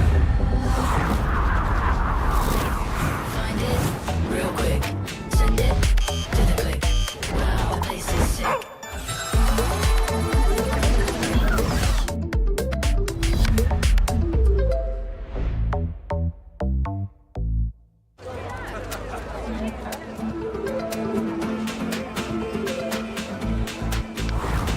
Street lit, stars bright, come red, just right. Wow, want that sign.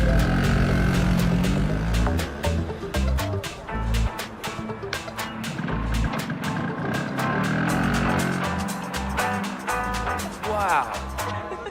Cool.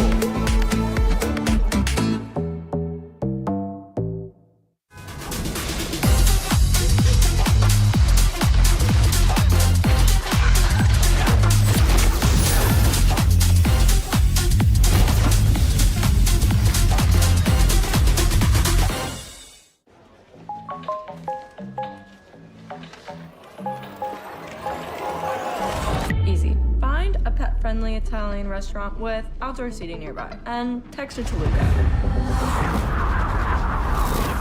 Find it real quick. Send it to the click. Wow, the place is sick.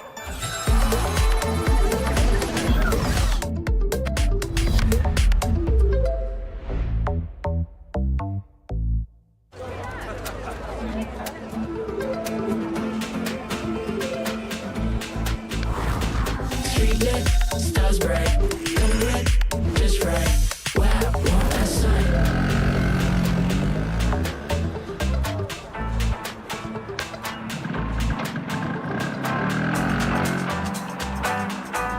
Wow. Cool.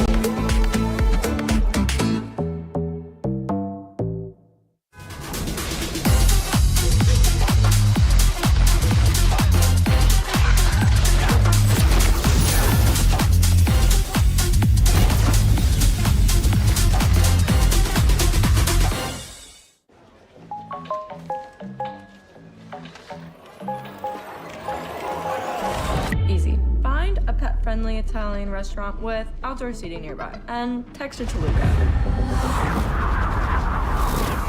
Find it real quick. Send it to the click. Wow, the place is sick.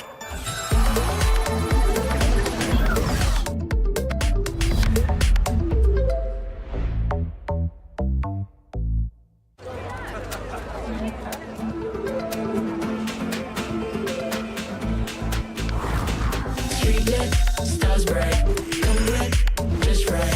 Wow, want that sight.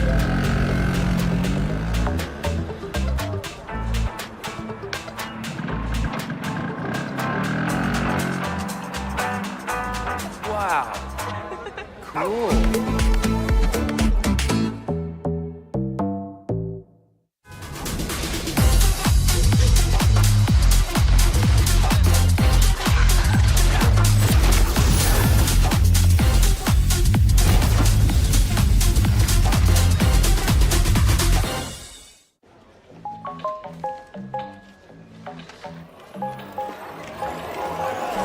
Easy. Find a pet-friendly Italian restaurant with outdoor seating nearby and text it to Luca. Find it real quick. Send it to the click. Wow, the place is sick.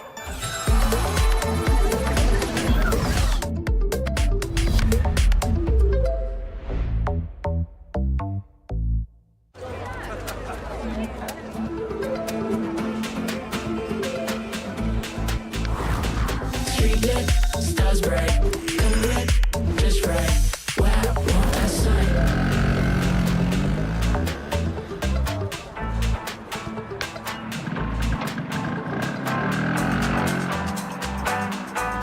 Wow. Cool.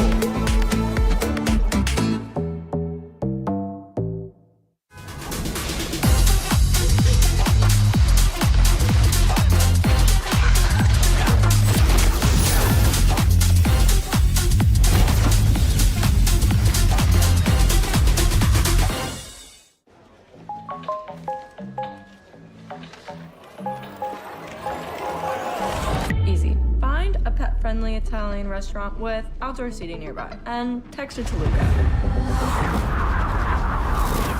Find it real quick. Send it to the click. Wow, the place is sick.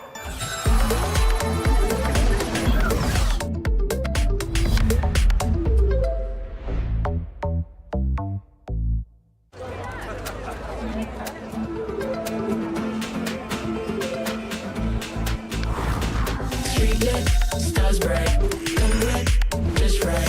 Wow, want that sight.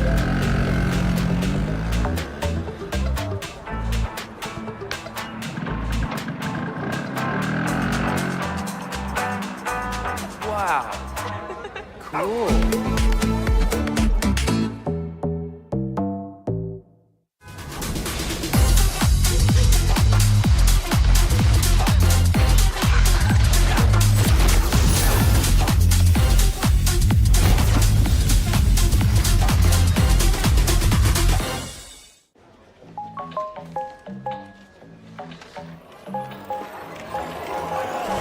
Easy. Find a pet-friendly Italian restaurant with outdoor seating nearby and text it to Luca. Find it real quick. Send it to the click. Wow, the place is sick.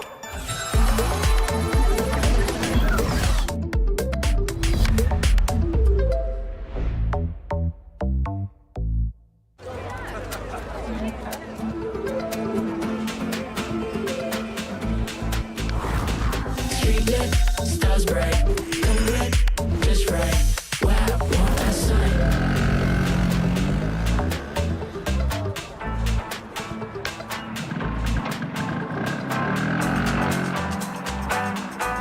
Wow.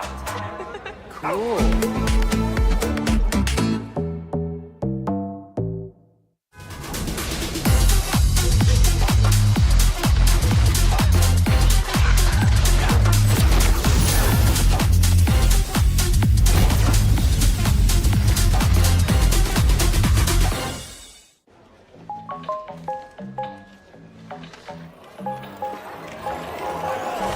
Easy. Find a pet-friendly Italian restaurant with outdoor seating nearby and text it to Luca.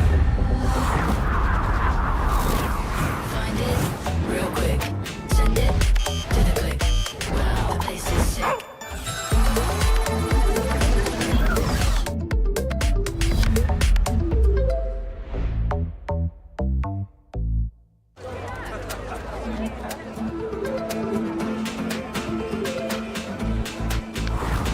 Street lit, stars bright.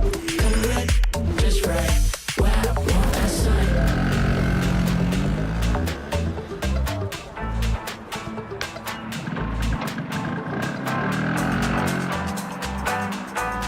Wow. Cool.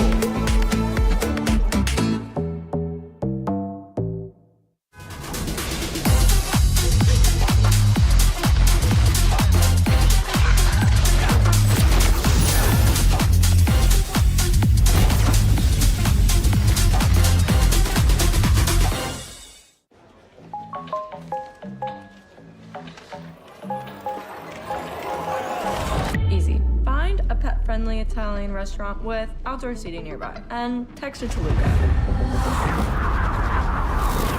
Find it real quick. Send it to the click. Wow, the place is sick.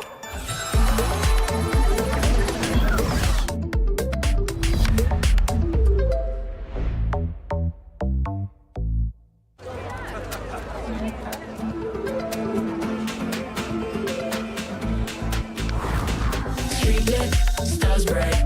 Come lit, just right. Wow, want that sign.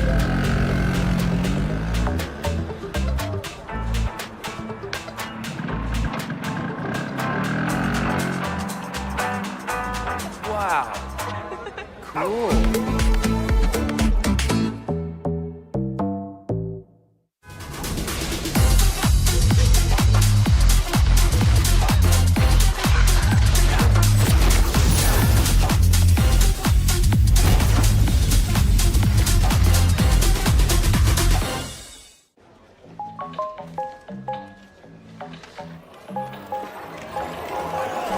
Easy. Find a pet-friendly Italian restaurant with outdoor seating nearby and text it to Luca.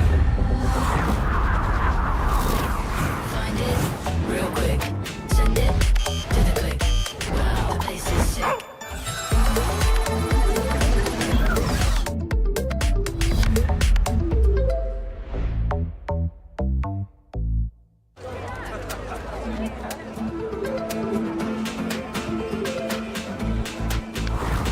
Street lit, stars bright. Come lit, just right. Wow, want that sign.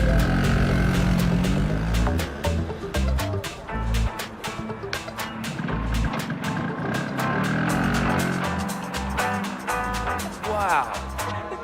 Cool.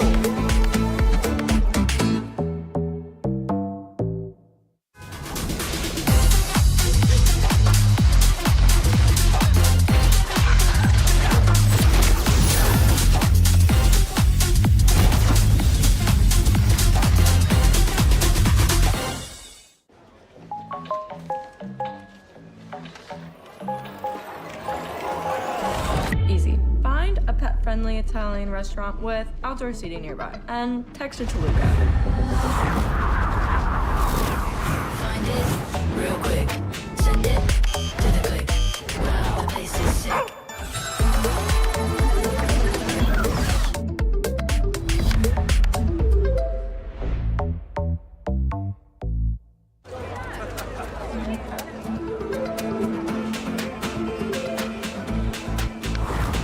Street lit, stars bright, come lit, just right. Wow, want that sign?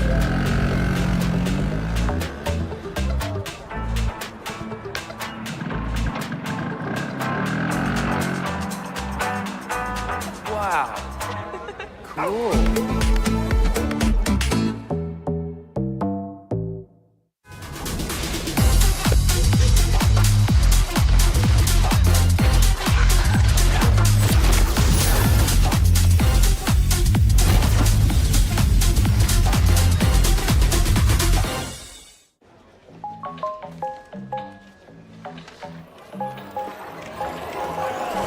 Easy. Find a pet-friendly Italian restaurant with outdoor seating nearby and text it to Luca. Find it real quick. Send it to the click. Wow, the place is sick.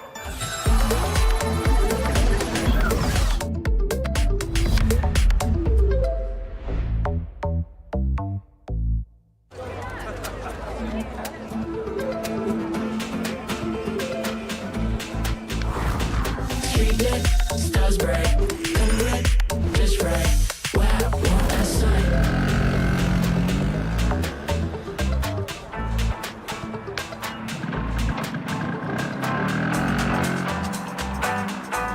Wow.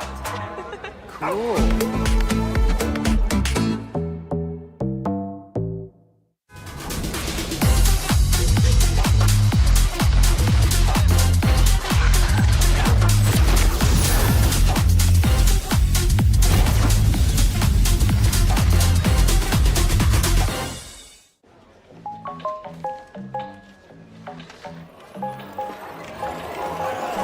Easy. Find a pet-friendly Italian restaurant with outdoor seating nearby and text it to Luca.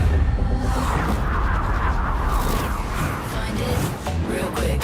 Send it to the click. Wow, the place is sick.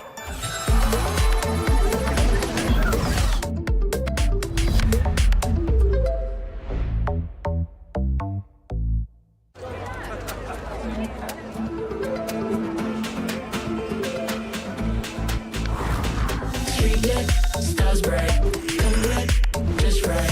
Wow, want that sign?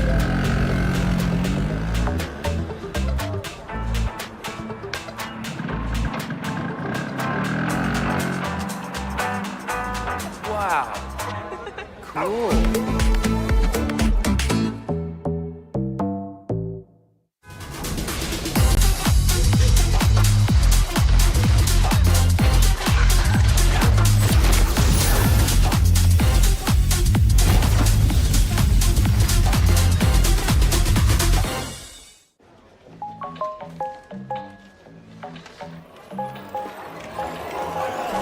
Easy. Find a pet-friendly Italian restaurant with outdoor seating nearby and text it to Luca.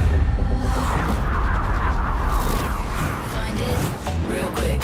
Send it to the click. Wow, the place is sick.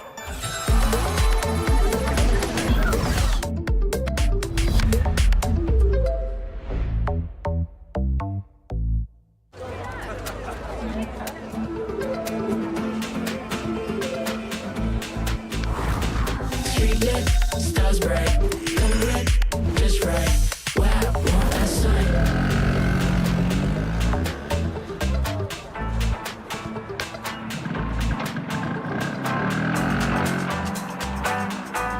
Wow. Cool.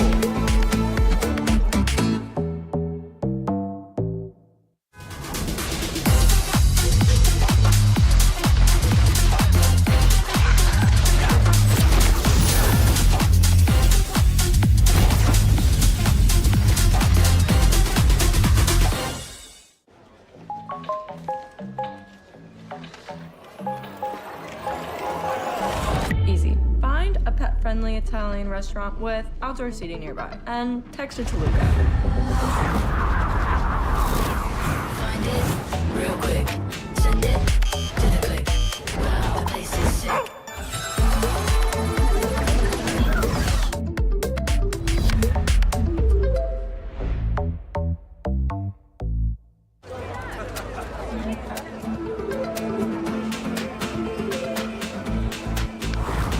Street lit, stars bright, come lit, just right. Wow, want that sign?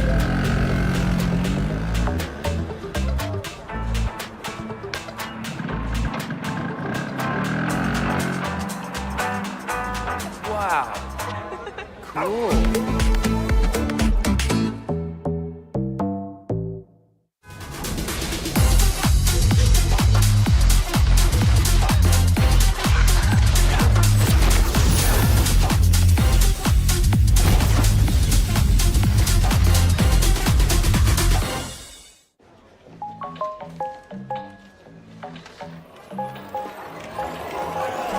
Easy. Find a pet-friendly Italian restaurant with outdoor seating nearby and text it to Luca.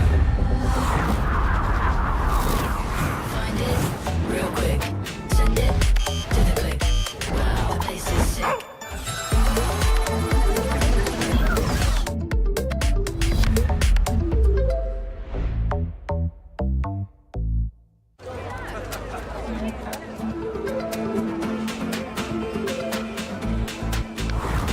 Street lit, stars bright, come lit, just right. Wow, want that sign?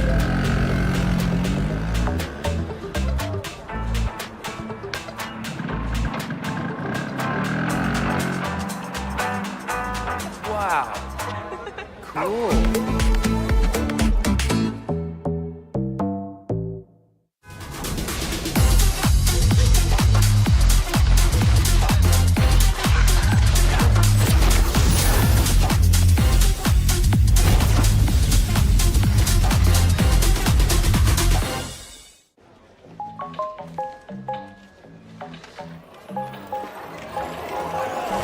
Easy. Find a pet-friendly Italian restaurant with outdoor seating nearby and text it to Luca. Find it real quick. Send it to the click. Wow, the place is sick.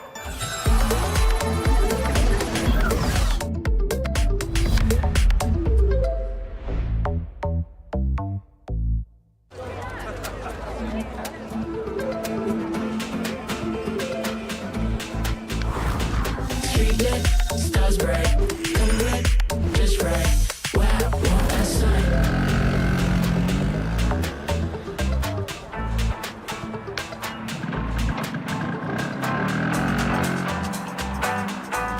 Wow. Cool.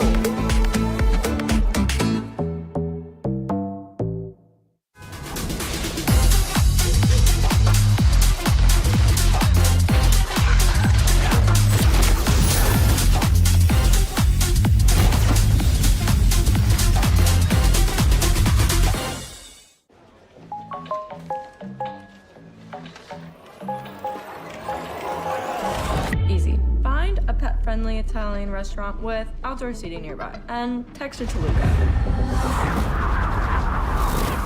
Find it real quick. Send it to the click. Wow, the place is sick.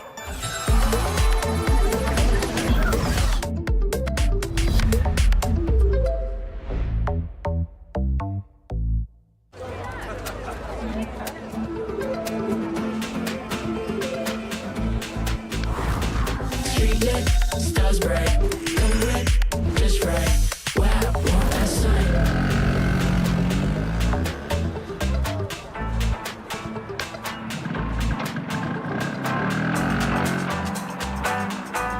Wow.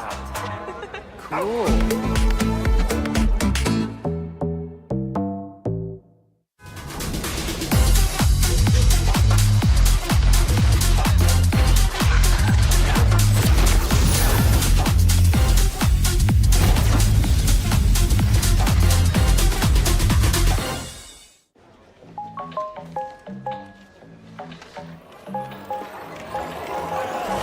Easy. Find a pet-friendly Italian restaurant with outdoor seating nearby and text it to Luca. Find it real quick. Send it to the click. Wow, the place is sick.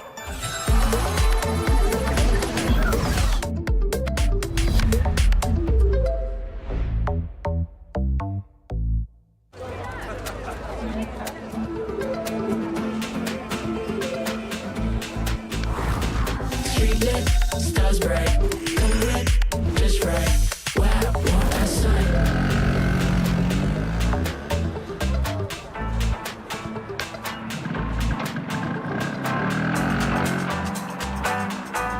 Wow. Cool.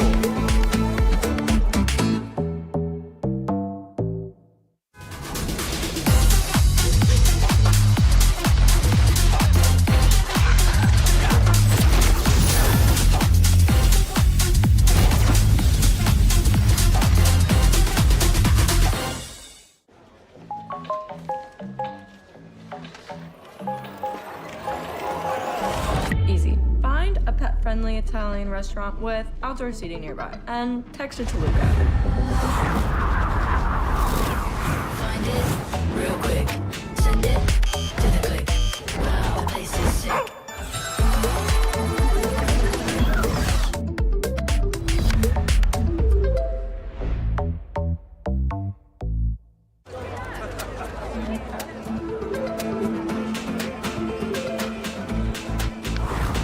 Street lit, stars bright, come lit, just right.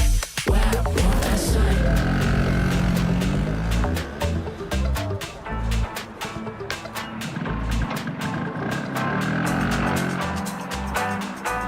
Wow. Cool.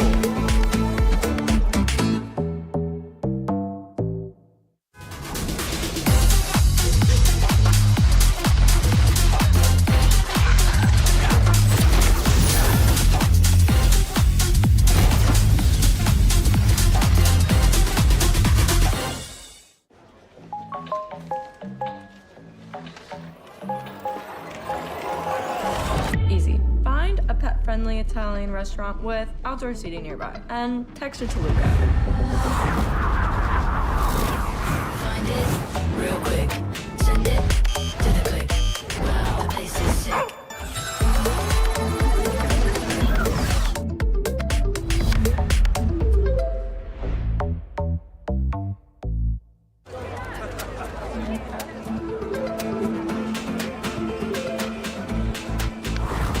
Street lit, stars bright, come lit, just right. Wow, what a sight.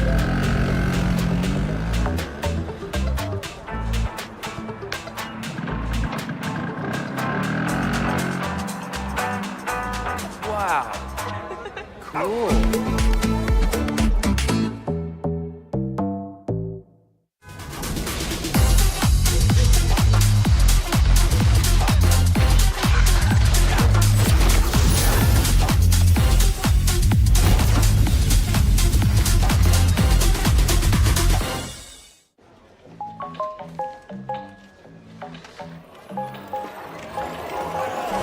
Easy. Find a pet-friendly Italian restaurant with outdoor seating nearby and text it to Luca. Find it real quick. Send it to the click. Wow, the place is sick.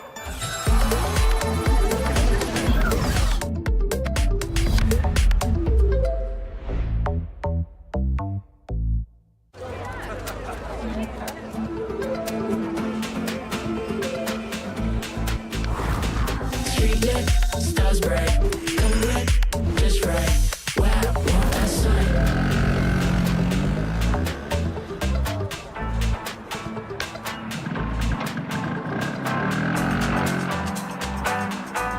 Wow. Cool.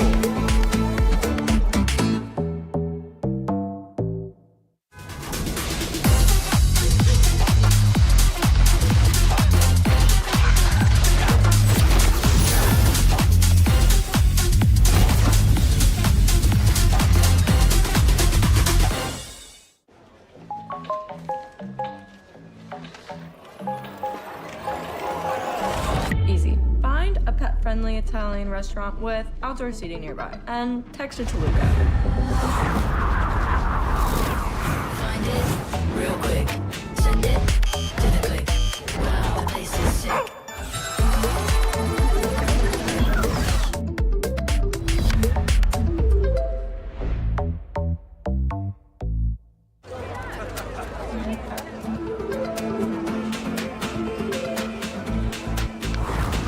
Street lit, stars bright, come lit, just right.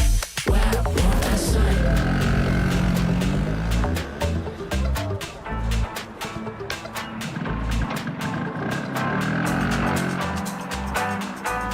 Wow. Cool.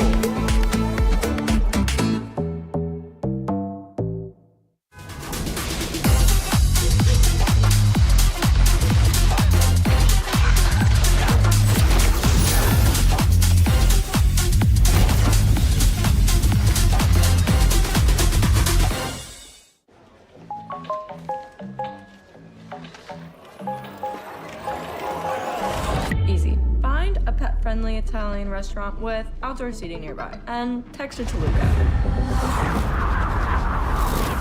Find it real quick. Send it to the click.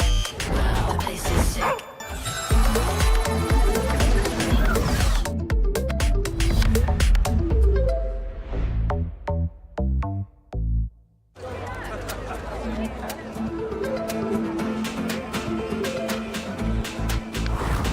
Street lit, stars bright, come lit, just right. Wow, want that sight.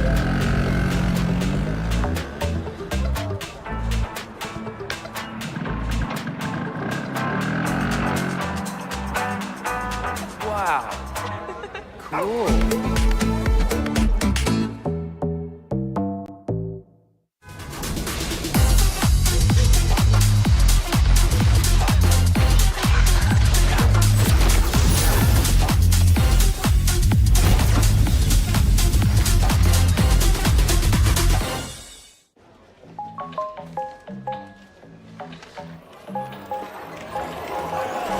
Easy. Find a pet-friendly Italian restaurant with outdoor seating nearby and text it to Luca. Find it real quick. Send it to the click. Wow, the place is sick.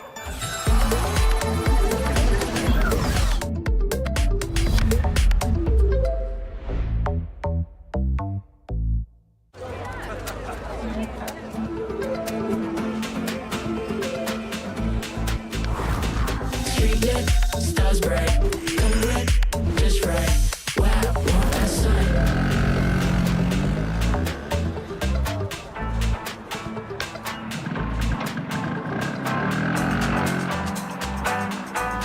Wow.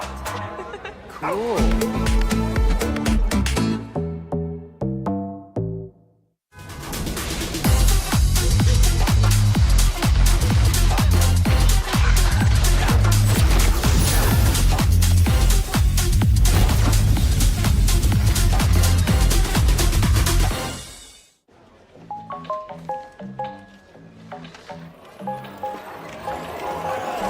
Easy. Find a pet-friendly Italian restaurant with outdoor seating nearby and text it to Luca.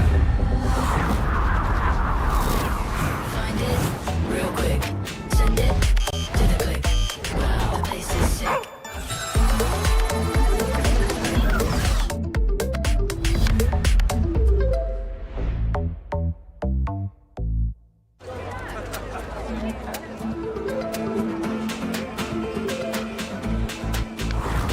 Street lit, stars bright, come lit, just right. Wow, want that sight.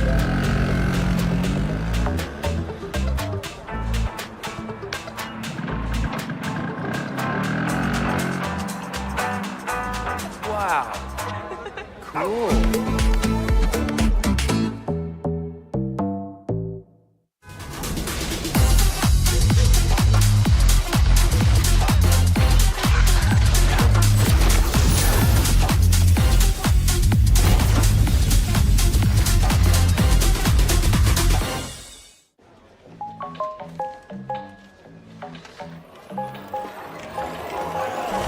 Easy. Find a pet-friendly Italian restaurant with outdoor seating nearby and text it to Luca. Find it real quick. Send it to the click. Wow, the place is sick.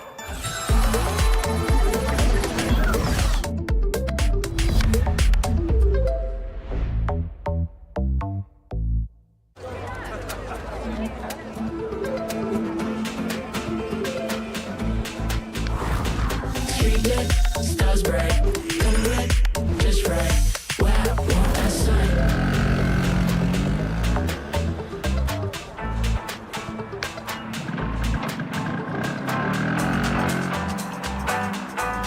Wow.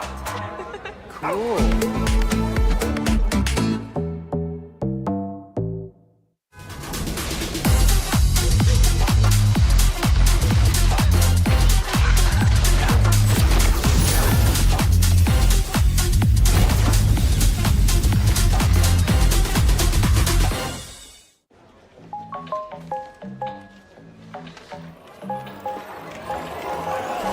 Easy. Find a pet-friendly Italian restaurant with outdoor seating nearby and text it to Luca.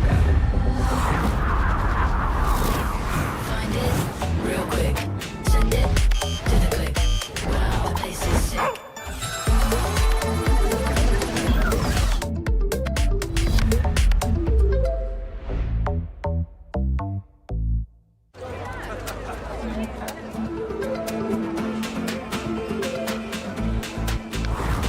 Street lit, stars bright, come lit, just right. Wow, want that sun.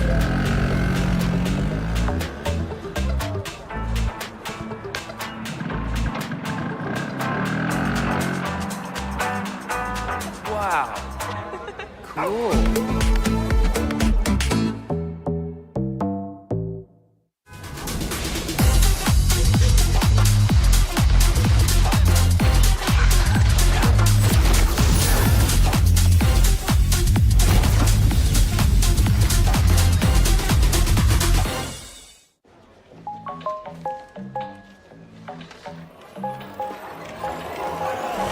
Easy. Find a pet-friendly Italian restaurant with outdoor seating nearby and text it to Luca. Find it real quick. Send it to the click. Wow, the place is sick.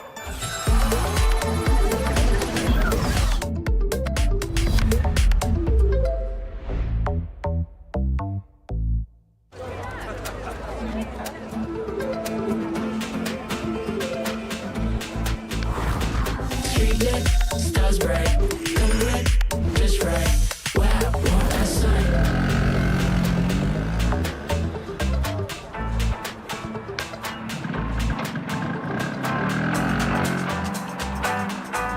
Wow. Cool.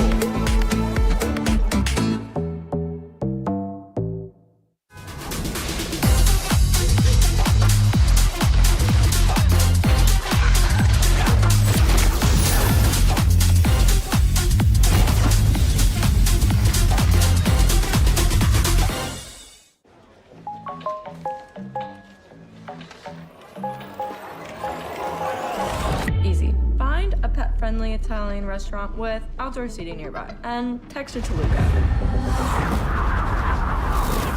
Find it real quick. Send it to the click. Wow, the place is sick.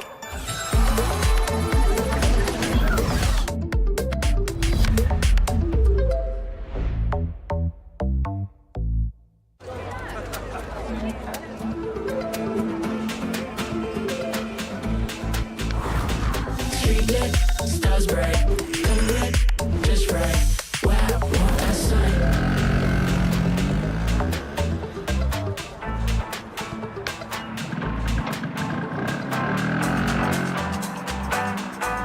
Wow. Cool.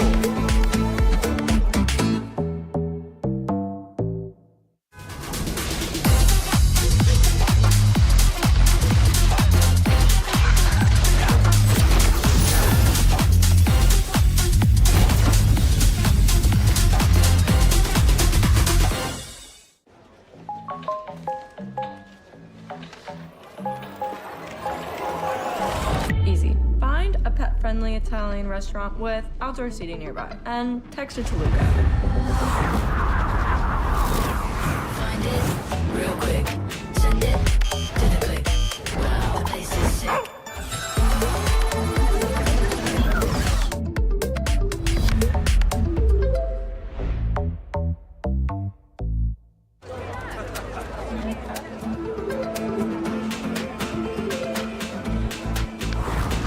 Street lit, stars bright, come lit, just right. Wow, want that sign.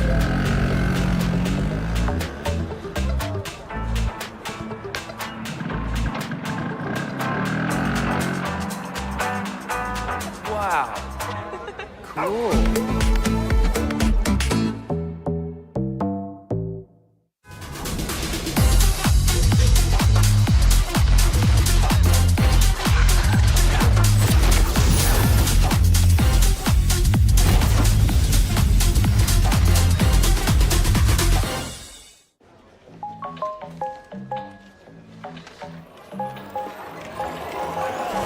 Easy. Find a pet-friendly Italian restaurant with outdoor seating nearby and text it to Luca. Find it real quick. Send it to the click. Wow, the place is sick.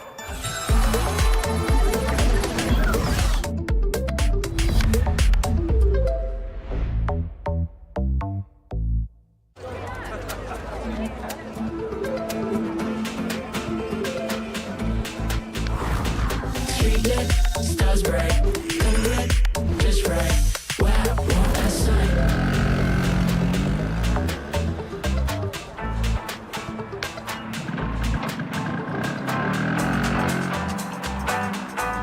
Wow. Cool.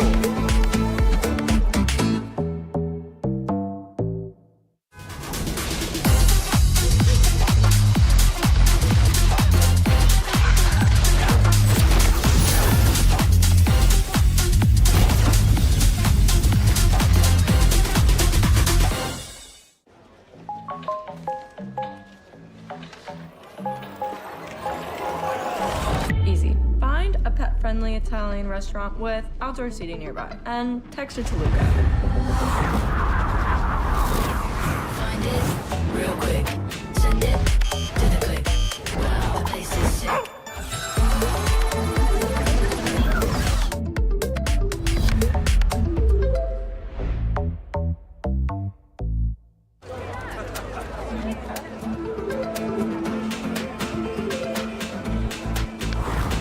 Street lit, stars bright, come lit, just right. Wow, want that sign.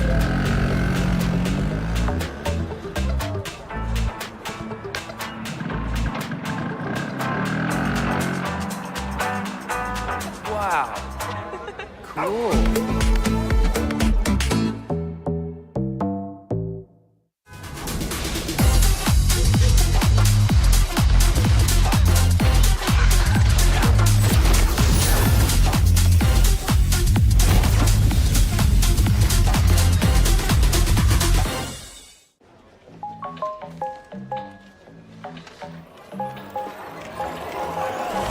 Easy. Find a pet-friendly Italian restaurant with outdoor seating nearby and text it to Luca.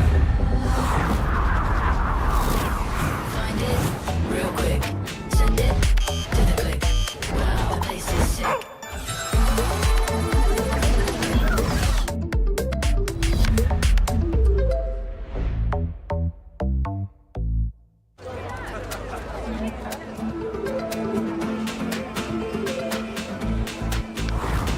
Street lit, stars bright, come lit, just right. Wow, want that sign.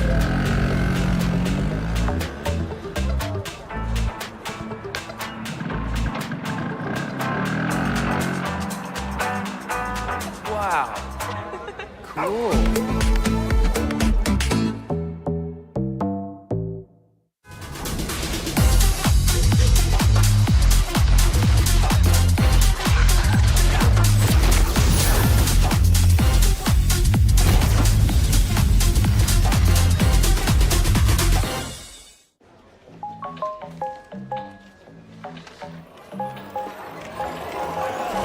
Easy. Find a pet-friendly Italian restaurant with outdoor seating nearby and text it to Luca. Find it real quick. Send it to the click.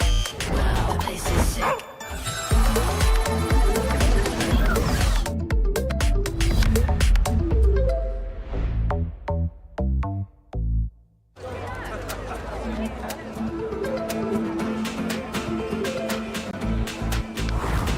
Street lit, stars bright. Come lit, just right. Wow, want that sign.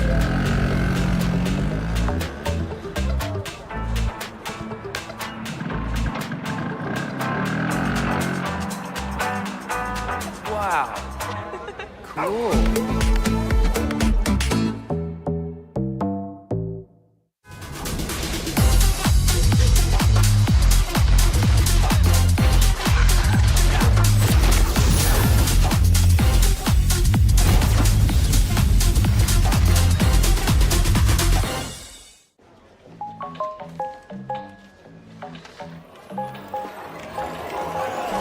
Easy. Find a pet-friendly Italian restaurant with outdoor seating nearby and text it to Luca.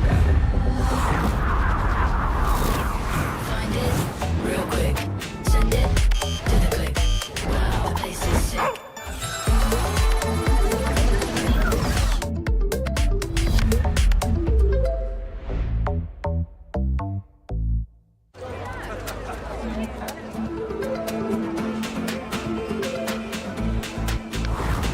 Street lit, stars bright.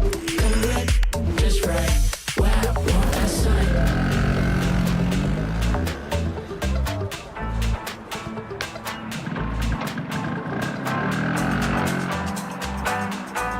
Wow. Cool.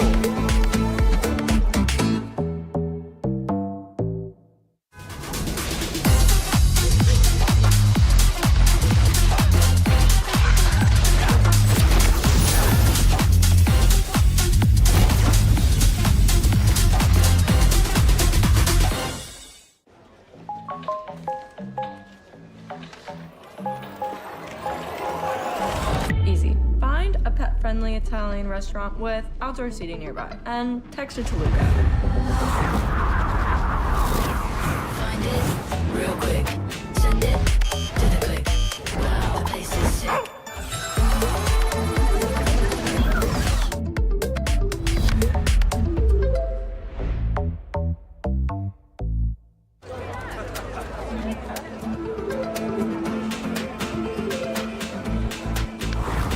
Street lit, stars bright.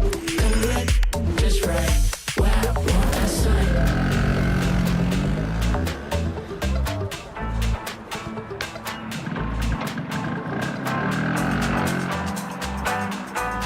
Wow. Cool.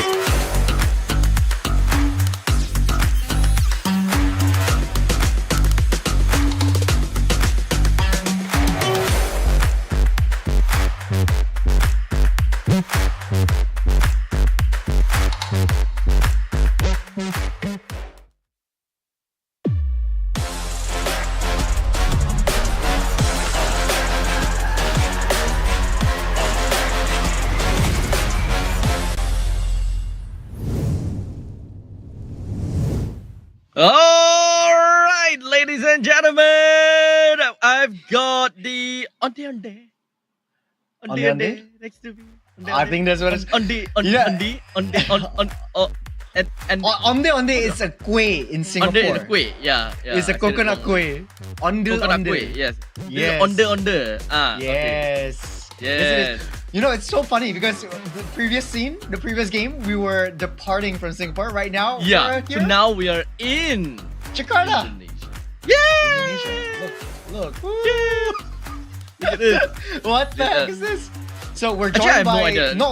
not only me Uh, and Abstract, but we're joined by 4 other casters. Yes, exactly. Here, of course, welcome to everyone. This is the Galaxy Gaming Academy in collaboration, of course, with the MLBB Campus Series. We've got myself along with Churros, as well as Abstract left Ricky shoulder, Dicky. Abstract right shoulder. Oh, okay, Ricky and Ricky Dicky. Dicky, Mickey Dinky Winky. Dicky, Tinky Winky, Tinky and Dinky Winky. Winky. Dinky and Winky. And Ricky and Dicky. Yeah, that's great. Okay. That's great. We've got Sounds that. great. Sounds great. Brother, you know what this is? It's the What is finals. this? The national finals, Yo, man. 5, huh? Best of 5. That's the 5. Best of 5. We've come a long way from, yesterday having started with 8 Yesterday. teams. Right now, It's 2 been a teams are long- left. Long duel. It's been so long. It's like as though it just happened yesterday.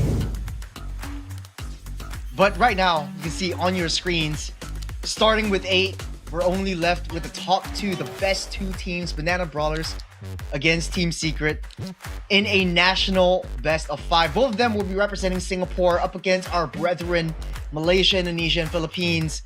But this game has high stakes. It's all about the seeding. It's all about what best positions you go for, and you definitely want to win up top. So, of course, it has been a clean sweep all the way for yesterday and today. We haven't exactly had the pleasure of really understanding how these teams would do when they are in a pickle. And this time is probably the first time we'll start to see something like that, because Team Secret and Banana Brawlers, even though they have been very dominating in their performances, now's the time where one of them will start to lack. Would it be, one way or another? Would it be the drafting that lacks? Would it be the execution, micro or macro? This is something that we will eventually and slowly but surely. Yeah, I got a hunch that, during the long break, right before that, Team Secret had or has a much better advantage than Banana Brawlers. Banana Brawlers had a much longer break, and with break comes lethargy. So you're going into a new game, a fresh game with I just woke up from my nap, just like you, sitting on your nice little chair right there. But they are all smiles with, I don't know if that is like their lighting, but I kind of dig the purple lighting. Yeah, I think that those are lighting. So we'll see how that improves their gaming. I don't know. Lighting, hey, look, lighting and mood makes a difference, okay? Maybe It does. It helps too.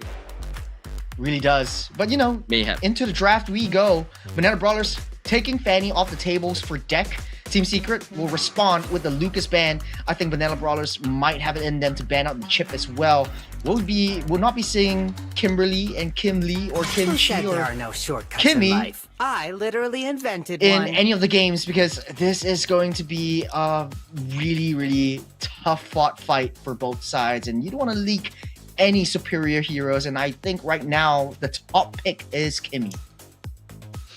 So we'll see eventually how that is about, or how that will exactly kind of pan out for these teams, and eventually how we will eventually want to watch the games eventually. Okay, so at least for now, Kalia is still available as well. So let's not forget about that, right? Kalia is leaked out. We've got Katakacha, Badang, Hayabusa, Hanzo. They can also be very big. Already got him lined up in my Eventually sights. wants to go for that. Okay, goodbye Kim Lee. Goodbye, Kimmy. Banana Brawlers. What will they ban right here? Will they go for a targeted ban onto deck, take out the Hayabusa so that he doesn't have that potential to snowball through to the late game, keeping Impulse safe?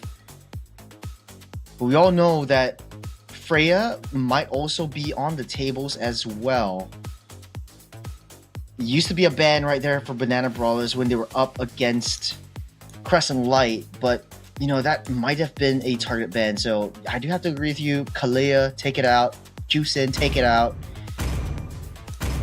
Or even maybe the Gata Matilda. Matilda is much more important. I do agree with the choice right here. But you know, their choice is set. Matilda won't see the light of day, and so won't Kimmy. Team Secret, last ban. Badang? Harif is still available though. Harif, Juicin, I think they are all very suitable picks. Kalea. Oh yeah, Kalea. Holy crap. Open up everything, go for a targeted ban onto PTBL. Might be able to ban out something that works out well in the jungle, like the Joy, so that deck has an upper hand in terms of a jungle one-to-one matchup in the later stages of the game.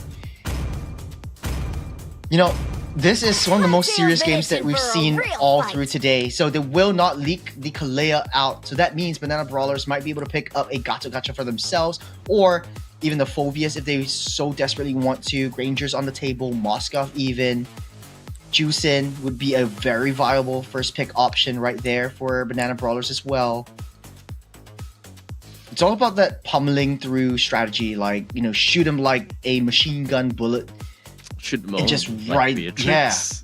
Like Beatrix. Now we're talking. Not sure. Now we're talking. Now we're talking. But it's been a long time since we've seen Beatrix, and or rather for the entirety of this tournament, we haven't really quite seen a single Beatrix. So I wouldn't be too surprised if we don't see a Beatrix throughout the entire time anyway. So we'll see how it goes. But Badang, Gacha, these are definitely one of the very potential picks, in which case it is indeed going to be the case for Banana Brawlers. So Juicin as well as Juicin and Badang is two picks that I can expect to see from Team Secret. I would say Granger works kind of well.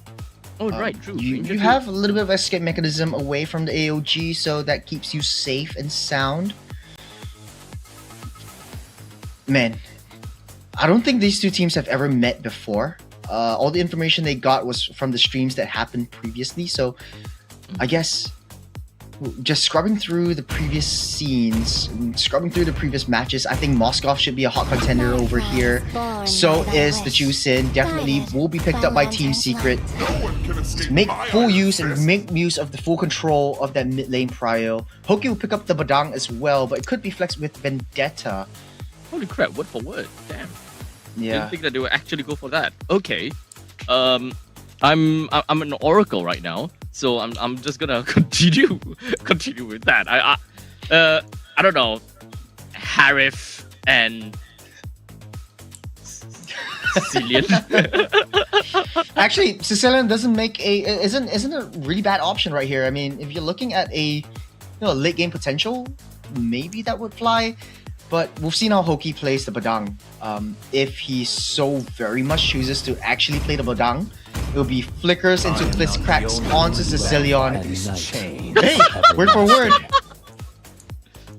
We're on a roll. Okay, maybe not word for word for... I was expecting a Harif in there, but at least the Sicilian really came out. But in this case with a Phobius. So it is going to be a Phobius EXP and a roaming Badang. Roaming Gatokacha. On the side of Team Secret, we don't really have a very good idea as to this for now. As much as I really want to see the high loss, but the high loss would just be, free food for the high up. Oh my goodness, Esmeralda again! I think Vendetta's just loving this hero. Remember back in the day, before the reworked Phobius, Esmeralda used to be that counter for Phobius because of the magic damage that he dishes out with the Demonic Eye. Back then, it wasn't called the Infernal Pursuit, right? And he also has the shields generated from the skill 1, Azeroth Light. Yeah. So in this case, Esmeralda isn't really a direct counter for Phobius anymore, but on a lane-to-lane matchup, it might have well be because Esmeralda is super sneaky. Proxy waves, get into the jungles. We'll see how Banana Brawlers want to deal with this. So starting with the bans, both teams lacking the junglers, both teams lacking the marksmen. Hayabusa taken off the table. Banana Brawlers might be looking at a potential Granger, Moskov, Aerith, Irithel, or even a Joy ban for themselves. I think the biggest issue for Banana Brawlers should be Jirashiki. I think he's starting to show like why he is honing that moniker for Shiki. Untouchable within the last couple games that he played. Also had a bit of a longer time to rest. Previously, Wei Long was actually playing the gold lane, instead of Jirashiki. So Wei Long right now gunning on the mid side. Let's go. Irithel you have the banned out. Irithel. Okay, Irithel banned out. Generally, just I believe the Banana Brawler is just going to be keeping to the status quo and just end up banning out all the marksmen and Team Secret for the maybe not full out junglers. There is still a single gold laner that they're gonna have to take away from the other Banana Brawlers. Personally, I would say that having a ban of Bruno may actually be pretty good, considering the fact that they already have a Sicilian for the late stages of the game. So Banana Brawlers themselves, I think if they want to have a very nice tempo skill, Bruno for the mid stages, for that burst damage, would definitely help the team to kind of have strong pain points in the early, mid, and the late. I was gonna say Moskov being banned too by Team Secret. It didn't appear in stream, but Moskov is a very good counter for Esmeralda. All you need to do to disrupt and destroy an Esmeralda is to attack faster than she heals, and attack speed marksman is the way to go. So taking that out is a really smart move by Team Secret. Banana Brawlers will be removing Granger from the fray. I don't think Team Secret will be picking up Harith anytime soon. They might have, but then the Joy comes in, so that won't be a Harith pick anymore. Throwing it over to the hands of Banana Brawlers, and I think Suyo would work out well for Banana Brawlers alongside a Harith. Then you have two tanky, beefy boys protecting really high, scaly damage dealers. A part of me thinks that there's going to be a mini cheese going on. I'm not too sure how cheesy it will be. It could still be a Hanzo from PTBL, or it could be some junglers that we haven't seen in a long time. Julian, for example. Ooh! Speaking of the devil, Ah, the Nathan. okay. Yeah, super high attack speed, able to burst down the Esmeralda Trials can in be the lane. Oh, Okay, lane. so The stolen only away thing from I Dex. Huh? my own two eyes. So greedy ah! Siao ah! I like how you suddenly just turn into Singlish when you see that. Link, greedy jungler. Nathan needs a lot of farm. Gold laner. Mid lane, Sicilian. mid laner. Yeah. You have to have loose mens, and I think that the Gacha and the Phobius would be the option for that, but then the setups are not exactly reliable. Sanguine Claw, sure. I mean, you can hit it, great. But AOG, difficult to hit it because you have so much escape mechanism from the side of Team Secret. Last pick, Marksman. Yeah, they gotta go for Bruno, dude. they Either Bruno or they Beatrix. definitely need an early game. Ooh! What? You call for the Claude, you get the Claude, but unfortunately it's the last game, right? Okay, yeah, that was the last game. But I don't like Banana Brawler's lineup, dude. It's so greedy. Going up against Team Secret, you got such a greedy composition. You gotta have to really assume that Team Secret would not just end you in 11 minutes or 15 minutes. 17 minutes onwards, that is your fighting chance. But even 17 minutes might be a little bit of a stretch. 21 minutes is when you start to stabilize, man. Well, you can talk about time, but this is the time for both these teams to start cooking up with their strategy. New picks off the bat, Nathan never seen before in the entirety of the national finals. And of course, again, with the Esmeralda and the Claude making its first appearance, we got the first game, and like we always say, the first game is sort of like a test water game to see how far both teams will push each other to the brink, to the limits. And it is kind of non-committal, so I don't think either of these teams are panicking as of yet, or they shouldn't be. But yeah, starting it off, we'll have a nice little lane-to-lane matchup from Team Secret and Banana Brawlers. From lane to lane, in the mid side, I think Team Secret still has the upper hand. On the top side, though, Jabin taking a lot of damage. Vendetta unable to make that swings known.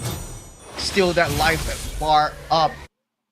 The struggle really comes in like knowing when to engage on the Esmeralda. It's been a long time since a lot of EXP laners face up against an Esmeralda, and Vendetta really starts to show this. Oh, Wei Long is now in the mid lane instead of the gold lane. So they swap someone else out for Wei Long in the middle lane. Very, very flexible man. Let's just put it that way. This guy is very, very flexible. Speaking of flexible, Vendetta already starting the deep lane proxy. PTBL starting to stop the approach. Vendetta healing everything back up. It's a level 3 to level 4. Temples of Blaze will hit. But the Blaze will get stopped in its tracks. Vendetta, one more hit, he will go down by the hands of PTBL. A little bit too deep, but here comes Deck for the backup alongside Hoki. They get what they can and they get out of the way. Greedy Vendetta, but it buys them a lot of time to, just get a little bit of reset. No severe economy deficit for either sides. In fact, Team Secret actually got more gold than Banana Brawlers at this point. I think that kill, the kill and that death essentially did absolutely nothing for both sides, right? If anything, it's just changes to the battle spells, per se. So, and maybe a free ride home for Vendetta because it's like so deep in already. Well, Team Secret, they're definitely wanting to go for something here. And PTBL, unfortunately, he gotta have to use the Retribution onto his own purple buff as such that it's a free turtle for Team Secret. You can kind of see what Team Secret is actually doing. Every single time the purple buff is up, it's easy to read. Just go straight for that buff. Try to deny all these resources, critical resources that Ling needs to scale up fast. And you can see Ling actually has the killing spree, so he wants to be able to snowball fast, but Team Secret's not making it easy for them. The objective is kind of split between two parties. One is sort of like the advanced party going straight into the jungles, and Team Secret has sort of like the main objective party that's constantly pummeling onto the turtle. Kirishiki needs a little bit of time, so does Impulse, but I'm excited to see how this thing plays out. Claude versus Nathan is something that we haven't seen in a hot minute. Yeah, I definitely do not think that Banana Brawl is going to go anywhere with these early game picks, especially since they don't have the turtle. Because if you want to, kind of good amount of share of gold, EXP all across the board, turtle is ultimately super important. Pantheism just reached level 4. You can see how desperate they are. Middle lane, they're having difficulty trying to take control because of the early game power that Team Secret generally have. So Banana Brawlers, I think that in the laning stages, they're not gonna, it won't go anywhere at all. Laning stages. But in the early stage, after 5 minutes in, we're about 7 minutes, yeah, that's the point in time you'll probably start to see a little bit of craziness from the start of Team Secret, and Banana Brawlers couldn't even have a good enough response. Speaking of which, though, AOG already committed, won't hit onto anyone, but Wei Long in the spot of bother, taking too much damage from the Tempest of Blaze. You got a fist crack down onto 2. GB chases down Hoki, takes him down as well. Deck and Vendetta deep in enemy territory, might be able to run away and prance away. Vendetta taking both team members to himself, taunted up, getting the shields back, and prances out of the way. GB still once more is taking 2v1, might be able to use the Inferno Pursuit, but backs off in the nick of time. But you can see they're always ready. Once the purple buff is up, Team Secret is right there at the ready, taking down all of the crucial resources. But unfortunately, though, PTBL actually took away the purple buff for himself, so that buys them a little bit more time and effort to make their way through to the turtle. Yeah, so PTBL, not only is he very greedy of a hero, when it comes down to economy, he definitely needs purple buff as well. So the Team Secrets understands this very well. We gotta have to just go in, steal the purple buff, and slow down their farm. just so that we will accelerate our own farm while we slow down their farm on the other hand. They definitely understand that with the killing spree emblem on the side of Banana Brawlers PTBL as well, they would need to ensure that they don't give away too much as a matter of fact. So we'll see how that eventually works out. We currently have 2 kills and 1 assist with no death whatsoever. All of the energy shield has been taken out at this point. They would eventually find their way to victory, possibly based on the power spike of death. Top side 1v1. Mid side having a full-on brawl. Purple buff is up, but I don't think Team Secret wants to be able to actually go for this. They want to kind of hold back because they know that their power spikes are not hit yet. Joy in a spot of bother with the Rhythm of Joy trying to take down 3, but he's consumed by darkness, and PTBL takes him down with a killing spree for himself. And Team Secret struggling in the early game. And you talked about them having that early game advantage with that damage and everything. Hold on a second. Vendetta will make a jump onto Shadow Grab, but won't be enough damage to take him down just as of yet. Infernal Pursuit will drive him crazy, forcing him to run away, backing off. Bottom side, Jirashiki. Quick little kill onto Impulse. But here comes the Goon Squad with Wei Long using the Crimson Beacon to kite out of the way. Hoki will fall. That will be enough trades for now as Jirashiki to continuing to snowball his way through, gaining his power spikes. The all-out brawl doesn't stop there as Vendetta flickers away, tries to dish out away, but here comes that back line, finding that flank. PTBL with 1 kill to his name, make that 2, taking out Jirashiki as well. Banana Brawlers not giving Team Secret any time to breathe. You want to come into my jungle, sure, but it comes with a hefty cost. Honestly, this is surprising. This is very surprising. I didn't exactly thought of the fact that, hey, with this kind of a crazy lineup whereby they're so late game, they still manage to find themselves such an early game lead. Like how? Like you have a Joy on the opposite side, but the Joy is not picking up kills. In fact, there's 1 death on him. Their lineup is literally 3 late gamers, but they're still getting killed. This is kind of crazy. Speaking of crazy, you got the 3rd turtle of the game already stolen under the noses of Team Secret. Nothing they can do about it now with 2k gold deficit. That's a lot of items with 7 kills back. Deck making an eye onto Shadow Grab, takes him down with the Rhythm of Joy. On the back line though, Tempest of Blaze tries to hit with 1. Fist Crack won't be enough, not enough damage. AOG tries to disrupt that party. Wei Long pops the Crimson Beacon in the nick of time, taking a little bit too much damage to Jirashiki here with the Blazing Duet. Will be able to take out 1, but not without losing his life in the process. Vendetta is a 1-man army trying to take down Jim Bean. Pummeled on to Wei Long. It's a 1v1 all-out brawl by Vendetta versus Jabin. Both of them just sustaining through. What are they doing? They're still going for it, waiting by some time for PTBL to come in. Hope is lost for Esmeralda. That is not the same game that they played in the previous match. Yo, PTBL has already gotten that accelerated growth. And he's unkilled too, yes! He's supposed to be the post 1 of the team. The one that requires most amount of farm before he can realistically be able to do anything. But at this point in time, PTBL is having a great time. And he's just getting away from everything scot-free. Using that Tempest of Blaze. Must have feel happening from there. Look at that spy cam. But hold on a second right here. Because Sanguine Claws to start things off on the back line though. G-Bean is unstoppable. Pummeling onto that back line. Team Secret. They can't run. They can't hide. Vendetta 1 versus 5. Sanguine Claws will stop him in his tracks. PTBL is right now legendary 8-0-2. This Ling is unstoppable with the Impulse having great positioning. 4 members down is Wei Long against the world that will take down these T2 mid. As such, we've got, oh man, T2 mid down. We've got the Lord that's currently available for literally any one of these teams to eventually get it. Understandably, with the Ling currently at level 14 and Deck, which is the Joy at level 13. I don't really expect too much out of Team Secret to be able to get themselves a Lord. This is a very interesting outcome, and this is a very surprising outcome as well. Speak of the devil though on the top side.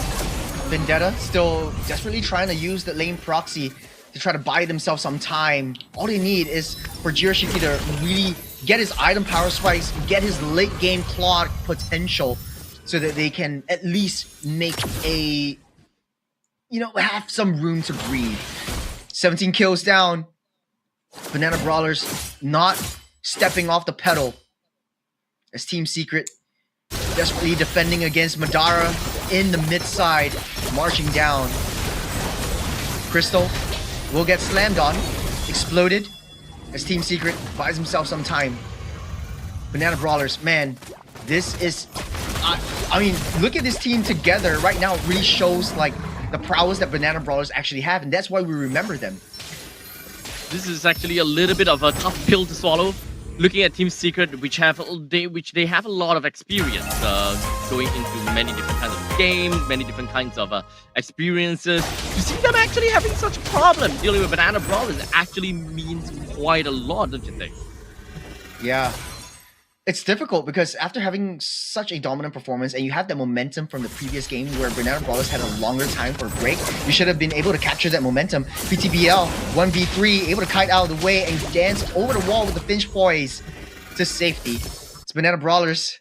Man, they're searching for information. They're finding these targets. They are basically textbook playing everything. I heard a flicker, but they're going in ham with a fist crack. AOG lands on the spot, blocking off all escape routes. Impulse free hitting from the back too. PTBL clean up crew. Janitor PTBL just cleaning up shop down on that back line. Hoki goes down. No more setups for the team. Deck is there from that back line. PTBL jumps off the safety. Stunned up, locked up. Nowhere that Deck can run or nowhere he can hide as Banana Brawlers just assimilating and assassinating everyone that they see from Team Secret. Oh man, the Tempest of Blades sword is still there. PTBL made full use of that right as he needed to run away when Deck came in from behind, and now Vendetta couldn't even stand a chance against Banana's Brawlers 4 men. They don't have the survivability, they don't have the itemizations to really allow them to play like that. Matter of fact, it's like you step 1 foot out the door, a typhoon sweeps you off your feet. Team Secret, nowhere is safe. No bush is safe. No path is safe. And Banana Brawlers are just really capitalizing every single lead that they have. Right now, 6.6, not too much. And there is a small, slim chance that Team Secret might be able to overturn these team fights. But PTBL, Jabin, is way too far ahead. All that they can do is just take Impulse down, but you do have Plan B and Option Bs in that Ling and in that Phobius. So starting the team fights down, Deck just gets assimilated, wiped out, annihilated from the face of the earth. Down goes Hoki, down goes Shirashiki. 3 members down from Team Secret. You step 1 foot out the door, the tsunami comes in, and the typhoon just blows everyone away as Team Secret is just suffering, suffocating in this pool of just destruction that Banana Brawlers are bringing into the table. Madara secured, Banana Brawlers looking to charge in. Oh my goodness, this is not gonna be an easy game for Team Secret, and I'm not too sure whether I could say the same thing for the upcoming few games within of this series. But the main thing is, game number 1, they have already made a statement. With such a crazy draft, such a greedy draft, they still managed to pull it off with Shadow Graph, Impulse, and PTBL. They have a very good lead here. We're looking at 10,000 gold lead. And Deck right now, he's hunting for blood, but there's no way he's getting himself out of there. No, just gone down by Impulse the moment he steps foot in. Moment Impulse has 1 strike onto Deck, it's all over. I talked about unreliable crowd controls, but the Sanguine Claws has been hitting. The AOGs has been doing its work, zoning out. Jirashiki on the back line, having to purify as well. Won't be enough to save his life from Jabin. We'll take 1 out. This crack will stop everyone in tracks for now.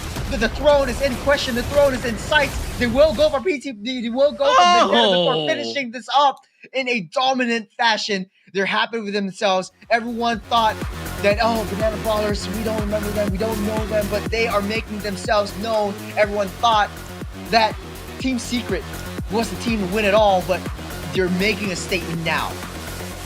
Oh, who would have thunk, man? Who would have thunk?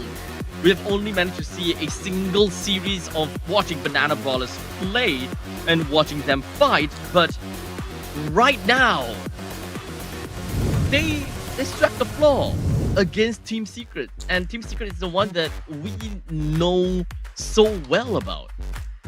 Yeah, I mean, all the members, Jack, FMM, or Hoki for the matter, has professional international experience. FMM has been in the scene for super long. I would say since season 2 when he started his rise from, if I'm not wrong, Kingdom, and then right now back in Kingdom, but playing in this community tournament in the Samsung Galaxy Academy. You know, everything can happen. All these young bloods stepping up and showing off that they have what it takes to take down the old dogs down. I feel that at this point in time, the new players, or rather the community players that we have seen over the past few years, they have been resilient enough, and they have been playing enough to the point that they are really showing Singapore, the entirety of Singapore, that, you know, MPL, you know, they can reach to that standard. They have always been looking out for that standard, and I think they are actually reaching the standard to the point that, you know, there's a lot of surprises now. Yeah. You know, moving on to MVP of this match, I would say PTBL played a heck of a game. Vendetta from second one knows their job, proxying the wave. Always, once the purple PTBL. buff spawns up, go straight into Link's jungle farm, tries to disrupt him, but he kites out of the way and he circumvents that situation. But no, it will be Jabin. Man, I think we really understated the Phoveus and the impact that it brings. The fact that he's able to have a 1v1 buy so much time, even if he was a single pixel or a sliver, haven't used that word in a long time, of health, until PTBL comes in for the sweep up and clean up. It was just immaculate gameplay from Jabin. I don't know about this, but I did not expect just how much impact this game would have been because of the side laners. Gato Kacha, the Phoveus, and I would definitely say that PTBL made a very strong stance throughout the entirety of the game, despite, you know, kind of semi-bullied out of the purple buff every now and then. They still have got very strong ways to kind of catch up to the opponents, and very strong ways of keeping themselves in the game. You can see that PTBL is constantly just looking for these prey, objectives, and chances. Timing's always Huge big impactful. breaks. Yeah. You have a Badang, which you think would be very actionary in terms of like making the setups count, making the big catches, making the big sort of like controls for the team. But the overturn of the battle, and once they fight as 5, it was all over from there. And I think Team Secret, there was nothing that they could do to really come back from this deficit. It was just way too much for them to handle. I think the main thing is they wanted Vendetta to be that unlimited bastion at the heart of the enemy's lineups, especially since they don't have too much crowd control, it seems at first.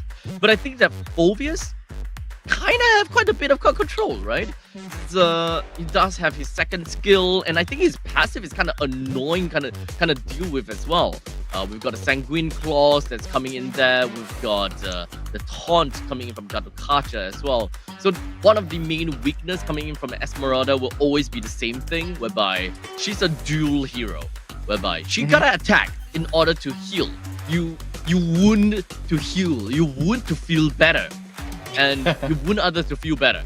And as long as you kind of lock that Esmeralda down, there's really not much that she could do.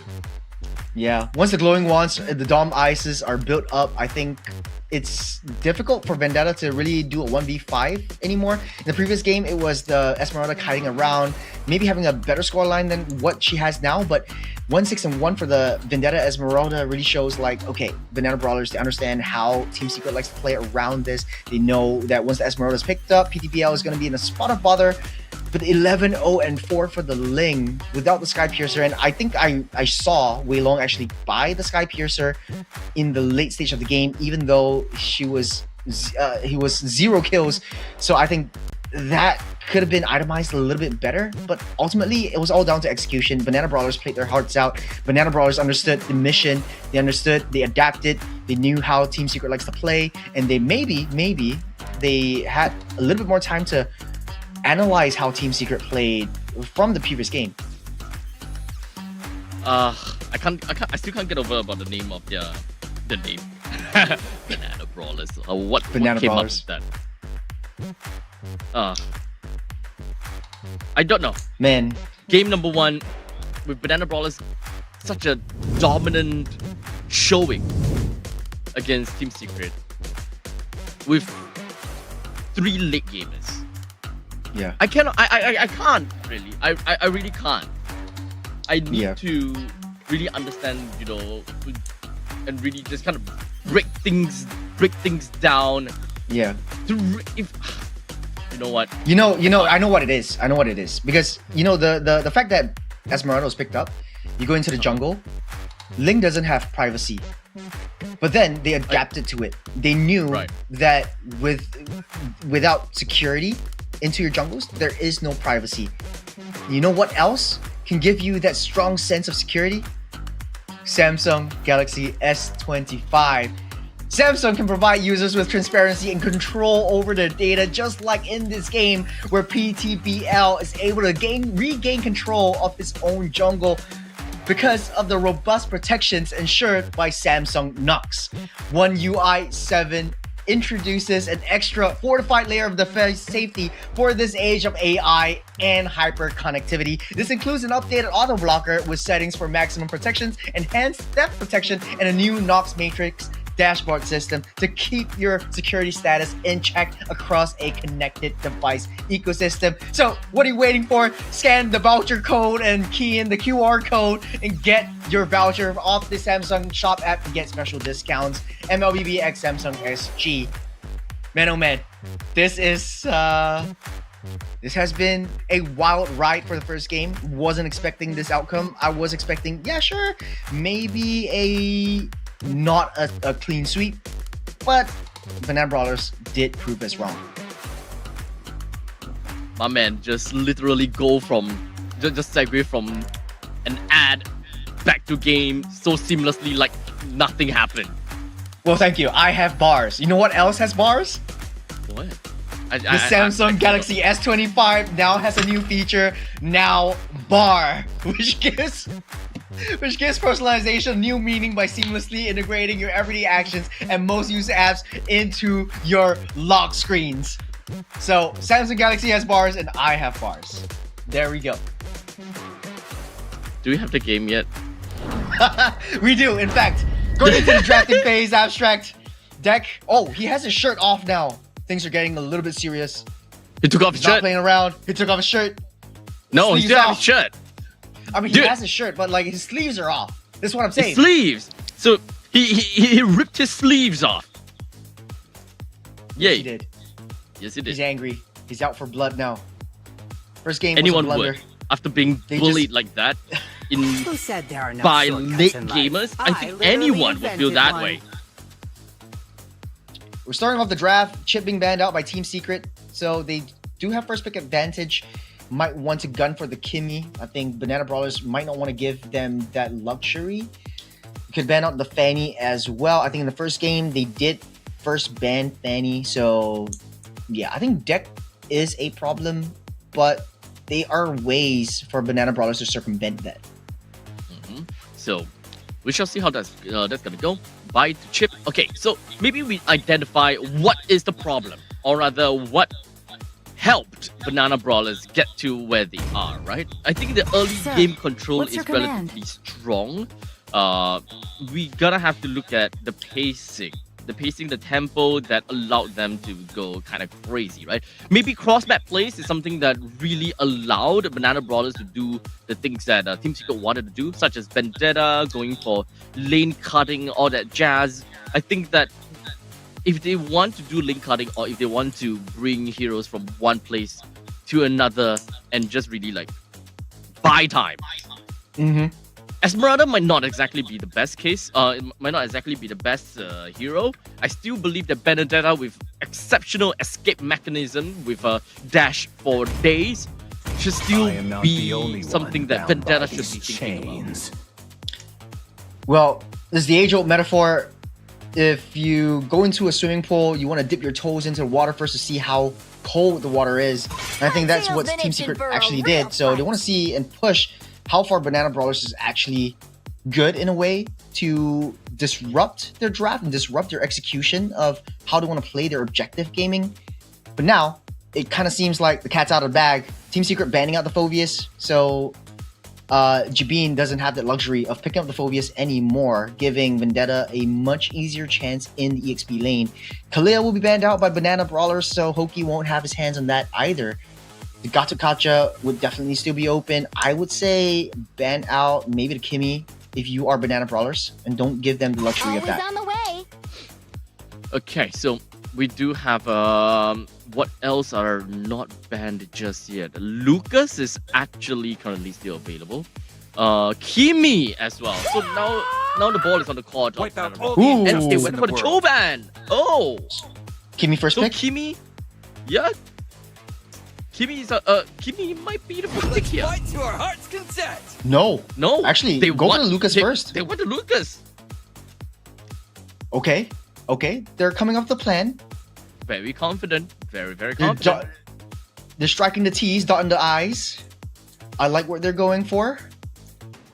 Do For Banana Brawlers, though, I like what they're going for. It's still flex, though. Okay, they're giving up the Kimmy, though. It's the juicing getting picked up before the Kimmy. Oh, So man. they might want to just throw that Kimmy over to Team Secret. And then it's going to be super hard to get into the backline already. Yeah, dude. If they know that they want to pick up the Juicin over a Kimi, why wouldn't they ban the Kimi? No one can escape my iron fist. Muscle The of Badang iron, and Juicin. bones of I'll be steel. super very surprised. Easy opening. I'll be super surprised if Team Secret actually doesn't pick up the Kimmy at all. Because it's still know, wide right? open for the taking. It's like in Wide MPL open. SG, that's like a must-take hero, must-pick, must-ban. But I don't know. It might be different over here in the community scene, where they're just not confident in playing the Kimmy. But then two thick, juicy boys, if you have the Kimmy right there, Kimmy has a great wall in front of her. She can just shoot bombs right from the back from the safety of these big bodyguards. You know what's best? You literally have a Lucas that can Yes. play in such AoE context and play around. Yeah! Kimmy's gonna bring you a cold iceberg. Iceberg. Kimmy's gonna bring you a cold iceberg. Rocks need no Kimmy's gonna give you a protection full from iceberg. the Oh, rain. what is this pick from Banana Brawlers? Boxia. Yeah. It's been a hot minute, Abstract. But again, I think might work out well in their favor. Fast wave clear in the jungle. I think it's still the fastest jungle clearing tank after Hylos. So am vengeance Great movement as well. incarnate. Let's not Mhm. forget about that one. Hayabusa, Sanjo. regenerative Hayabusa. capabilities or degenerative capabilities. So Moscow being banned out, Hayabusa also being banned out. So target definitely onto deck and PTPL. Maybe a Hanzo would work if you want to take out the Kimmy because you don't really have the range from the true soulless bodies. That's true. They don't really have any high ground at this point in time unless they are looking at a Beatrix that can play more into team fights since they do have the Badang. They can do some sieging going on as well, but Experience the euphony of I think it's still suffering. possible though. Beatrix might still be my choice for Banana Brawlers at least. I don't really like what they're going for because right now, then you don't really have a lot of side lane pressure. It's purely a team fight composition if you're a Banana Brawlers right now. You go in first with the Fist Crack and then Crimson Beacon just to follow up. You wait for PTBL to get in position because we're also going to play Boxia. But I remember Adamir in MPL SG season 7 or 8 was playing EXP. Boxia in EXP. Yeah, So that might at be least possible? right now. Yeah, I still say that Boxia is a triple lane or rather triple role flex. Definitely no Roam. Roam Boxia just kind of not working this meta. You never know, man. At this point in time, you never know. Airthar will be picked up by the hands of Banana Brawlers going into... Oh, did it change their... Oh, Impulse. It's Impulse's hands. Earthel. Team Secret. So, could very well go for... Gato-Kacha... I think Hilda sounds... Oh, okay. Man, very CC. thick, very tanky. Now, side lane pressures. You could go for the Suyo or the Joy again. It makes a lot of sense. And then you could pummel your way through onto Jusin, which is one of the main sort of like annoyance factors in Banana Brawlers. They're looking for a EXP lane. I like to believe that Hoki... Oh, sorry, Mage. Wait, Rome. Wait.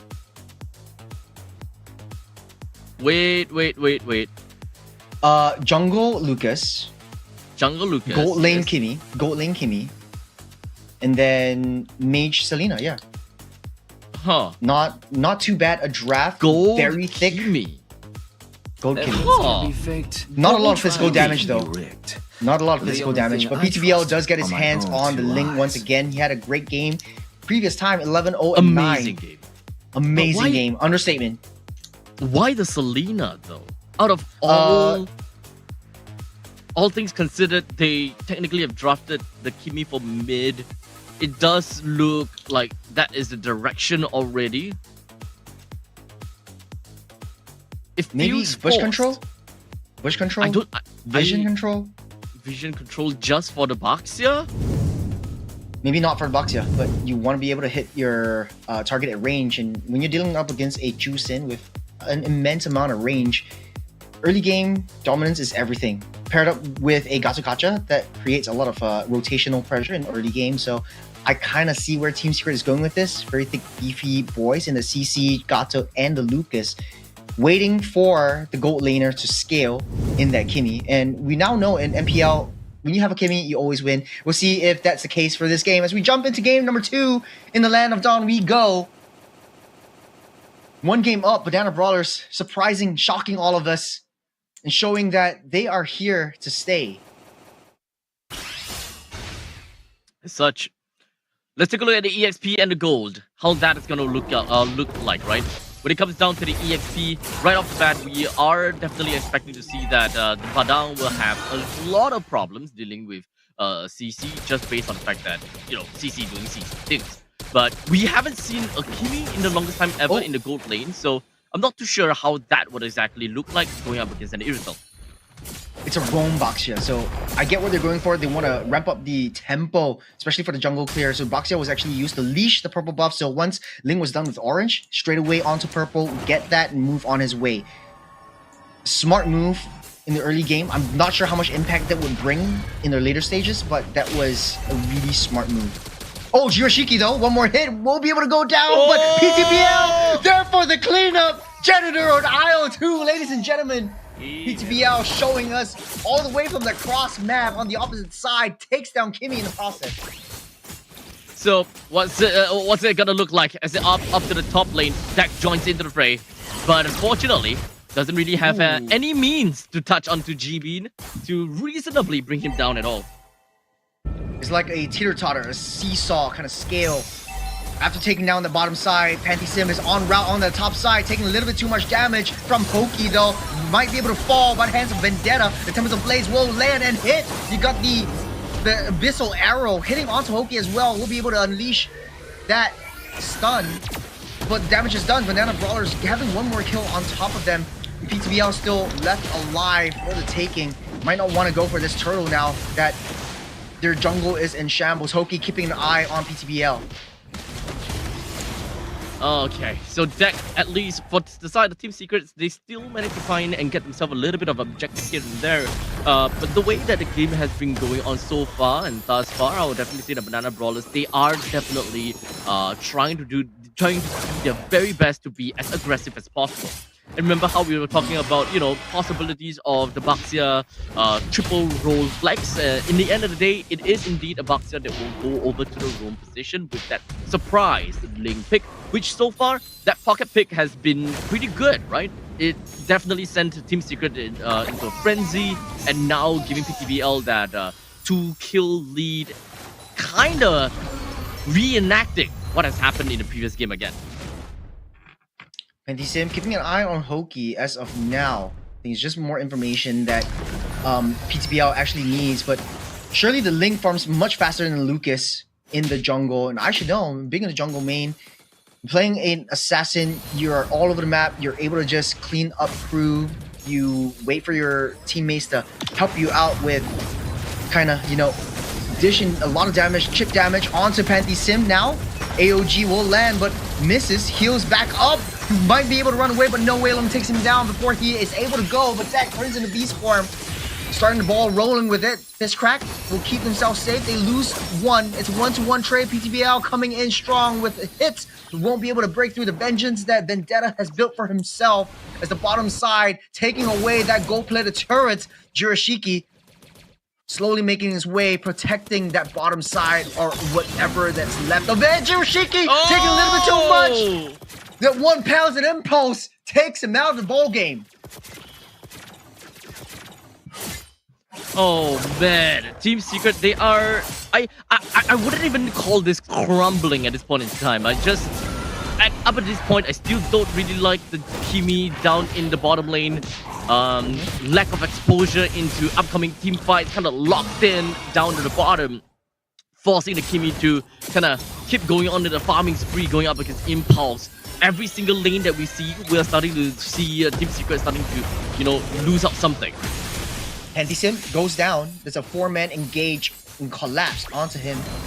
That buys them some time and space to take this turtle. PTBL is around the corner though. Might be able to look for a flank or a steal.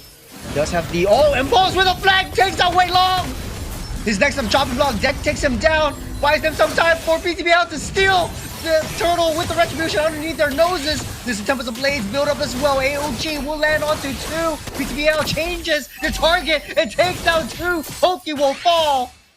And the rest, as they say, is history. 3,000 goal lead. Banana Brawlers out of nowhere. Impulse just taking one for the team from that back line. It's such 5 minutes and 30 seconds. Banana Brawlers is taking this game by the storm. With about 2,000 gold lead, close to 3,000 actually. And they are literally all around the map and pushing advantage. Bottom lane T1 turret is about to go down, while in the meantime, top lane Ling brings down the T1 turret. G-Bean comes from the back. Jirashiki almost got caught. Running by the hills, but they eventually take down that T1 bot, so that opens up a lot of space for Banana Brawlers to do their thing, for them to find more flanks. The Abyssal Arrow isn't doing themselves justice though for Team Secret, unable to land hits, unable to land stuns onto any one of the members of Banana Brawlers. Very, very mobile composition that Banana Brawlers have. Now Team Secret, a play is 9. As such, how is this gonna be like? We have already lost the T1 turrets on both lanes. Looking down to the final turret in the middle, Banana Brawlers is definitely looking out for an eventual push in order to reclaim control, or rather claim control of the jungle. Deck into beast form. Anti-Steam taking a lot of damage, will be able to fall down. AOG blocks off all entrance paths. Shadow Grab takes a kill. Hoki next to fall, locked down by the fist crack. Impulse going ham, but here comes PTBL from the flank, taking out Jirashiki. Impulse will clear that one up. Whalem left, the only one man standing, finds a way out into the turret. Jabin and Shadow Grab trying to block all entrance routes, and they take out all 5 as Banana Brawlers making a statement. Team Secret, yes, you have the experience. Banana Brawlers, they have the instinct.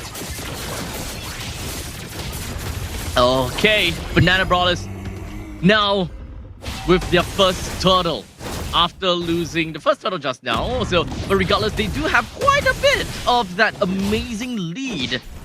Oh man, 6,000 gold lead for Banana Brawlers once again. Shadow Graph is getting 4 kills. We are actually getting quite a bit of surprising game from Banana Brawlers, as they are just pushing Team Secret to the back with their back against the wall time and time again. There's absolutely nothing that that they could do, even though I absolutely love some of these initial picks from Team Secret. Waiting onto that purple buff. So far, none of them are stolen from Banana Brawlers just as of yet, but Panty-Sim keeping an eye on that. Now, Retribution already used up. As Team Secret just scrambling to get as much resources as they can.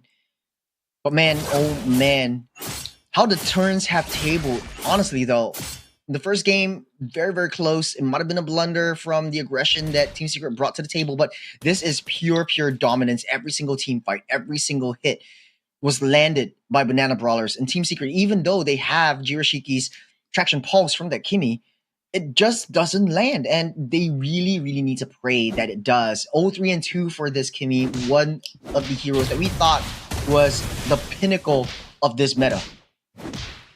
As such, we've got all the lanes that is eventually just pushing right in. Team Secret, what is going to be one of their main win condition that we want to see, right? Their gold laner being the Kimmy. Honestly, I am not well versed enough to know just how much damage a Kimmy can realistically be able to do in the late stages, and how the power spike is going to look like, what kind of items it's going to go for. It's still too new with this new Kimmy in the gold lane. Oh, PTBL got caught by the arrow. He's stunned up. Wei Long, oh, Tempest of Blades in the nick of time. The iframes keep himself alive as all the members of Team Secret are at the top side, away from that Lord. They're starting things off though. PTBL already in position.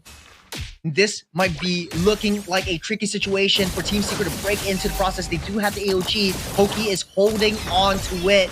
They'll take this from underneath their noses. Jabin tries to go for a fist crack. Will go a little bit short as Banana Brawlers are showing that the objectives are being taken out. The macro game is in their favor. Now the Lord marches up to the top lane. We've got all lanes included. All the T2s eventually will want to go down soon. Banana Brawlers is just trying to take control and seize control of the opponent's purple buff, possibly just to ensure that they will have a way better time coming up next. But PTBL, he does want to take that purple buff for himself and eventually make things even tougher. Oh, Traction Pulse actually lands. Purify already used up by Shadow Graph. Not much damage now. Oh man, this is a precarious situation. The arrows are landing. The shots are landing. That's a lot of damage from Impulse just from one big burst. No more holy defense for the T3 up on that top side. Banana Brawlers making their eye onto the T2 mid as Jabin tries to keep the rest of them at bay. Crimson Beacon used right before the Traction Pulse engulfs her in. Now it's back to square one, getting that reset. Team Secret lives to fight another day, but the damage is done though. The top side in shambles. All that's left is a barren wasteland for Team Secret. Okay, so 11 minutes into the game, we've got 10.2 thousand K gold on the side of the Ling. Almost there with the endless battle, but with the highest amount of gold throughout this entirety of the game. And unfortunately, Lucas could not even scratch that surface. 6k gold onto Lucas, and that's all about it. We don't have any reasonable amount of gold that is working even for the Kimmy, with the glowing wand as well as the holy crystal. They have short range, that's one thing. If anything, they have to be super comical, and they have to play it based on skill shots, which is reliant on the Selena to land those abyssal arrows or traction pulses. Well, defensively, I get it. Like the abyssal arrow hits, the abyssal arrow lands, but you can't convert these shots into these stuns into actual kills, because the moment you get too close, Banana Brawlers are all going to be engulfed onto you. They're going to be starting clashes, and then you're not going to be safe. The silver lining is that the composition for Banana Brawlers isn't very synergistically built up for base engagement as much as Team Secrets is. Like Team Secrets just pummel in like a 5-man death ball, but Banana Brawlers have to play it very, very layered. Madara. 2 seconds until the Madara, as you said, is about to come up. And there we go. Madara is here. Team Secret, deck is level 13. There's no bloody way that he's gonna try to steal this Lord. Especially since you're going up against a Link, right? They don't have any AoE control except for Hoki, so he gotta have to suicide himself right out there to go for the heavy crossbow? Guardian. Heavy crossbow already started. Jiroshiki first to get killed by PTBL from that flank. Unable to find a swallow that's coming to you from the back. Attacking you like a finch. Man, oh man, Banana Brawlers taking down 3. They might be able to have a shot in cycling for this. It's just Deck and Weilong against the world. 1 turret down. The minions are still pummeling through. They might not be able to defend this. 10 seconds. Will they be able to do it though? No way. Impulse fighting onto the throne. It's Impulse taking out the throne. Banana Brawlers takes the second game out of the hands of Team Secret. A team. Oh man, look at his smile. It's just Look staring. at that smile. Oh The god. death face. They oh man, that look into our souls. Oh, Into their boy. souls. Into 2-0. our souls. 2-0 is the game score. 2-0 is the 2-0. score line. One more There's game. still one more and, game. Until Banana Brawlers get themselves to 3-0. I'm not too sure whether that is eventually going to happen or not. But technically the games are actually one-sided, right? It's counted as one-sided, isn't it? It is very dominant for Banana Brawlers all the way through. But hey, you know, this is just it really comes to show, like, yesterday we didn't see them because maybe it's a strat. Like, they scared off their opponents. And then right now they're throwing out all these new strategies. Baxia in the roam, a hero and a role that I hate to play around, and they make it work so seamlessly. Oh man, I think that Ling is definitely a hero that needs to be banned out. I don't think that they will want. I don't think that Ling should be a hero that should be leaked out. PTBL gets his hands on, yeah. Yeah, I think that this is really just mechanics play. That PTBL managed to work very well despite many of these situations. This is all microplay. I honestly think that this is pure microplay coming in from PTBL to, you know, kind of outright stomp the people on the opposite side, put them in such a difficult spot. Like, Kimi tried to run away. Really did try to run away. But we're talking about Ling, man. We're talking about Ling. 6-0-5 for this Master Finch. 945 GPM, 32k damage. No Sky Piercers as of now, but man, is he making himself known. You don't see him, but when you do, you're gone. And I think the Ling was actually a really crucial pick to dismember Kimi away from the rest of the team. You can see this first blood even, yeah, like right from minute 1, Jiroshiki was always on PTBL's eyes. As we move on, take a look at the game highlights, man. This is just... I think PTBL is always coming in at the right time, at the right spot, you see? Just went straight in, and there's already something and someone that is a very suitable one to kill. Otherwise, he can always just walk right out, double dash out of the pinch, as long as he's got the Tempest Blade. But there was a lot of huge blunders, like Jiroshiki blindly checking the brushes. Yeah, and you have true. really false target prioritizations. You have Banana Brawlers who are all 5 members prio targeting 1 member each every single team fight. But then you have like a split team fight if you are Team Secret. And like I said, I don't think it's discipline. I don't think it's like a lack of skill. But then it's like knowing when your power spikes is, knowing when to flank, and PTBL always going for the right targets. I think it really just boils down to the early stages of the game as well, right? With Lucas having such an amazing base damage for his skill 1, it needs to be abused. Used and abused.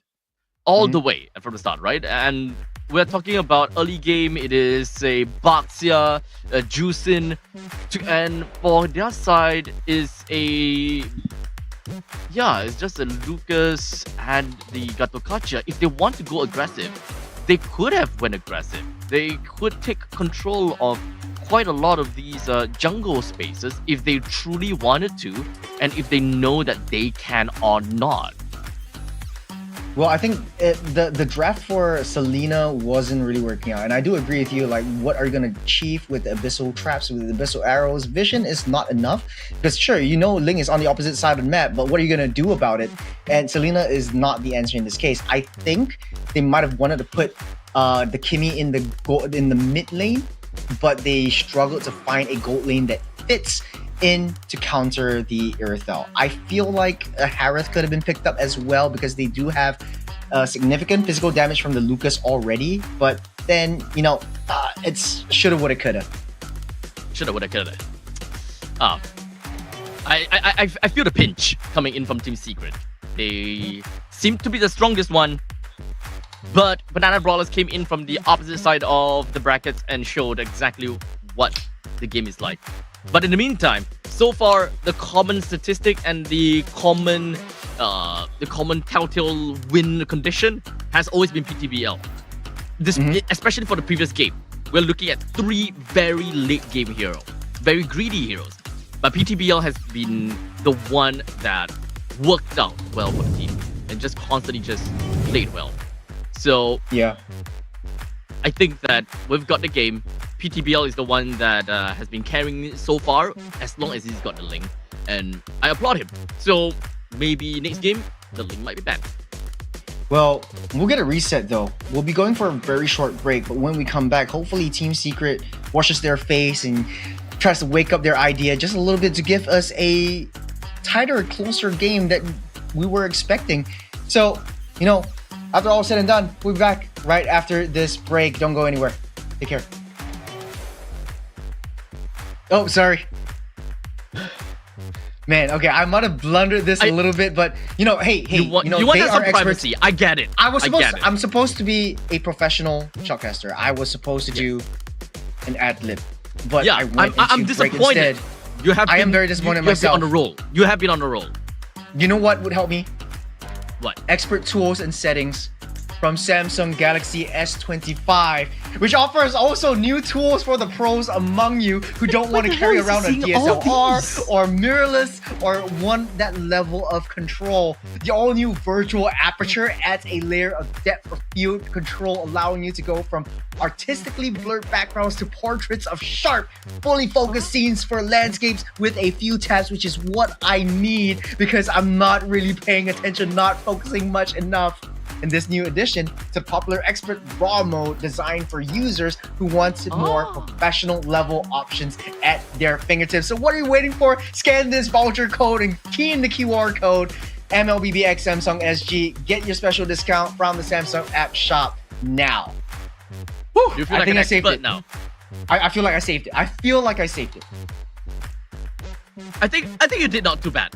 You did not too bad. Yeah. Okay. But this is live on stream, so like they are definitely gonna clip that and be like, okay, yeah, unprofessional caster wants to go for an ad break, but it's supposed to be an ad lib, and then doesn't want to take a break when it's supposed to be an ad lib.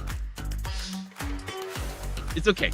Don't worry about that. I think that we have been talking about Samsung for quite a while. And a small little break in between of 2 ad libs will be the best. So you guys know what's coming up next. Once we come back from the break, we'll throw an ad lib right at your face, and you wouldn't even be able to see it coming. So don't go anywhere too far. We'll be right back with you with an ad lib.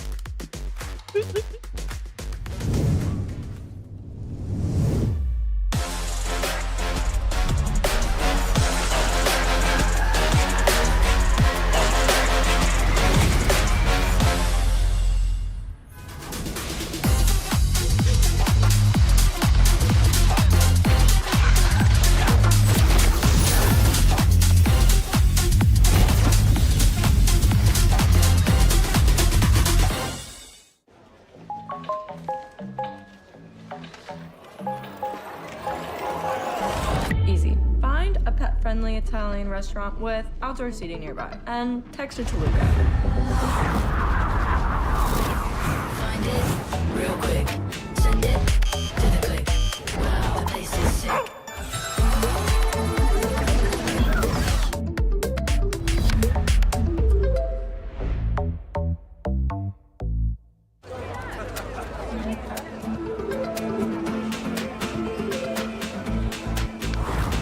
Street lit, stars bright, color red, just right. Wow, want that sign.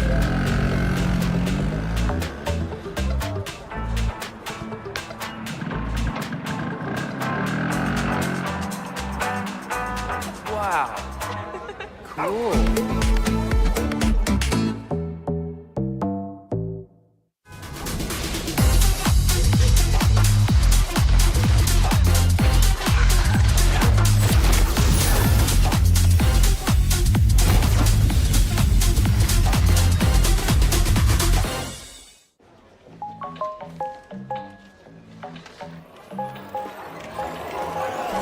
Easy. Find a pet-friendly Italian restaurant with outdoor seating nearby. And text it to Luca. Find it real quick. Send it to the click. Wow, the place is sick.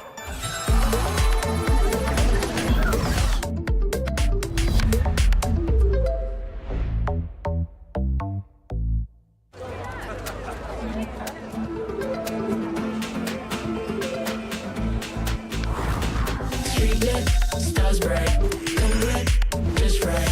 Wow, want that sign.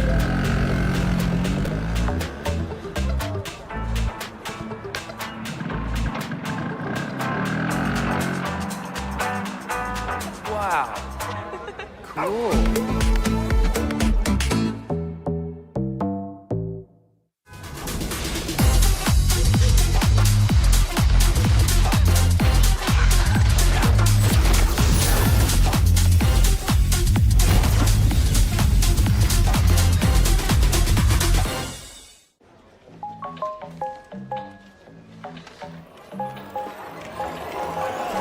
Easy. Find a pet-friendly Italian restaurant with outdoor seating nearby. And text it to Luca. Find it real quick. Send it to the click. Wow, the place is sick.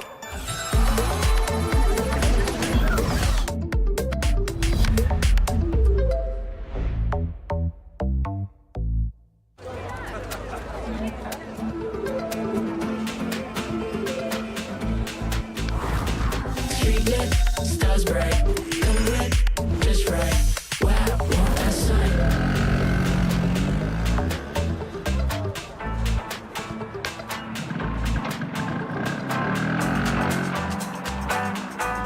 Wow.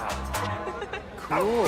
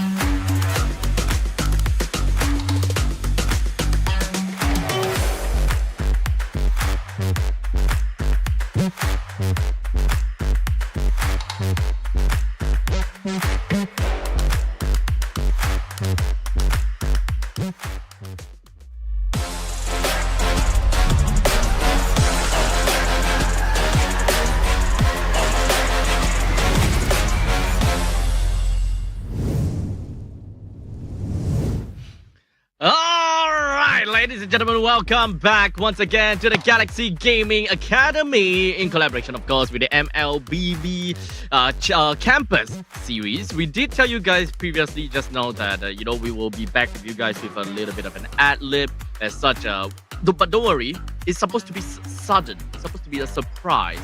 I'll leave it up to Churro to do all of that. Because he's I am thinking about it. I am thinking about it. No, I was trained by the best. You can only be a good ad-libber if you have a good coach. And you're right here. This is my coach. Hey, thank you. I thought that was a segue to an ad-lib or something like that. Maybe later on. I'm still thinking. I'm still thinking. Unless you have a message for the audience.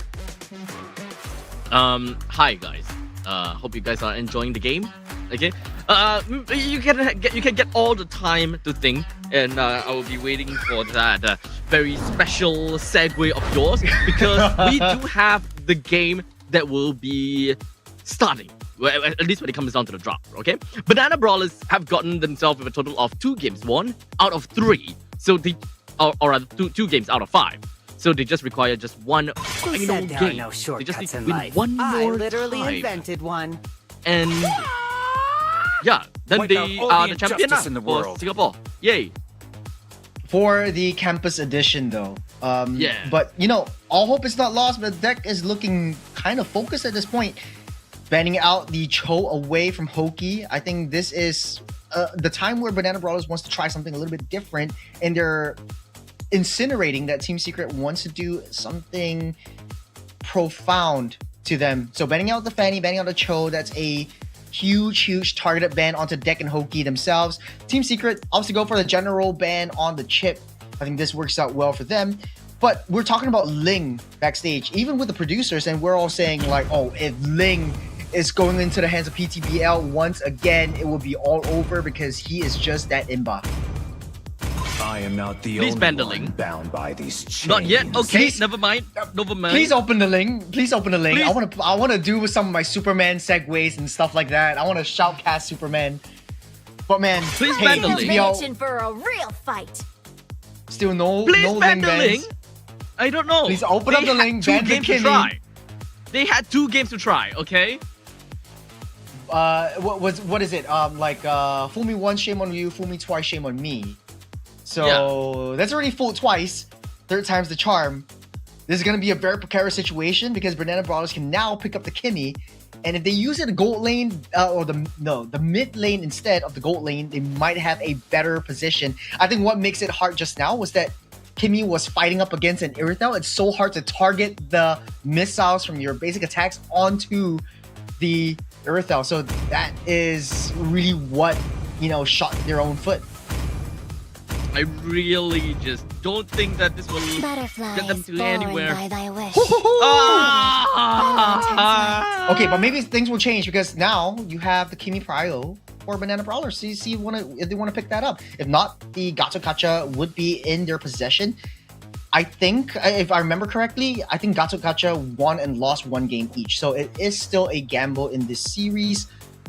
But the Kimmy, not a good time this time around. But then you'll be throwing the link over to Team Secret. Oh man, so please. I think that this is a very easy Kimi pick, right? Unless like Banana Brawlers just be like, oh wait, oh yeah, so no Juicin. We won't be able to see a Juicin. So I feel that they're kind of forced to a certain extent to pick up their key. Oh, Matilda comes out. But that means that that's this synergistic for the Ling. No one can escape my iron fist. Lucas Matilda Okay. or Alpha Matilda might work too for Banana Brawlers, but Team Secret picks up the Badang first. That could be a Lucas going to the hands of Team Secret once again. Oh man. Okay, how is that supposed to work out now? Let's fight to our heart's You just want to go, yeah, this is Lucas. You don't want to give it Okay. over hands with the Matilda Yeah. because that is They have to pick it insufferable for amounts of themselves. sustain. Yeah. At this point in time, I think that Team Secret, throughout those 2 games, it would have been great if they learn a little bit from what they have, learn a little bit about what they have lost, why certain things worked, why certain things didn't work. And in this case, they're almost very similar to the previous game. So I think that they must come up with a change. They must come up with something a little bit different. Xbox Jungle? Definitely so. I think so, because you need the true damage to break through the defenses that Lucas has. But then there's also like the split lane pressure. So really smart picks from Banana Brawlers right off the bat. You don't have to force in the Ling for them, because I don't think the Ling will be needed, because you already picked up the Matilda. Now Team Secret has the Kimmy once again, but whether or not the Kimmy will go into the gold lane is yet to be seen. But from lane to lane though, I think Kimmy still works out well against Moscow, but in the late game, it's going to be difficult. Okay, so with this all, with the Kimmy even for the Team Secret, kind of seems like it's a very similar game from the previous one. So there is actually still a possibility for the Xbox to go to EXP. So honestly, I think the Team Secret, if they really want to be very sure not to get bamboozled at the final moment, just ban out the Link, man. I feel like it's a high chance that the Xbox is going to be in the jungle instead. I do want to point out that Team Secret actually banned out the Baxia, so that's a lot of respect over to Panty Simp, who created so much space and pressure. But I don't know why the Baxia was banned out, because Matilda was already picked up, and it's obviously going into the roam. The Hylos as well getting banned out when the roam was already picked. What are they thinking though? I don't know. Maybe they're thinking they want to go into the XP side, but hey, you know what? They're the pros, not me. Hey, Hylos XP my expert tools can still be a thing. Hylos XP can still be a thing, man. Xbox XP can be a thing too, with the Baxia then going over to the jungle. That does definitely sound a little bit scary, if you ask me. Right? Hey, you know what? They're the expert, not me. I just have my Samsung Galaxy S25 for my expert tools and settings. Maybe, you know what? Maybe not only that you need, it's probably the now brief that you need, which is of course one of the new intelligent summary delivered to you when you need it to empower your insights for living your life to the absolute fullest, because you know that's how you know how the day is gonna how your day has been, gives you a nice little summary, like how Team Secret would need a summary of how their games have been going, because they lost 2 games. I felt like this could have been a 3-1 situation or a 3-0 situation in favor of Team Secret, but the fact that Banana Brawlers are very confident in their games and picking up Xbox right from the priority just goes to show, like, this is really a dominant team. Now, this pick goes into Gatot again, so Hoki with something a little bit more comfortable for himself. What's left is maybe even a gold lane that Team Secret's holding on to. So Dex using the Lucas in the jungle once again. But that means that Team Secret still has a very beefy, tanky lineup. If you want to go for EXP, Banana Brawlers could go for the CC once again, creating a lot of space and pressure for Team Secret.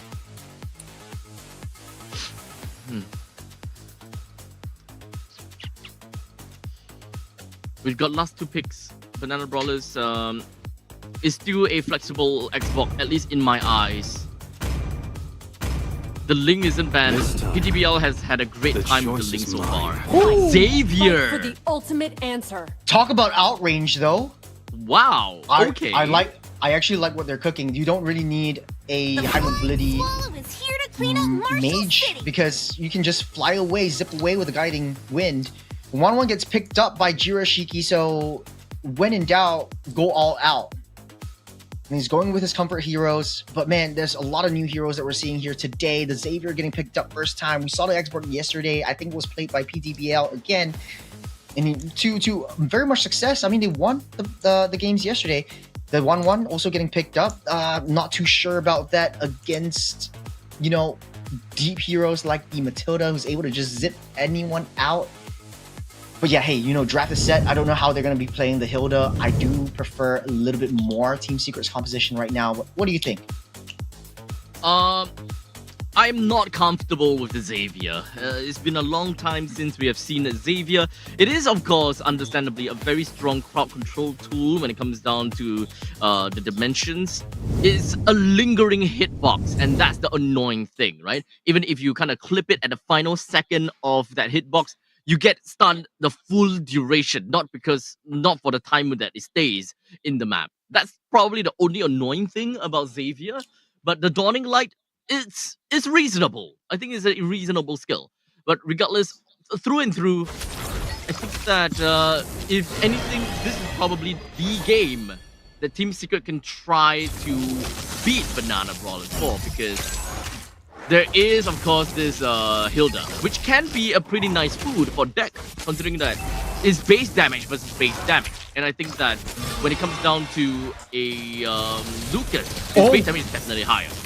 Wei Long forces to use that flicker out of the way. We'll be able to steal the Lethal Wonder away from the hands of underneath the noses of PTBL, but that was a really tricky situation. Hilda from bottom of the side of the map, gunning through the mid side just to take Wei Long down. It's a panicky situation not only for him, but for me as well. Let's slowly move on to the next top lane. It is gonna be a 1-1 versus a Moskov situation. And of course, as per normal, going up against a 1-1, you want to be really careful because of the potential hit on the Inspire. While down to the bottom lane, it is just a fair trade between the Hilda and the Badang, which generally speaking is not going to go anywhere for the Badang, because the Hilda can just regenerate almost instantaneously after a short while being in the brushes. Oh, get locked down by the Mystic Field. Vendetta tries to vie his reach for PTBL. Turtle spawns up in 5 seconds. And then Brawler's in a better position to contest for this one just because of the faster movement speed and the clear that Xavier has on the wave.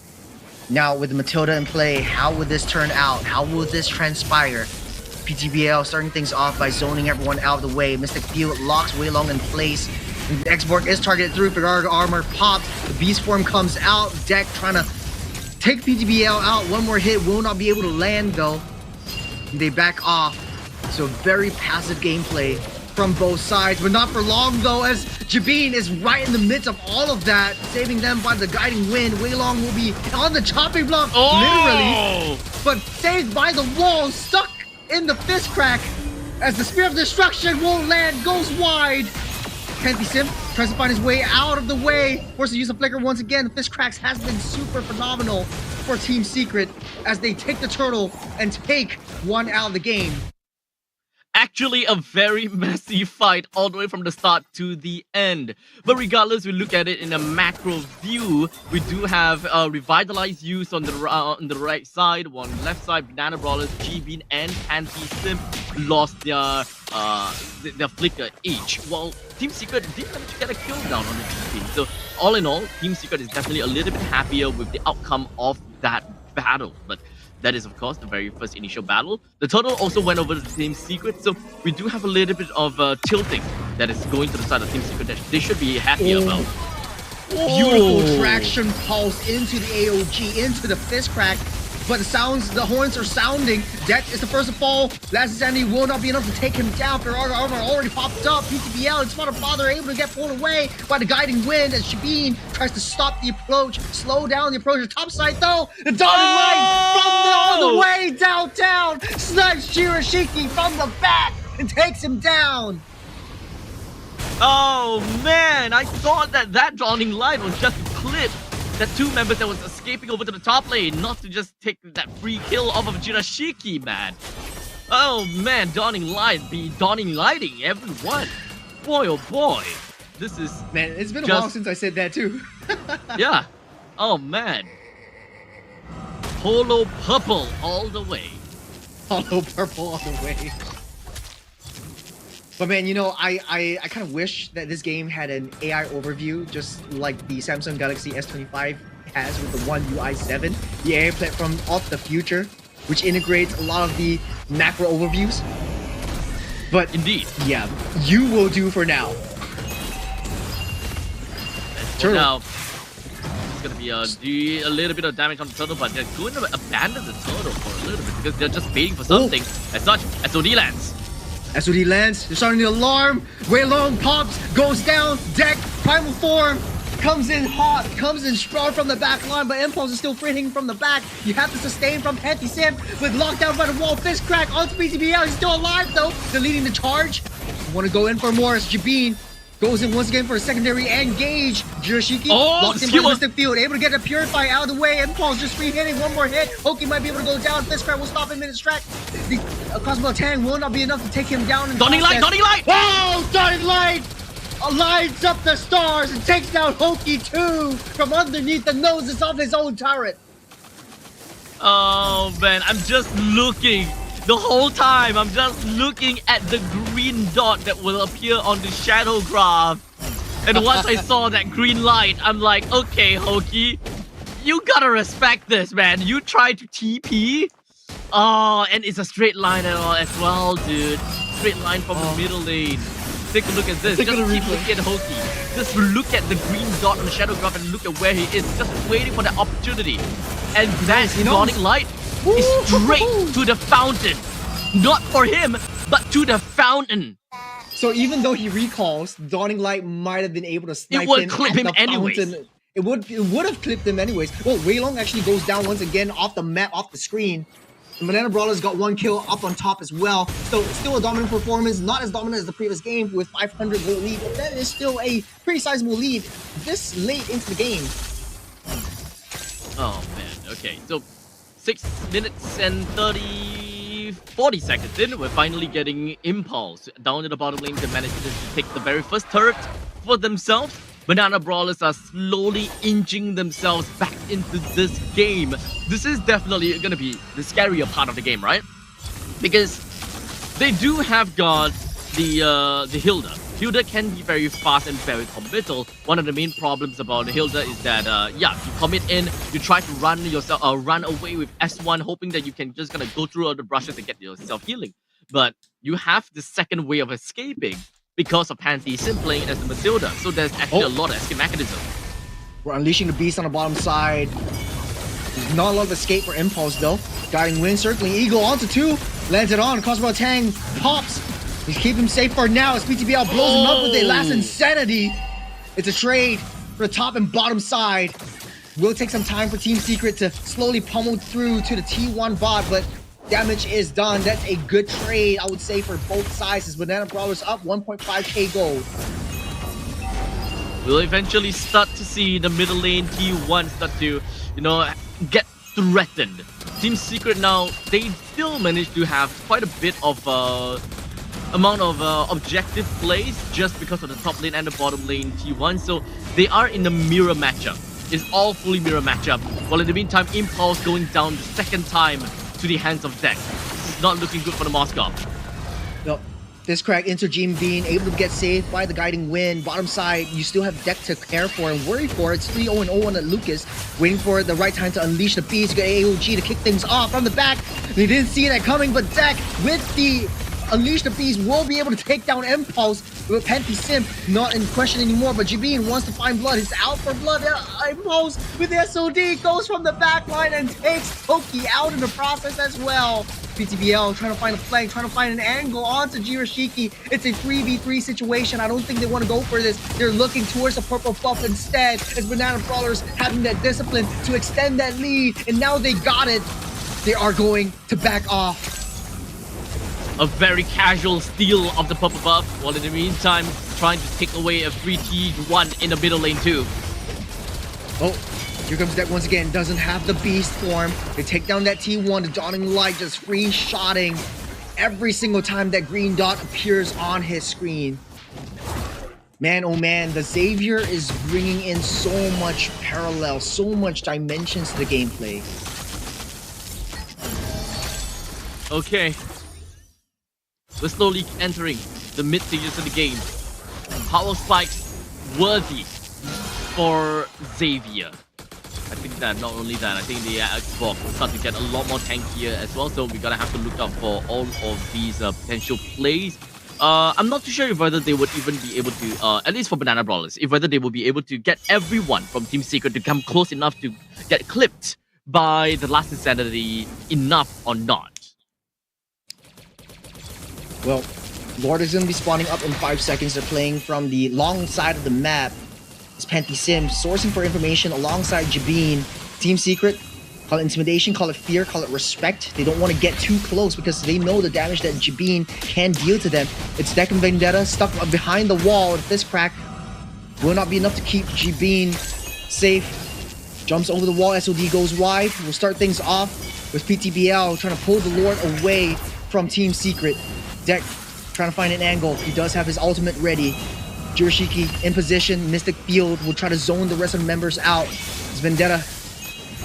He does have the fist crack ready. He wants to build a wall, but he needs to find the right time to do so. It's a all full-on 5v5 abstract. The Lord is getting a reset.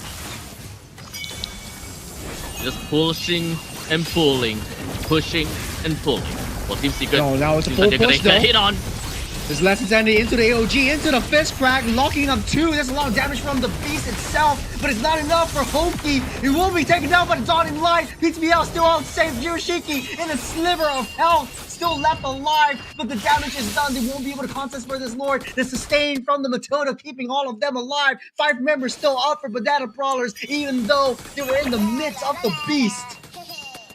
Well, Vendetta as well as Wei Long seems to be still in the fight. They're still going to be trying to do their very best to kind of show that, you know, Banana Brawlers, we are still somewhere around here. But unfortunately, all 5 members of Banana Brawlers are just back in the mix while Jibin got hit by the fist crack and fist break.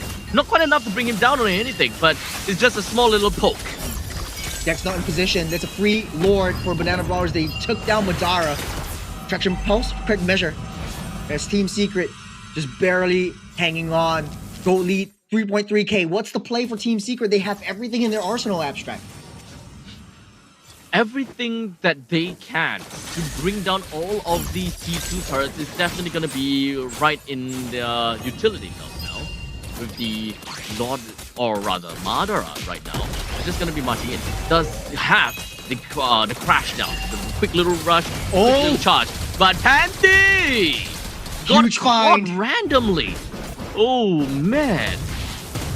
Huge find by Vendetta.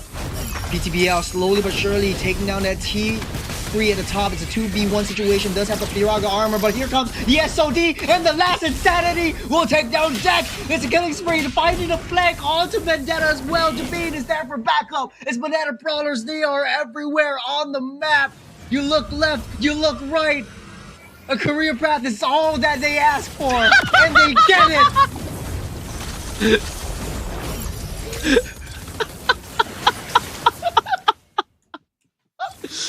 Oh, Singaporeans.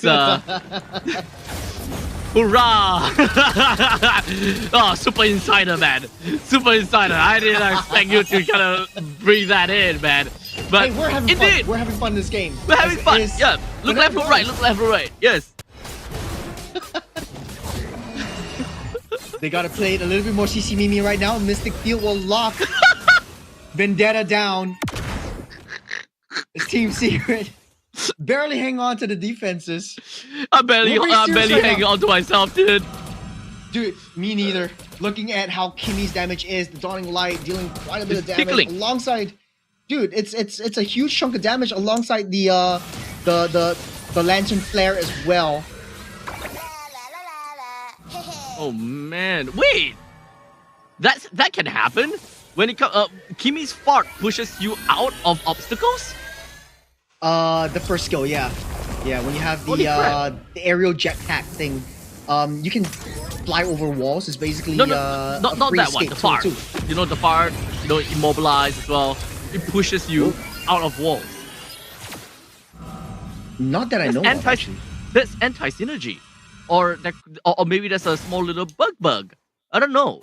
I saw Jibin actually got pushed because of that immobilized shot. And then it's got clipped Badang. behind. Definitely the Badang with the pushback. So he got pushed so hard that he got clipped to the opposite side of the wall. Damn! Now, things are looking a little bit precarious at this point as the Lord is spawning up once again. Banana Brawler is still dominating this game. in a hefty fashion. Jirashiki struggling to pick up all the resources that they can to try to stay afloat in this game. Looked like a free Madara for Banana Brawlers once again. We'll wait for the next crash on all 3 waves onto Team Secret's base. Don't really have a lot of high ground though, so things are about to get a little bit dicey. A little bit is an understatement. I think that for the start of Team Secret, even though that the early stages of the game seems kind of pretty good for them, but the way that they have been playing so far, I think that they are lacking of quite a bit. Right? They can definitely go in like a really nice combo against Banana Brawlers, but I think that what Banana Brawlers is really good at this point in time is their micro game. They know exactly how to split Team Secret up well enough for them to not be clipped by every single ultimate in the game that Team Secret has got to offer. So as long as Banana Brawlers kind of soak up some of these important abilities, Team Secret would then lose all of the aces in this league. Speaking of which, Mystic Field to kick things off, no more T3s on the top and bottom side. Oh, we're starting off with the fist crack to take down G-Bean. Impulse free hitting from the back. AOG tries to block off the entrance routes, but here's a dawning light. The PTBL blows deck up. Down goes Hoki as well. It's a free hit to the throne and the free hit to the first place. The finals are won. Banana Brawlers against all odds. A 3-0 sweep against the team that we all know that was gonna make it big. But man, they are making a statement. We'll be back for a short interview with the champions, but Abstract, man, oh man, what a game. They were having fun. It was a bad cast. Damn, it is a fan cast indeed. And it's a very fun experience to see Banana Brawlers just kind of go all the way through and get themselves that kind of win. Honestly, I really thought that Team Secret would have given us a way better performance, given that they're ex-MPL pros. They have been playing in the league for quite some time already, but I did not expect them to get 3-0'd by Banana Brawlers, in which none of them have made it to the MPL scene. They have been playing community all these while, and I'm just flabbergasted. Yeah, I think it really goes to show, like, you know, this is a seeding match. Both of them are actually still going to Jakarta. None of them are eliminated. Yes. They are the top 2 representatives for the campus scene in Singapore, taking part in the cross-national finals for the Samsung Galaxy Gaming Academy Cup in Jakarta. So seeding does really matter a lot, and want to have that one extra life in terms of the playoffs bracket to be able to get through to the next stage much faster. There's a lot of money on the line. There's a lot of dough on the line.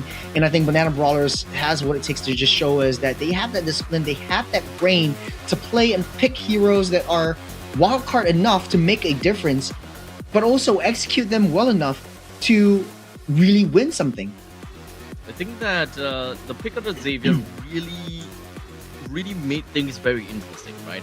Where you got all that dawning light that really dealt a significant amount of damage to your opponents. That I don't think that I think there's a lot of times where that for the members of Team Secret, they themselves don't really know how much damage they can expect from Xavier, considering that they don't see him well enough or long enough. PTBL, once again, an MVP. Time and time and time again. Who the hell is this guy, man? Was he the guy that is on the camera? Maybe we'll get to talk to him. I hope that it will be PTBL. The one that the camera is Panty. That one is Panty. That's definitely Panty Sim? Yeah, man, this PTBL just came out of nowhere then.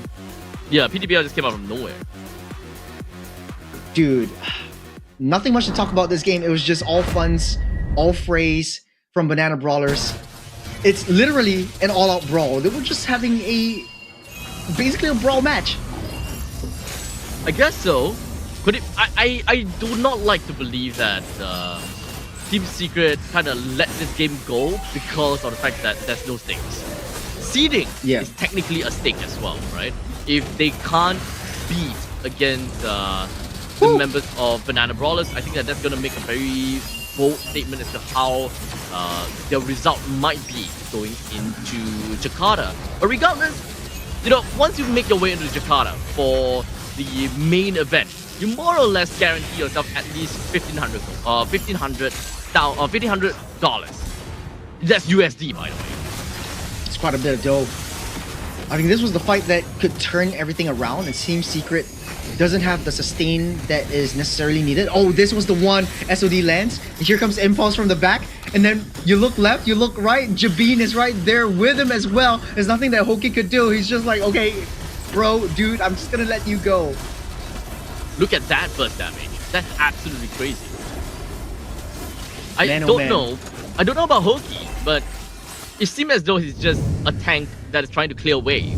Like he was kind of hugging underneath the turret for an extended period of time, and by the time he died, it seems like he's just trying to clear up the wave as much as possible. Dude, I mean, this was a dominant series. Like, dominant is really just an understatement. I thought Team Secret was good, but like Banana Brawlers are really, you know, really the next prodigies of Singapore. If we ever have like a MPL season 10, season 11, we'll definitely, I'm definitely keen to see how Panty Sim performs, how PTBL actually comes in to the matches as well. I think they did make it past. MPL qualifiers once. I remember seeing them in the qualifiers in MPL SG, but that's just like a passing memory. Let me take a look. Do we have them? Okay. So at least for today's game, I don't think that they qualified. Okay, obviously because they're here playing this game, there's no way that they're going to go for the challenger qualifiers. So I think that this is more of like priorities, right? For Banana Brawlers, like which one do we go for? Do we go for a chance to go to Jakarta and win some big money? Well, that is the answer. They are here for a reason, and they will make their way to go over to Jakarta, and of course, even winning in this seeding match.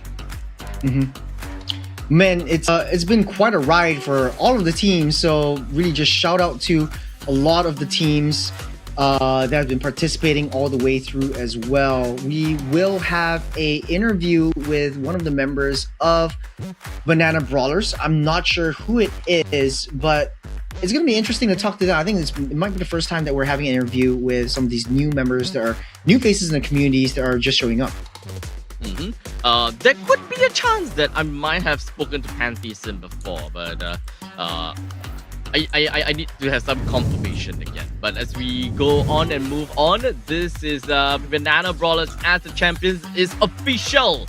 Banana Brawlers champions of the Singapore National Finals for the Galaxy Gaming Academy in collaboration, of course, with the MLBB Campus Series. We've got GBID, PTBL, Shadowgraph, Pantheism, and Impulse. What a name, what a statement. I mean, we kind of were talking about like this being a 3-0 sweep, but I wasn't expecting it for Banana Brawlers. Maybe we haven't seen them much yet in action, but this really goes to show like their prowess into it. So let's go into an interview with Banana Brawlers. Who is it going to be? The entire team. The entire team. Hey, the entire team. How's it going? Hello. Okay. Introduce yourself. Who is who? Yeah. So this what? Jibin. Yeah, and then this one's Jibin. PTBL, Impulse, and I am Pendisim. Yeah. Then where's the last guy? Where's the last guy? And the last guy here. This one is Brian. He's Shadowgraph. This one's our mid laner, our Xavier. Oh, and this one is our undergo lane. So we'll put them like somewhere here also.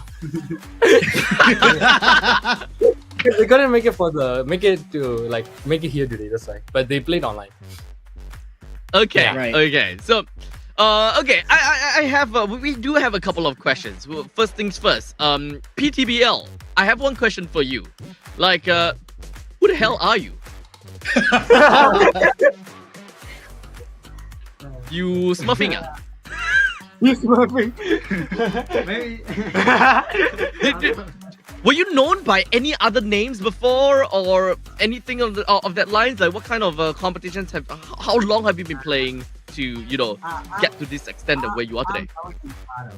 But I'm not known in Singapore. No, say again? He's been well known in Myanmar. It's just that he came to Singapore around this year, right? Yeah, it's just that he came to Singapore this year. Well known back in Myanmar. I used to. Oh, so you guys have imports as well. So you guys are So going actually with the import smurfing game lah. as well lah. Yeah. Okay. One question for me. Well, it's a fun one. What does PTBL stand for? It's all caps. It's supposed to be the acronym for something. Go for it. Spoon name. You can't say it live. No, I cannot say. Oh, he said he It's cannot. so embarrassing. It's so embarrassing. Okay. One more for me, and then it's Okay. on to abstract. This is a very huge win for all of you. So congratulations for making it to Jakarta to the cross national finals. But in Singapore, people know Team Secret as ex-pro players, MPL players, or current MPL players. How do you feel beating down one of the top dogs in the region? Yeah, you go. We feel very happy. We feel very happy. We feel excited, and yeah. Mostly just happy, and yeah, mostly just happy. Mostly just happy. Okay. But I think the important question is, did you guys expect this outcome? Being No. 3-0. No, right? We were expecting to be the opposite, to be 0-3. We were prepared already mentally. Okay.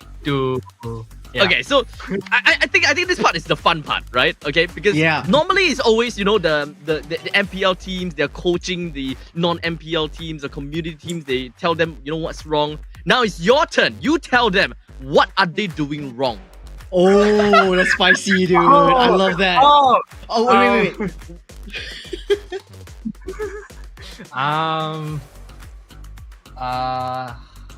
I don't know. That one a bit hard. I think I know. I said they all played pretty well. Everyone did well. Like all of them did well. Maybe a few, like maybe we pick some heroes that they never expected. Like something that was not exactly on meta. Maybe something that is not like well shown elsewhere. Yeah, we were trying some like heroes out. Seeing what we can do with it, because we know if we go head on with the meta drafts, we will definitely not win against them. So we try to come up with something cheesy, something not expected by anyone. Then say our like mage say that was the best way to like try and win. That was our best chance at it. So yeah, Dude. they did well. It's just maybe the draft a bit unexpected. How old are you? How old are you 21. guys? I am 21. You're 21? 21. Then you. All of them 21.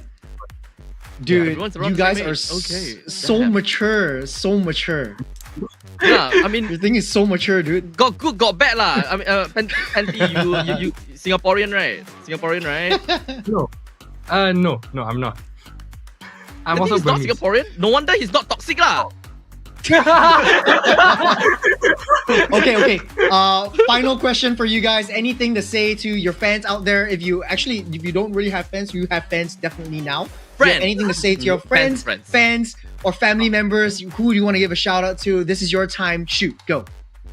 I would like to give a shout out to my girlfriend Apple. She's been here with me. She's been supporting me for like throughout my entire like Mobile Legends career. And I'd like to tell her thank you very much and thank you for being here with me. And I hope you continue supporting me. Yeah, and I hope to bring you to Jakarta too. Yeah, same here. Oh. Hey. Thank you, Apple, for letting him play. Thank you, Apple, Thank for you, letting him Apple. play. Thank you. Or else the team won't make it. All right, thank you All very right, much. thank you so much. Take care, guys. See you guys Thank soon. you very Bye. much. Oh man. I was You know, expecting they them are- to, throw some shade, throw some shade Yes. a little bit. But I guess they're not Singaporean enough. They're very humble. Very Very humble. Yeah. Man. Is it Singaporeans or Malaysians that's more toxic?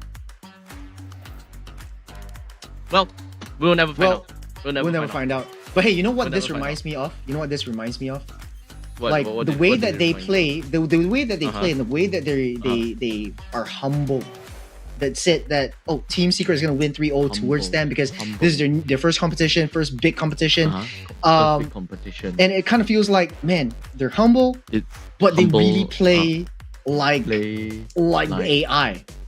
like They are AI, like AI, human AI. like AI agents.